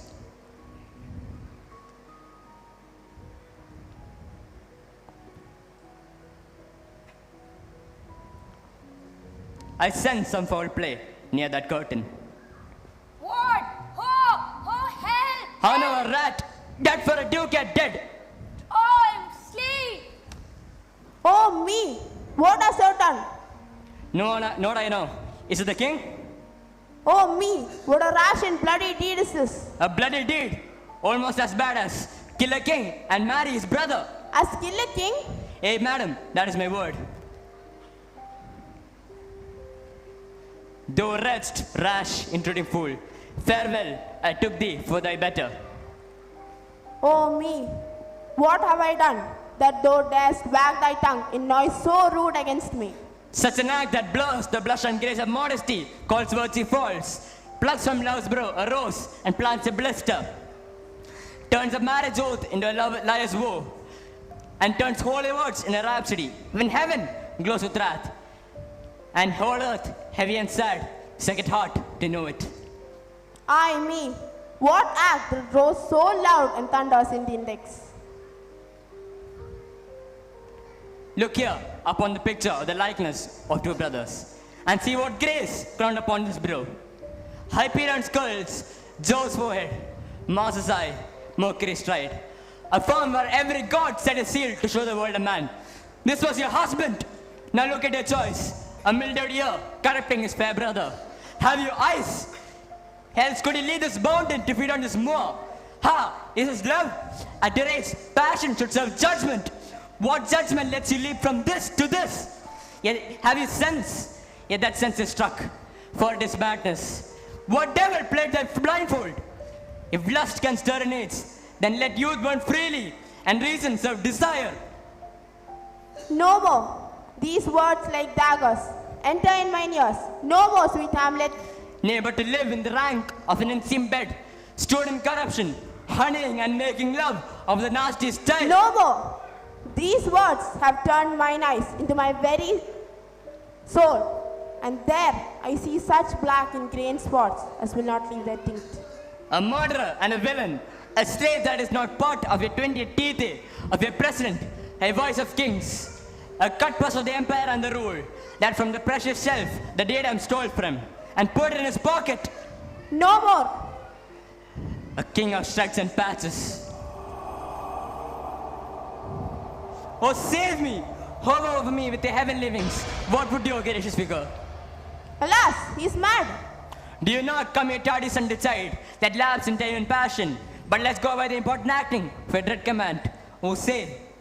Do not forget, this visitation is but to wed thy almost blunted purpose. But look, amazement on thy mother sits. O step between her and her fighting soul, conceit in weakest bodies, strongest works, speak to her Hamlet. How's it with you, lady? Alas, how is it with you, that you do bend your eye on vacancy, and with the incorporeal air do hold discourse?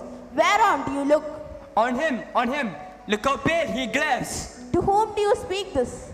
Do you see nothing there? Nothing at all. Or But do you all nothing- that is, I see. Or do you nothing here? No, nothing but ourselves. Look, look, my father, in his habit as he lived, even now as he leaves the portal. This is the very coinage of your brain. This borderless creation, ecstasy, is very cunning in. Ecstasy? My pulse as yours, though temperately keep time and passion. Good mother, confess yourself to heaven, repent what's past, and avoid what is to come.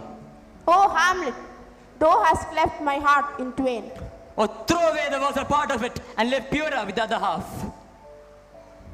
I do repent what I had done, but heaven had placed it so, to punish me with this and this. I'll answer well the death I gave him. So good night. I shall be cruel, but it will be kind. Thus bad begins and worse remains. One word more, good lady. If words be made of breath and breath of life, I have no life to breathe what thou hast said to me. I shall go to England, you know that? Alack, I forgot. This so concluded on. The letters are sealed, and my false friends bear them. Let the plot turn on them. 'Tis sweet when the plotter is caught by his own trap. This man sends me hence. I'll haul the guts next door. Good night, mother.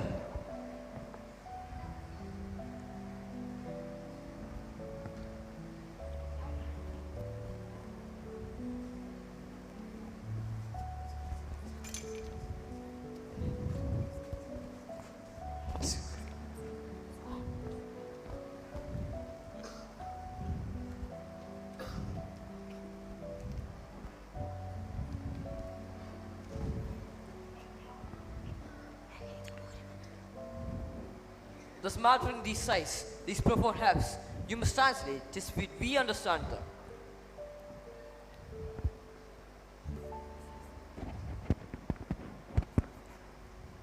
You shall to England along with them, which hath our most incredible sense that they should incense them. Where is your son? Bestow this place on us a little while. Ah, my good lord, what have I seen tonight? What, Gertrude? How is Hamlet? Mad as the sea and wind, when both contend which is the mightier. In his lawless fit, behind the arras, hearing something stir, whips out his rapier, cries, a rat, a rat. And in this brainish apprehension, kills the unseen good old man. Oh, heavy deed. It might have been us who should have kept this mad young man confident, but out of love, we chose to see what is most fit, like one who has a foul disease. And now, there's fear upon this core of our life. Now, tell me, where is he gone? To draw apart the body he hath killed, over whom his very madness, like some ore among a mineral of metal space, shows itself pure. He weeps for what is done. Oh, Gertrude, the sun knows who another mountain starts, but we will ship him hence. This village, deed we must ascend all majesty and skill, countenance and excuse. Ho, Gilden's son! Friends both, go join you with some further aid. Hamlet in malice hath Polonius slain, and had dragged him from his mother's closet. Go speak fair, bring the body into the chapel. I pray you, make haste. We will haste us. O Gertrude, come away. The sun, no sooner shall the mountains touch, and my soul is full of discord and dismay.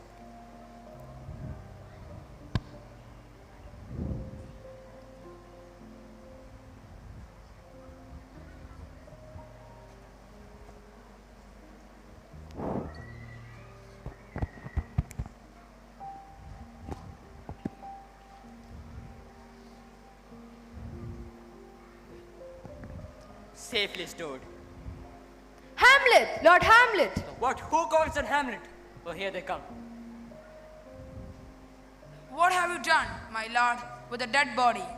Compounded it with dust, weathered out his skin. Tell us where it is, that we may take it thence and bear it to the chapel.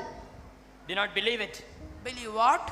That I can keep a counsel and not mine own, and to be demanded of a sponge. What more application shall be made by the son of a king? Take you me for a sponge, my lord. Hey, sir, a sponge that soaks up the king's countenance, his rewards, and his authorities. But such officers do the king best service at the end. He keeps him like an ape at the corner of his mouth, first mouth to be last swallowed. But when he has what he need, clean it is but squeezing you. But sponge shall be dry again. I understand it not, my lord. I'm glad of it. A knavish peach sleeps in a foolish ear. My lord, you must tell us where the body is and go with us to the king. The king is with the body, but the body is not with the king. The king is a thing. A thing, my lord. Of nothing. Bring me to him and hide fox all after.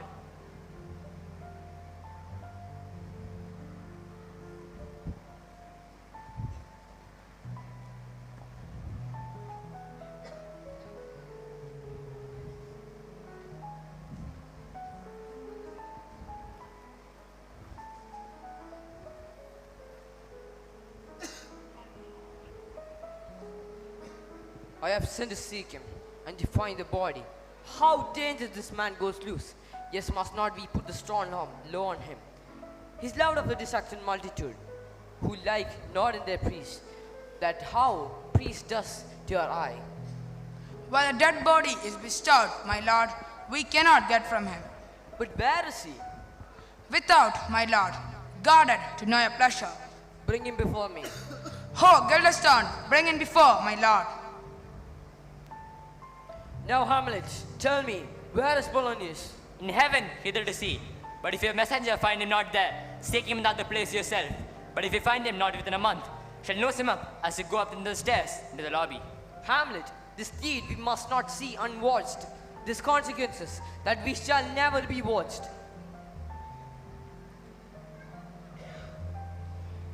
Shall seek him in the other place yourself.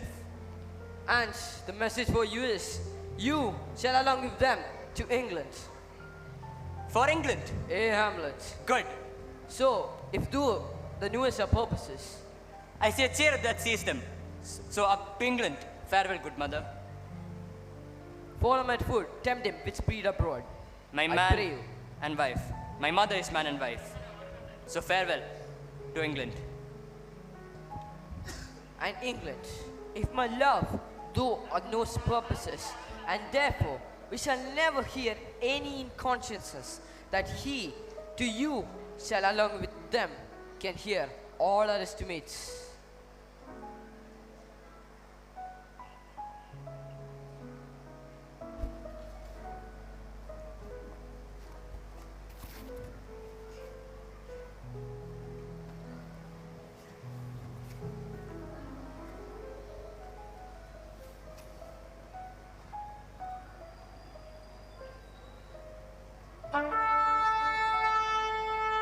Go, Captain, from me, meet the Danish king.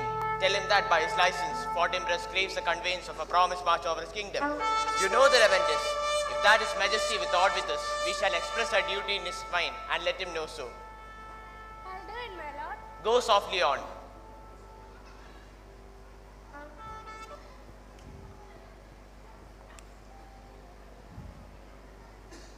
Now, sir, whose powers are these? They are of the Louis, sir. How purpose are they? Against a part of Poland. Who commands them?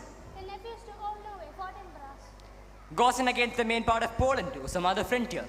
Truly to speak, with no addition, we go to gain a little patch of ground that hath no profit, but its need to pay 5 ducats. 5. I will not farm it, nor it will eat to the Paul Ranger rate. Should it be sold in fee? Why the Polak will never defend it? Yes, it's already gassed. 2,000 souls and 20,000 ducats will not question the impostum of this debate. This is an impostum of much wealth and peace. But I humbly thank you, sir. God be with you, sir. My lord, will you please go with him? I'll be with you. Go straight a little before. Oh, how all occasions to inflame my dull revenge. What is it though that define a man and his sleeps and feats with no incline? Our noble reason gives us the power to do great deeds, not idle thought. Shall I, with my father slain, my mother killed, let vengeance sleep? No, never. My thought shall be of blood, or else be not.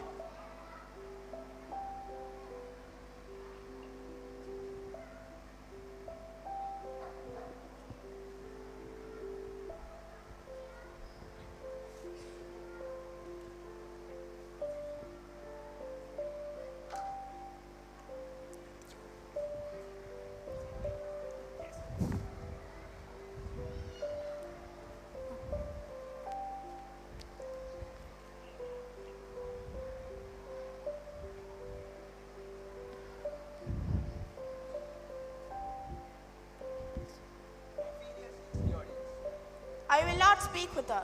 She is importunate and distraught. Her moods will need to be pitied. What would she have? She speaks much of her father, says she hears their tricks, eye the world and hems and beats her heart, spurns enviously at straws, speaks things in doubt that carry but half sense. Her speech is nothing but yet unsafe. Use of it doth move the hearers to collection, and boast the words up fit to their own tone, which as her wings and nods and gestures yield.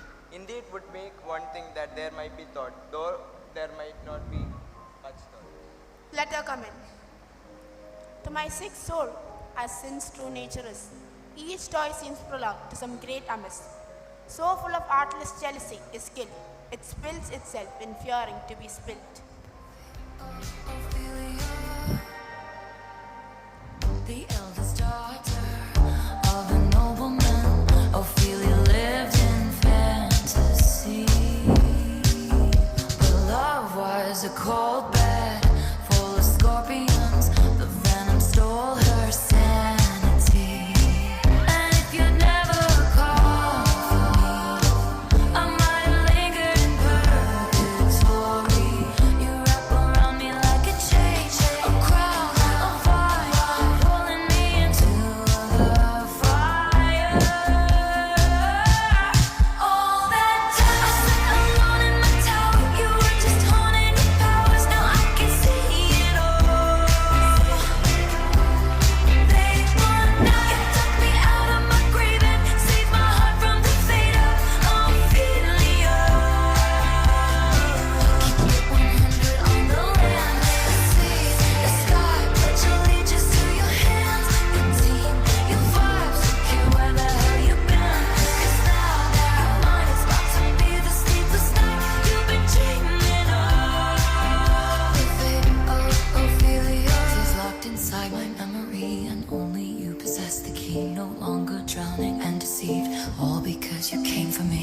Locked inside my memory, and only you possess the key. No longer drowning and deceived. Oh, because you came for me. Where is thy beauteous majesty of Denmark? Alas, look here, Ophelia. How should I your true love know from another one? By his cockle hat and staff and his sandal shoe. Sweet lady, what imports the song? Say you? Nay, pray you mark. He is dead and gone, lady, he is dead and gone. At his head a green grass turf, at his heels a stone. Nay, but Ophelia. Alas, look here, my lord. How do you do, pretty lady? Well, well, God healed you.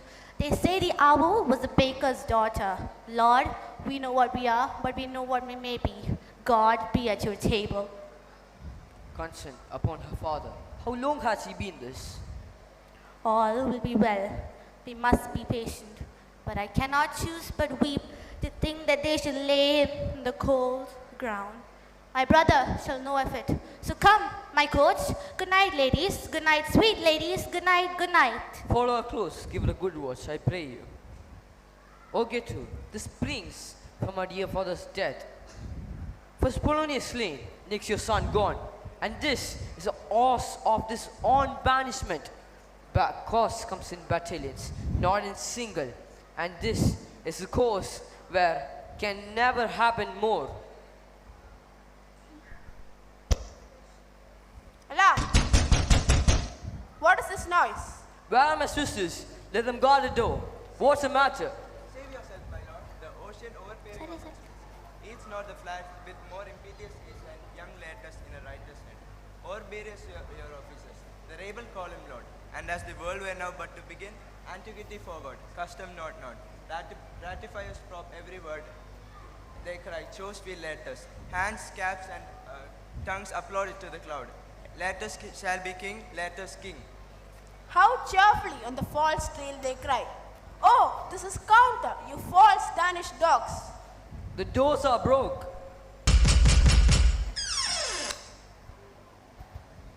Where is this king? O thou well king, give me my father. Come me, good lettuce. That drop of blood that's come proclaims me bastard. Cries Q cold to my father. Brands a harlot even here, between the chaste and smirched brow of my true mother. Elatus, that Thai rebellion looks so giant-like. Do not fear a person get rid. Speak, man. Where's my father? Dead. But not by him. Yet let him demand his fill. How came he dead? I'll not be juggled with. To hell, allegiance, vows to the blackest devil, consent and grace to the profoundest pit. I dare damnation. To this point I stand, that both the worlds I give to negligence. Let come what comes, only I'll be revenged, most thoroughly for my father. Letus, I must come here with you, that you deny me right. None but his enemies.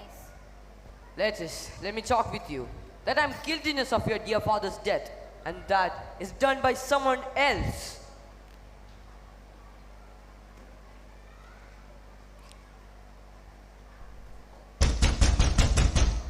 How now? What noise is that?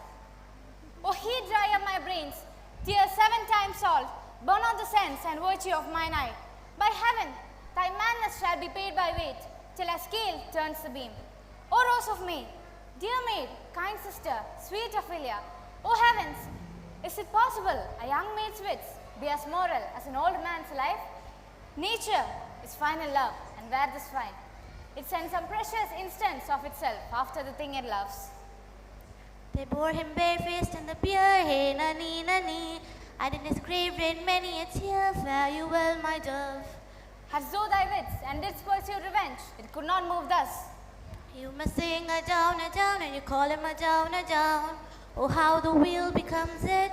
It is the false steward that stole his master's daughter. This nothing's more than matter. There's Rosemary, that's for remembrance. Pray, love, remember. There's Pansies, that's for thoughts. A document in madness, thoughts, and remembrance fitter. And will he not come again? Will he not come again? No, no, he is dead. Go to thy dead bed. His beard was white as snow, all flaxen moss his pole. and we cast away a moan. God have mercy on his soul, and all of Christian souls. I pray God, God we be. Do you see this, O God? Lysis, I must come here with your grief, or you deny me right. Go but apart, make choice of whom your wisest friends will. That a filious mind is lost, and if the kingdom sees we both touched, our kingdom, our crown, our life, all will be lost. Let this be so. His means of death.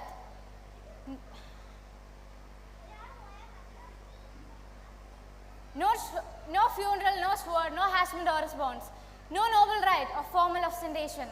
Cry to be heard as were from heaven to earth, that I must call it in question. So you know, the offender's crouch is weighed, and let the great axe fall. I pray you, go with me.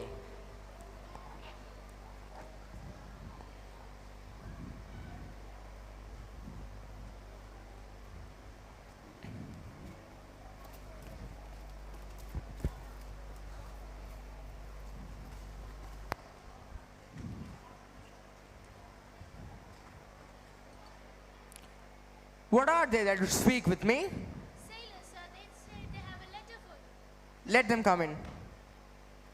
I do not know from what part of the world I should be greeted, if not from Lord Hamlet. There's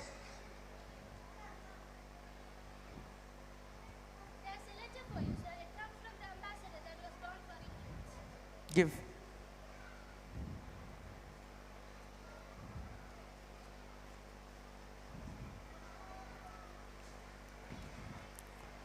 Horatio, when thou shalt have overlooked this, give these fellows some means to the king.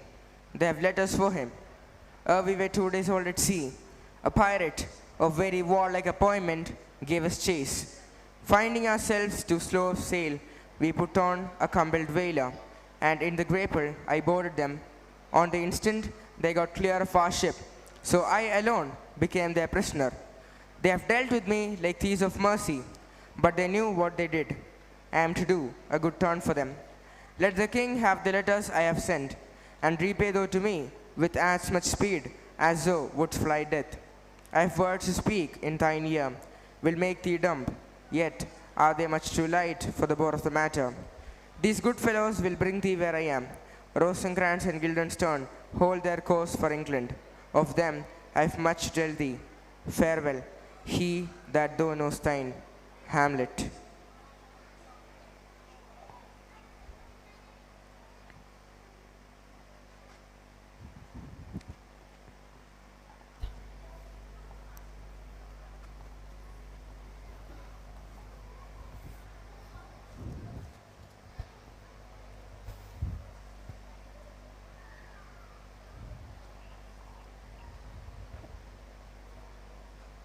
Now must your conscience my kitchen seal, and you must put me in your heart for a friend, since you have heard with a gnawing ear that he which hath your noble father pursued my life.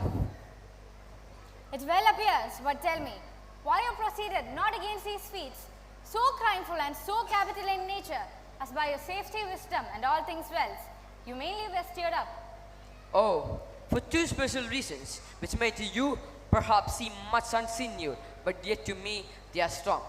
The queen his mother lives almost by her looks, and for myself, that she is so constituted to my life and my soul that there's no consequences. And so, I have a noble father lost, a sister driven into desperate terms, whose worth, if praises may go back again, stood challenger on mount of all the age for her perfections, but my revenge will come. Break not your sleeps over that. And you must think that we are not made for stuff so flat and dull, that we must think your pastime. And you shall hear more. I loved your father, and we love ourselves, and that I hope will teach you to imagine. How now? What news? Letters, my lord. This to the king and king and the queen. From Hamlet? Who bought them? Sailors, my lord. I saw them not. They were given to me by Claudio. He received them. Letters, you shall hear them. Leave us. High and mighty, you shall know I'm set naked on your kingdom. Tomorrow shall I beg to see your kingly eyes leave, and that I hope will teach you to imagine. Hamlet. What does this mean? Are all risks come back? Or is it some abuse? Or no such thing? Know you the hand? Tis Hamlet's character, naked, and in the postscript here, he says alone. Can you advise me? I'm lost in it, my lord, but let him come. It warms the very sickness in my heart that I shall live. And within this, what I understand is, let me ask you, will you be ruled by me? Eh, my lord, so you will not outrule me to a peace. I see it. How now, sweet queen? One more door, tread upon another's heel. So fast they follow. Your sister's drowned, Lettuce. Drowned? Oh, where? A willow grows aslant a brook. There did she hang her garlands. A branch broke, down she fell. Her clothes bore her up a while, singing old tunes as if she knew not her woe, till water-soaked robes dragged her to depth. Alas then, she's drowned? Drowned, drowned.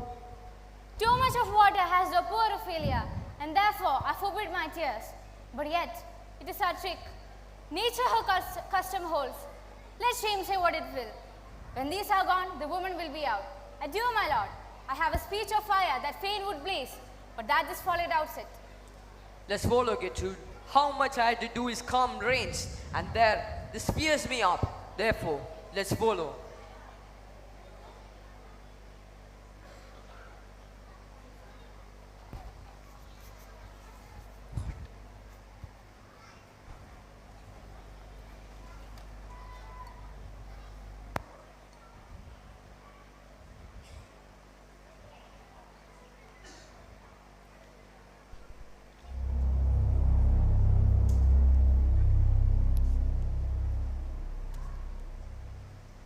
Is she to be buried in a Christian burial that willfully seeks her own salvation? I tell thee, she is, and therefore make her grave straight, the corner have sat on her, and find its Christian burial. How can that be, unless she drowned herself in her own defense? Why these found so? It must be Sir Fendo. It cannot be else. Here lies the point. If I drown myself wittingly, it argues an act. And an act hath three branches. It is to act, to do, to perform. Again, she drowned herself wittingly. Nay, hear you, good man, deliver. Give me leave. Here lies the water. Good. Here lies the man. Good. If the water comes to him and buries him, it is. Will he? Will he goes. Mark it out. But if the water comes to him and drown him, he that is not guilty of his own shell, shortens not his own life. But is this low? I married. Isn't it crownless? Quest low? Was he a gentleman? He was the first that ever bore arms. Why, he had none. What are the heathen? How those who understand the scripture? The scripture says Adam dig. Could he dig without arms? I'll put another question to thee. If thou answers me not to the purpose, confess thyself. Go to.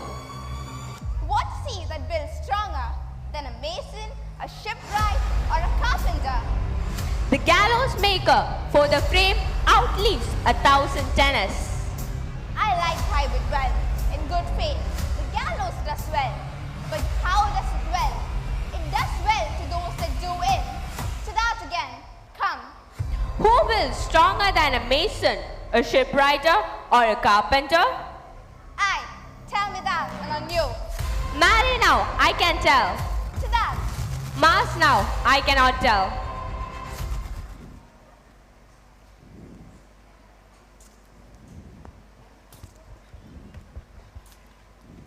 In youth, when I did love, oh, methought it was very sweet. To contract, oh, this time, my behove. Oh, methought it was very meet.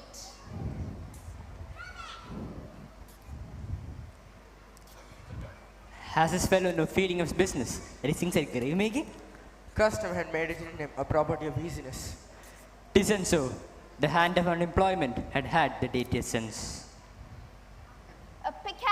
and a spade, 4 and a shrouding sheet. Oh, a pit of clay to be made, for such a guest is meet. I'll speak to this fellow. Whose grave is this, sir? Mine, sir. For what man lies in this grave? For no man, sir. Then what woman then? For none either. Then for who does thou take it for? One that was a woman, sir, but rest his soul, she's dead.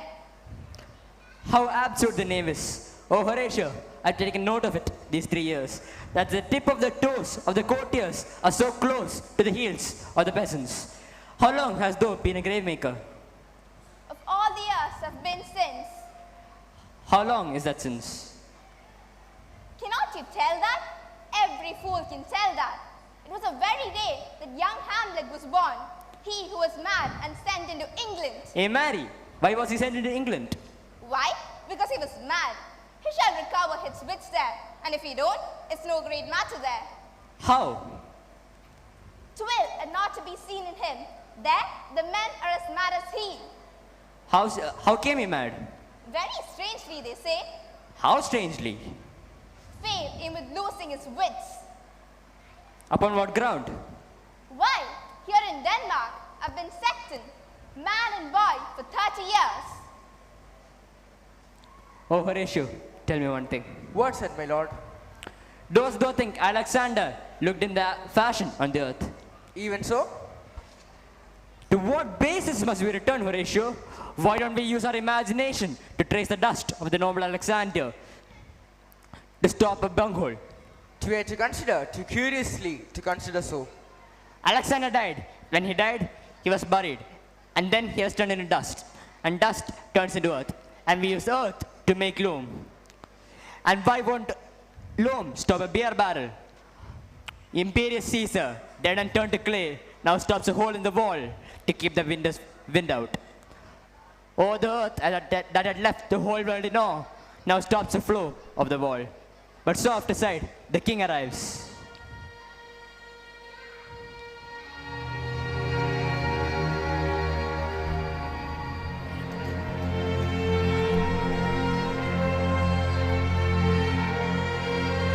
The queen and the courtiers, who's that they follow with such dainty rites? Couch you a while, Horatio.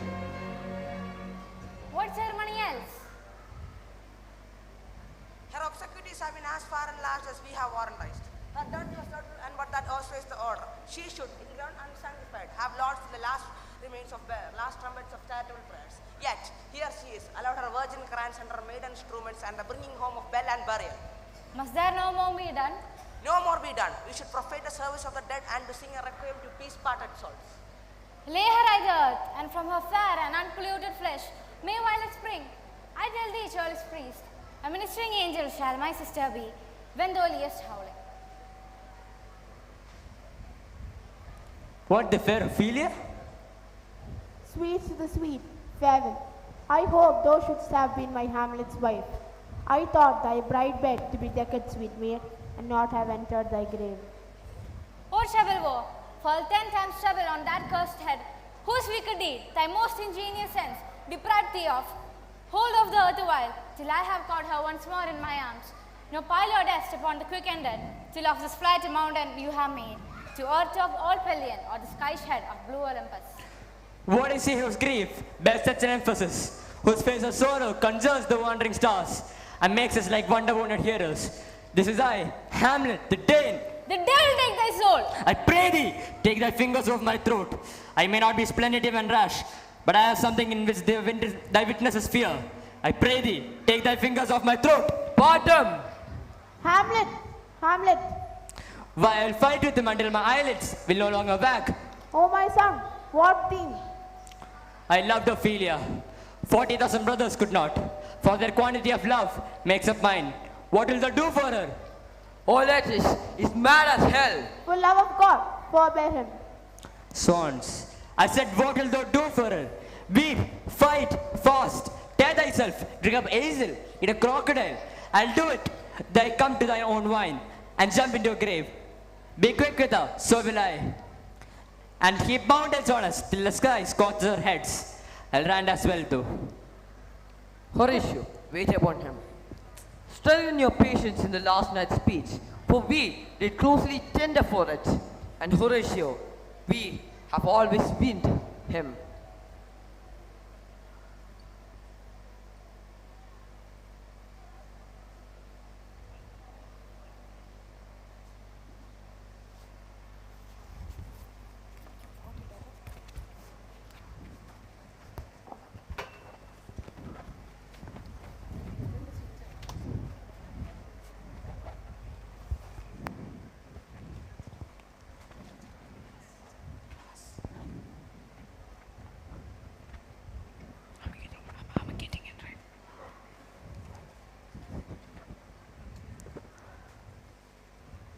So much for this now.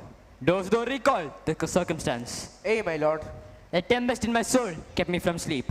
I found the letter, broke the seal, and found a command to strike my head off without any more delay. Incredible. Here's it. Shall I tell thee how I answered? I pray you. I penned another, fair and firm, that the bearers meet instant death.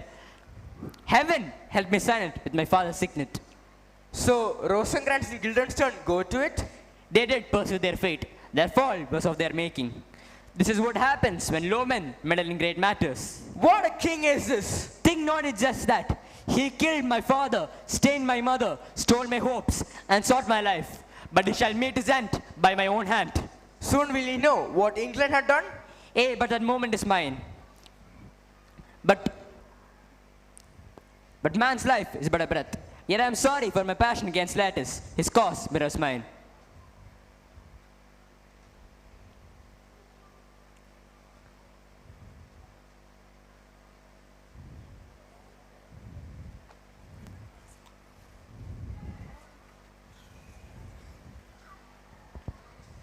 Peace! Who comes here?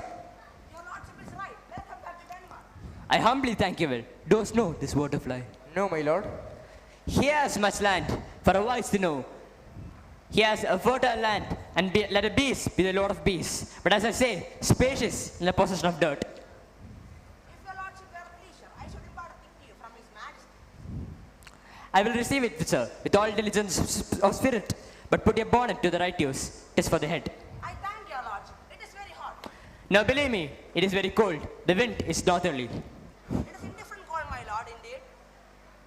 But methinks it is very hot and sultry for my complexion. Exceedingly, my lord. It is very salty. As for how, I cannot tell how. But his majesty bade me signify to you that he has given great pleasure on your head. Sir, this is the matter. Sir, I will receive it. Okay,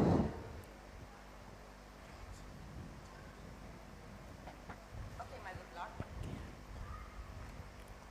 How does the king? What are his weapons? Rapier and dagger. That's two of his weapons, but well. I commend my duty to your lordship. Yes, yes. This loping runs with a shell on his head.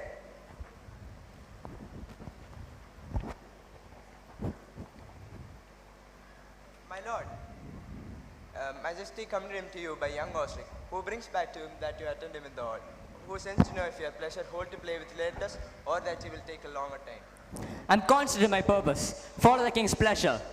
For his fitness speaks. If he is ready, I be ready. Provided I be as ready as now. The king and the queen and all are coming down. In happy time, The queen desires to use some gentle entertainment to Latus before he falls. she well instructs me. You will lose this wager, my lord. I do not think so. When Latus went into France, I have been in continual practice. I shall win at the odds. Nay, my good lord. It is but foolery. It is the kind of gain-giving that troubles a woman. If your mind is like anything, obey it. I'll forestall the repair hither and say you're unfit. If it be now, it will not come. If it be not to come, it will come. Readiness is all, and since no man is ought what he leaves, what is it betimes he leaves?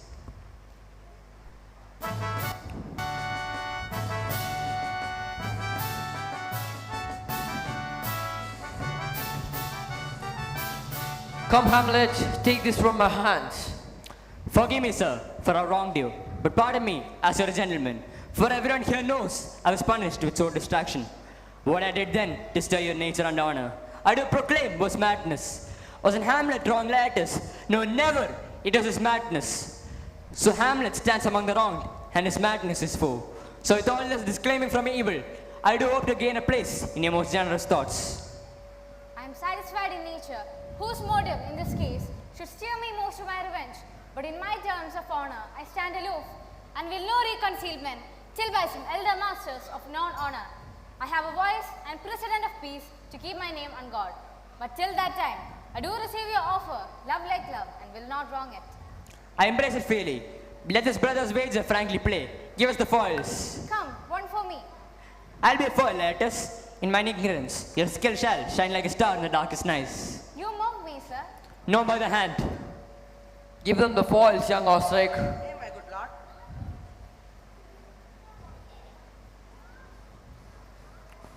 Cousin Hamlet, you know the wager? Very well, my lord. Your grace had laid on the weaker side. I did not fear it, but since he is bettered, we have therefore oaths. Come on, sir. Come, my lord. Set me stoops of wine upon that table. If Hamlet give the first or second hit or answer in the third exchange, let all the battlements in their ordnance fire, and the judges bear a wary eye on him. Come on, sir. Let's play. Come, my lord.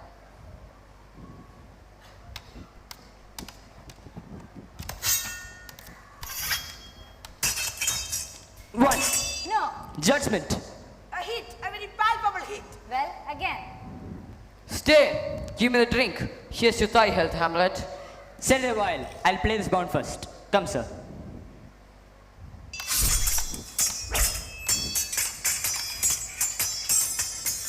Another hit, say you?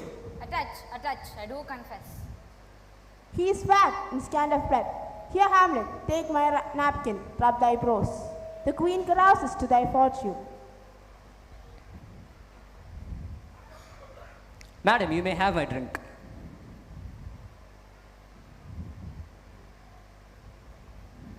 Gertrude, do not drink. Pardon me, my lord. Good madam. It is a poison cup. It is too late. I dare not drink it yet, madam. By and by.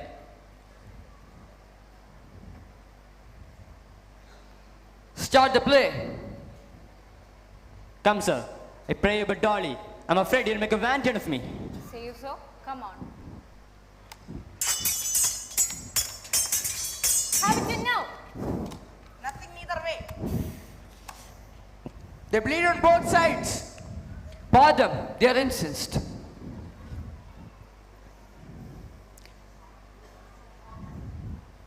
Here, Hamlet, let me wipe thy face.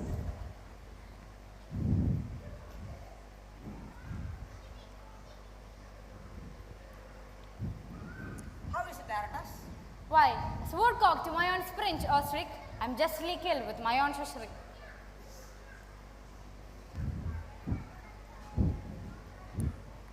Oh, look to the queen there, oh. How's the queen? She sworn to see them bleed. Oh, villainy! Treachery! Lock the doors! Seek it out there! It is here, Hamlet. Hamlet, thou art slain. No medicine in the world can do thee good. Indeed, there's not half an hour of life. The treacherous instrument is in thy hand, unbaited and unvenomed. The foul practice had turned itself on me low. Here I lie, never to rise again. Thy mother's poison. The king is to blame. Poison and venom too. No, Come to Hamlet. thy work! Oh. Treason! You incestuous, murderous damned Dane. Drink thy potion, follow thy mother. He's justly served. It's poison tempered by himself. Exchange forgiveness with me, noble Hamlet. Mine and my father's death. Come not upon thee, nor thine on me. O heaven, make thee free of it, for here I follow. Thou wretched queen, how pale and tremble you look then. And those who are mutes or audience to the act, I've had but time, as the fell surgeon death is strict in his arrest. I could tell you, but let it be. O Horatio, thou livest and report my cause aright to the unsatisfied. Never believe it. I'm more an anti-Roman than a Dane. Here's yet some liquor left. As dost a man, give me the cup, I'll have it. O Horatio, what a wounded name. If thou dost have a place for me in thy heart, stay away from felicity while I live in this harsh world to breathe in pain, to tell my story.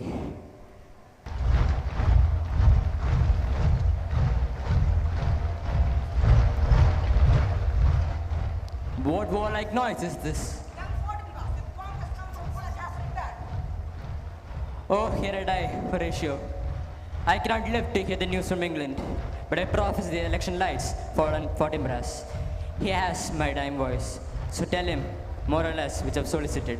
The rest is silence. Now cracks a noble heart. Good night, sweet prince, and flights of angels sing thee to thy rest. Why does the drum come hither? Where is the side? What it you would see, if aught of war wonder, cease your search. This quarry cries on havoc. O proud death, what feast is toward in thine eternal self, that thou princess at his shots of bloodily hast struck? The sight is dismissed, and if our fares from England came to leave, the ears are senseless that should give us hearing. To tell him his command is fulfilled, that Rosencrantz and Guildenstern are dead. Why should we have our thanks? Not from his mouth had it the ability of life to thank you. He never gave commandment for their death. But so, jump upon this bloody question. You from Pollack was and you from England have come here. Order that these bodies be placed high on stage to the view. And let me speak to the yet unknowing world how these most bloody and unnatural acts came upon. Let us haste to hear it and call the noblest to the stage. For me with sorrow I embrace my fortune. As some right of memory in this kingdom which now to claim my vantage, doth invite me. Of that I shall have also cause to speak. From his mouth, whose voice will draw on more. Let four captains bear Hamlet like a soldier to the stage, for he was likely had been put on to approve most royally for his passage. The soldier's music and rites of war speak highly for him. Take up his body, go will the soldier shoot.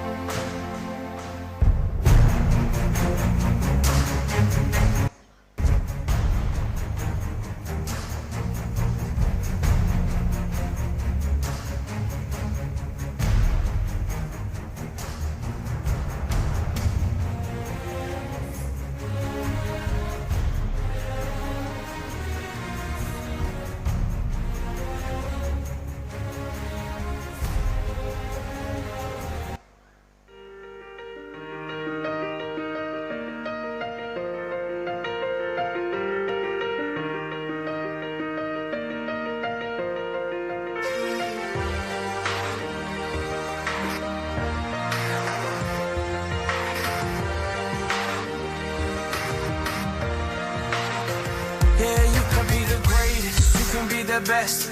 You can be the King Kong banging on your chest. You can beat the world, you can beat the war. You can talk to God, go banging on his door. You can throw your hands up, you can beat the clock. You can move a mountain, you can break rocks. You can be a master, don't wait for luck. Dedicate yourself and you gon' find yourself standing in the Hall of Fame. Yeah. And the world's gonna know your name. Yeah. 'Cause you burn with the brightest flame. Yeah. And the world's gonna know your name. Yeah. And you'll be on the walls of the Hall of Fame. You can go the distance, you can run the mile. You can walk straight through hell with a smile. You could be the hero, you get the gold. Breaking over records they thought never could be broke. Yeah, do it for your people, do it for your pride. Are you ever gonna know if you never even try? Do it for your country, do it for your name. 'Cause there's gonna be a day when you're standing in the Hall of Fame. And the world's gonna know your name. 'Cause you burn with the brightest flame. And the world's gonna know your name. And you'll be on the walls of the Hall of Fame. Be a champion. Be a champion.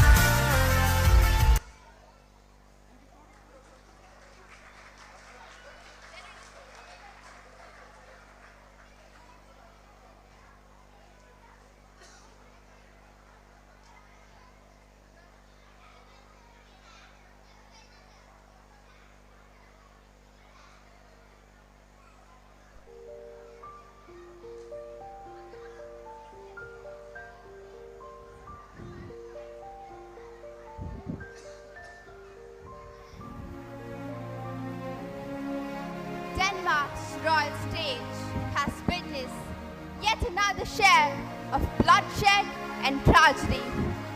Ambition, power, and revenge have taken its toll yet again, leaving many to fall victims to time's dark design. As the curtains close on this tragic tale, the silence is overwhelming and the shadows grow old. Fortinbras stands tall, his expression solemn and strong, surviving the devastation of a kingdom in chaos all around. Hamlet, a prince of dreams and troubled mind, saw justice but was consumed by madness. Ophelia's gentle soul was lost and Claudius' guilt sealed his fate. Hamlet's spirit can finally rest, his stories etched in the heart of those who loved him best. A complex hero with flaws and noble deeds, a man whose fate is mourned and his story forever proceeds. Fortune wheels have turned and many fell, yet a lesson emerges from this tragic tale. Power corrupts, ambition blinds, and justice ultimately prevails. Thus ends the story of Elsinoe's dark legacy, a tale of blood, sorrow, and darkness. As the stage clears and the actors leave, the audience is left to think, to reflect on what they have seen and heard. They ponder the human heart with flaws and strengths, and the timeless power of Shakespeare's words, which continue to touch and transcend.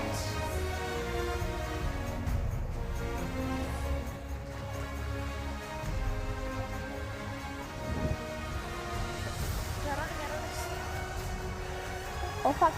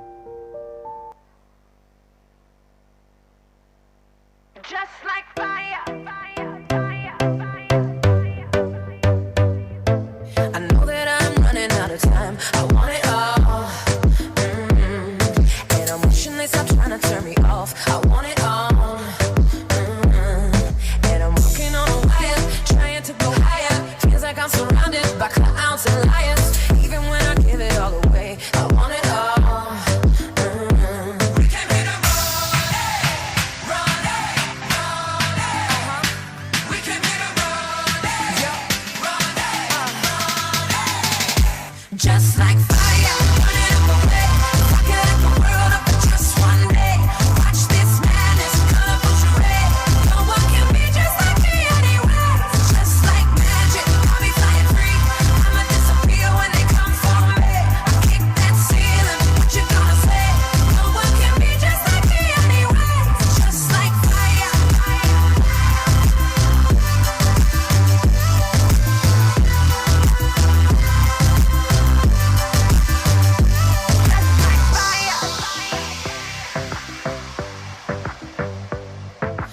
People like to laugh at you 'cause they are all the same. See, I would rather we just go a different way and play the game. And no matter the weather, we can do it better. You and me together forever and ever. We don't have to worry about a thing, about a thing. No.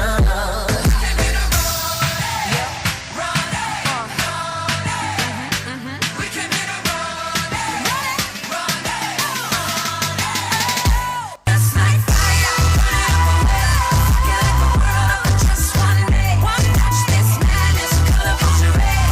No one can be just like me anyway. It's just like magic, I'll be flying free. I'ma disappear when they come for me. Kick that ceiling, what you gonna say? No one can be just like me anyway. It's just like fire, just like fire, just like fire.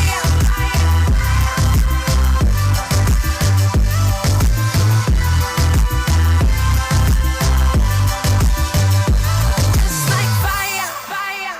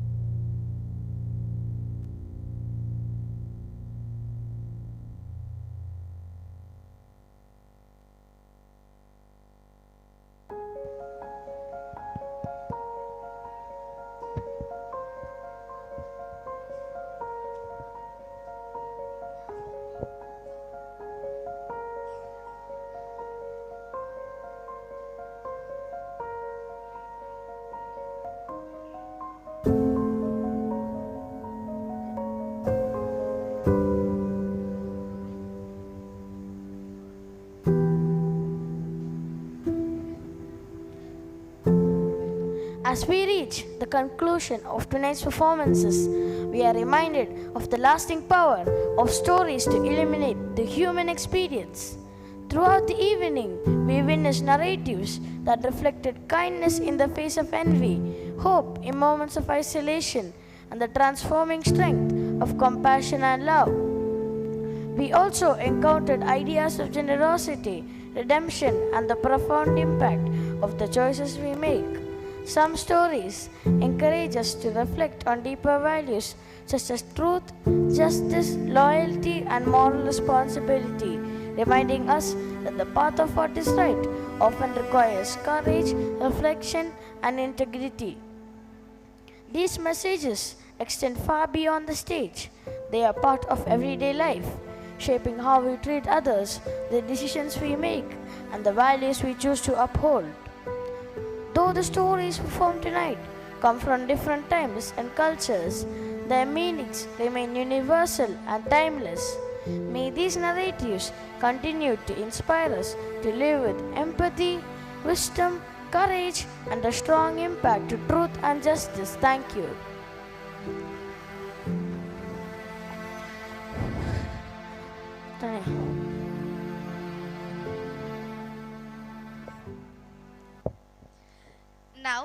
I request our distinguished guest, Mr. Sethu Stephen, parent of Savio Stephen, grade 5, to kindly share a few words of felicitation.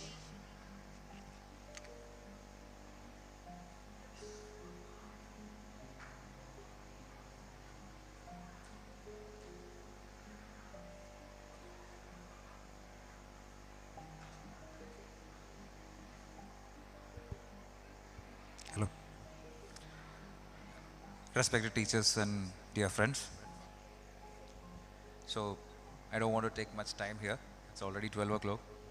Half the crowd is sleepy. So, I would like to congratulate the Garden School team for organizing such a wonderful event. You know, as we all know, nowadays, when a school annual day comes, I mean, when a event like this comes, usually it's about inviting some celebrity guests, creating a lot of PR out of it. But here in Garden School, they are keeping the students, their own students, as the chief guest or the stars of this function. So that's a very great thing the school is doing to the kids. So congratulate the school management on behalf of that. And as we all know, nowadays it's the time where people are opting for homeschooling rather than sending kids to the conventional schools. Again, Garden School is creating an exception here.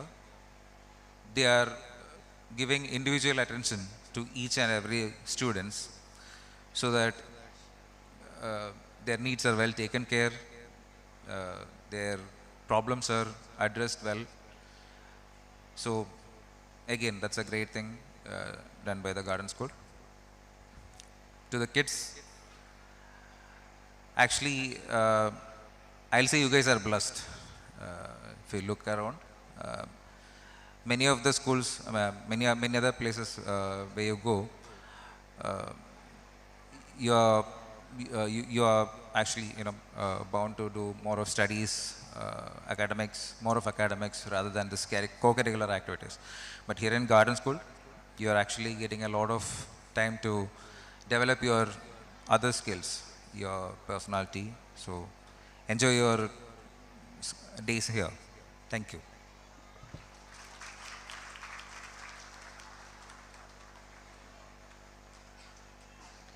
Thank you, sir. Every successful event is the result of the efforts of many dedicated people.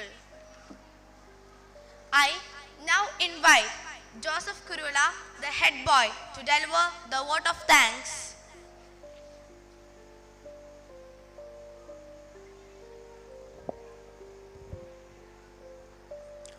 A very pleasant evening to everyone gathered here. On behalf of the Garden School, it is my honor and privilege to propose the word of thanks. This beautiful evening has been filled with wonderful performances, warm smiles, and a sense of pride that only a celebration like this can bring. First and foremost, we bow our heads in gratitude to the Almighty for blessing us with this memorable occasion and for guiding every step that made today's event possible. Behind every successful program stands a team whose efforts often remain unseen. Today, we would like to acknowledge and sincerely thank our non-teaching staff. Your dedication, care, and constant support help create the welcoming and well-organized environment that our school is known for. From maintaining the campus to preparing meals with love and ensuring that everything runs smoothly, your contribution is truly invaluable. A heartfelt thanks to Manju Chechi, Shalini Chechi, Radha Chechi, Sugandhi Chechi, Jaya Chechi, Mini Chechi, Saiju Chechi, Tangamani Chechi, Ashwati Chechi, Chin Chechi. Your hard work truly keeps our school shining. We also extend our sincere appreciation to our school bus drivers who ensure that every child travels safely to and from school each day. Your responsibility is immense and your commitment never goes unnoticed. A warm thank you to Sharat Chetan, Gigi Chetan, Rajesh Chetan, Suresh Chetan, Job Chetan, Gisli Chetan, Aliyar Chetan, Kais Chetan and Shinil Chetan for your constant care and reliability. A heartfelt gratitude also goes to our karate instructor Subin sir. Your dedication to training our students has helped them develop discipline, confidence and resilience. The skills and values you instill extend far beyond the practice arena, shaping them into stronger individuals. Thank you, sir, for being such an inspiring mentor. We would also like to express our appreciation to our office staff, Digit ma'am and Litty ma'am, who work tirelessly behind the scenes, managing the countless responsibilities that keep the school functioning smoothly. Your efficiency and support are deeply valued. We are truly grateful to the sound, visual and technical team whose careful work ensured that every voice, every piece of music and every moment on stage reached the audience perfectly. Our appreciation also goes to Creative Spot, whose production and event support helped transform this a vital role in their growth.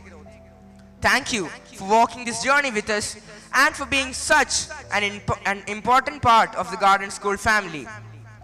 A special note of thanks to Mr. Sedu Stephen for sharing your valuable thoughts and experiences with us on this wonderful occasion. I would also like to take this opportunity to express our deep appreciation to our principal, Shiny ma'am, and the dedicated teaching staff. Your patience, creativity, and countless hours of preparation have made today's event possible. Through your guidance, our students not only learn lessons from books, but also discover their confidence and talents.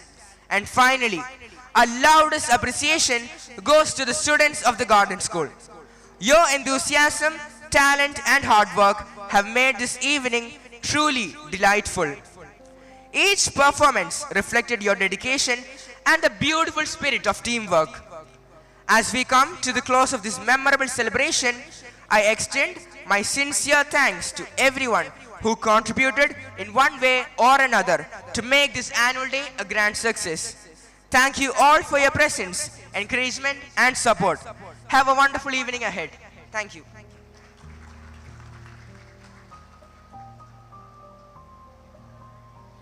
Thank you, Joseph Kuruela. With each presentation and performance welcomed with warmth and appreciation, Hortus Day 2026 continues to embody the spirit of learning, creativity, respect and ambition. Thank you all for being part of this joyous occasion. As we conclude the formal part of this evening, may I request everyone to kindly rise for the national anthem.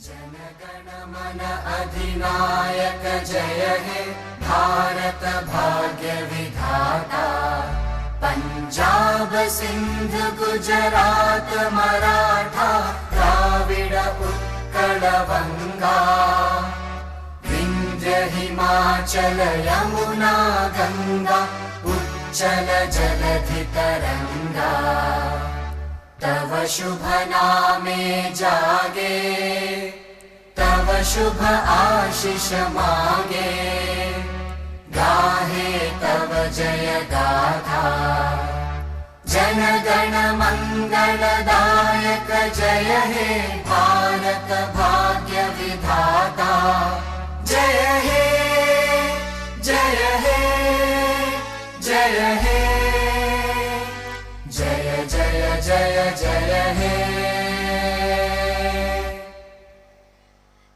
Thank you all for being part of Hortus Day 2026 and for encouraging our students. We now move to the cultural program. Have a wonderful evening. This is Rose Mariam Cherian signing off.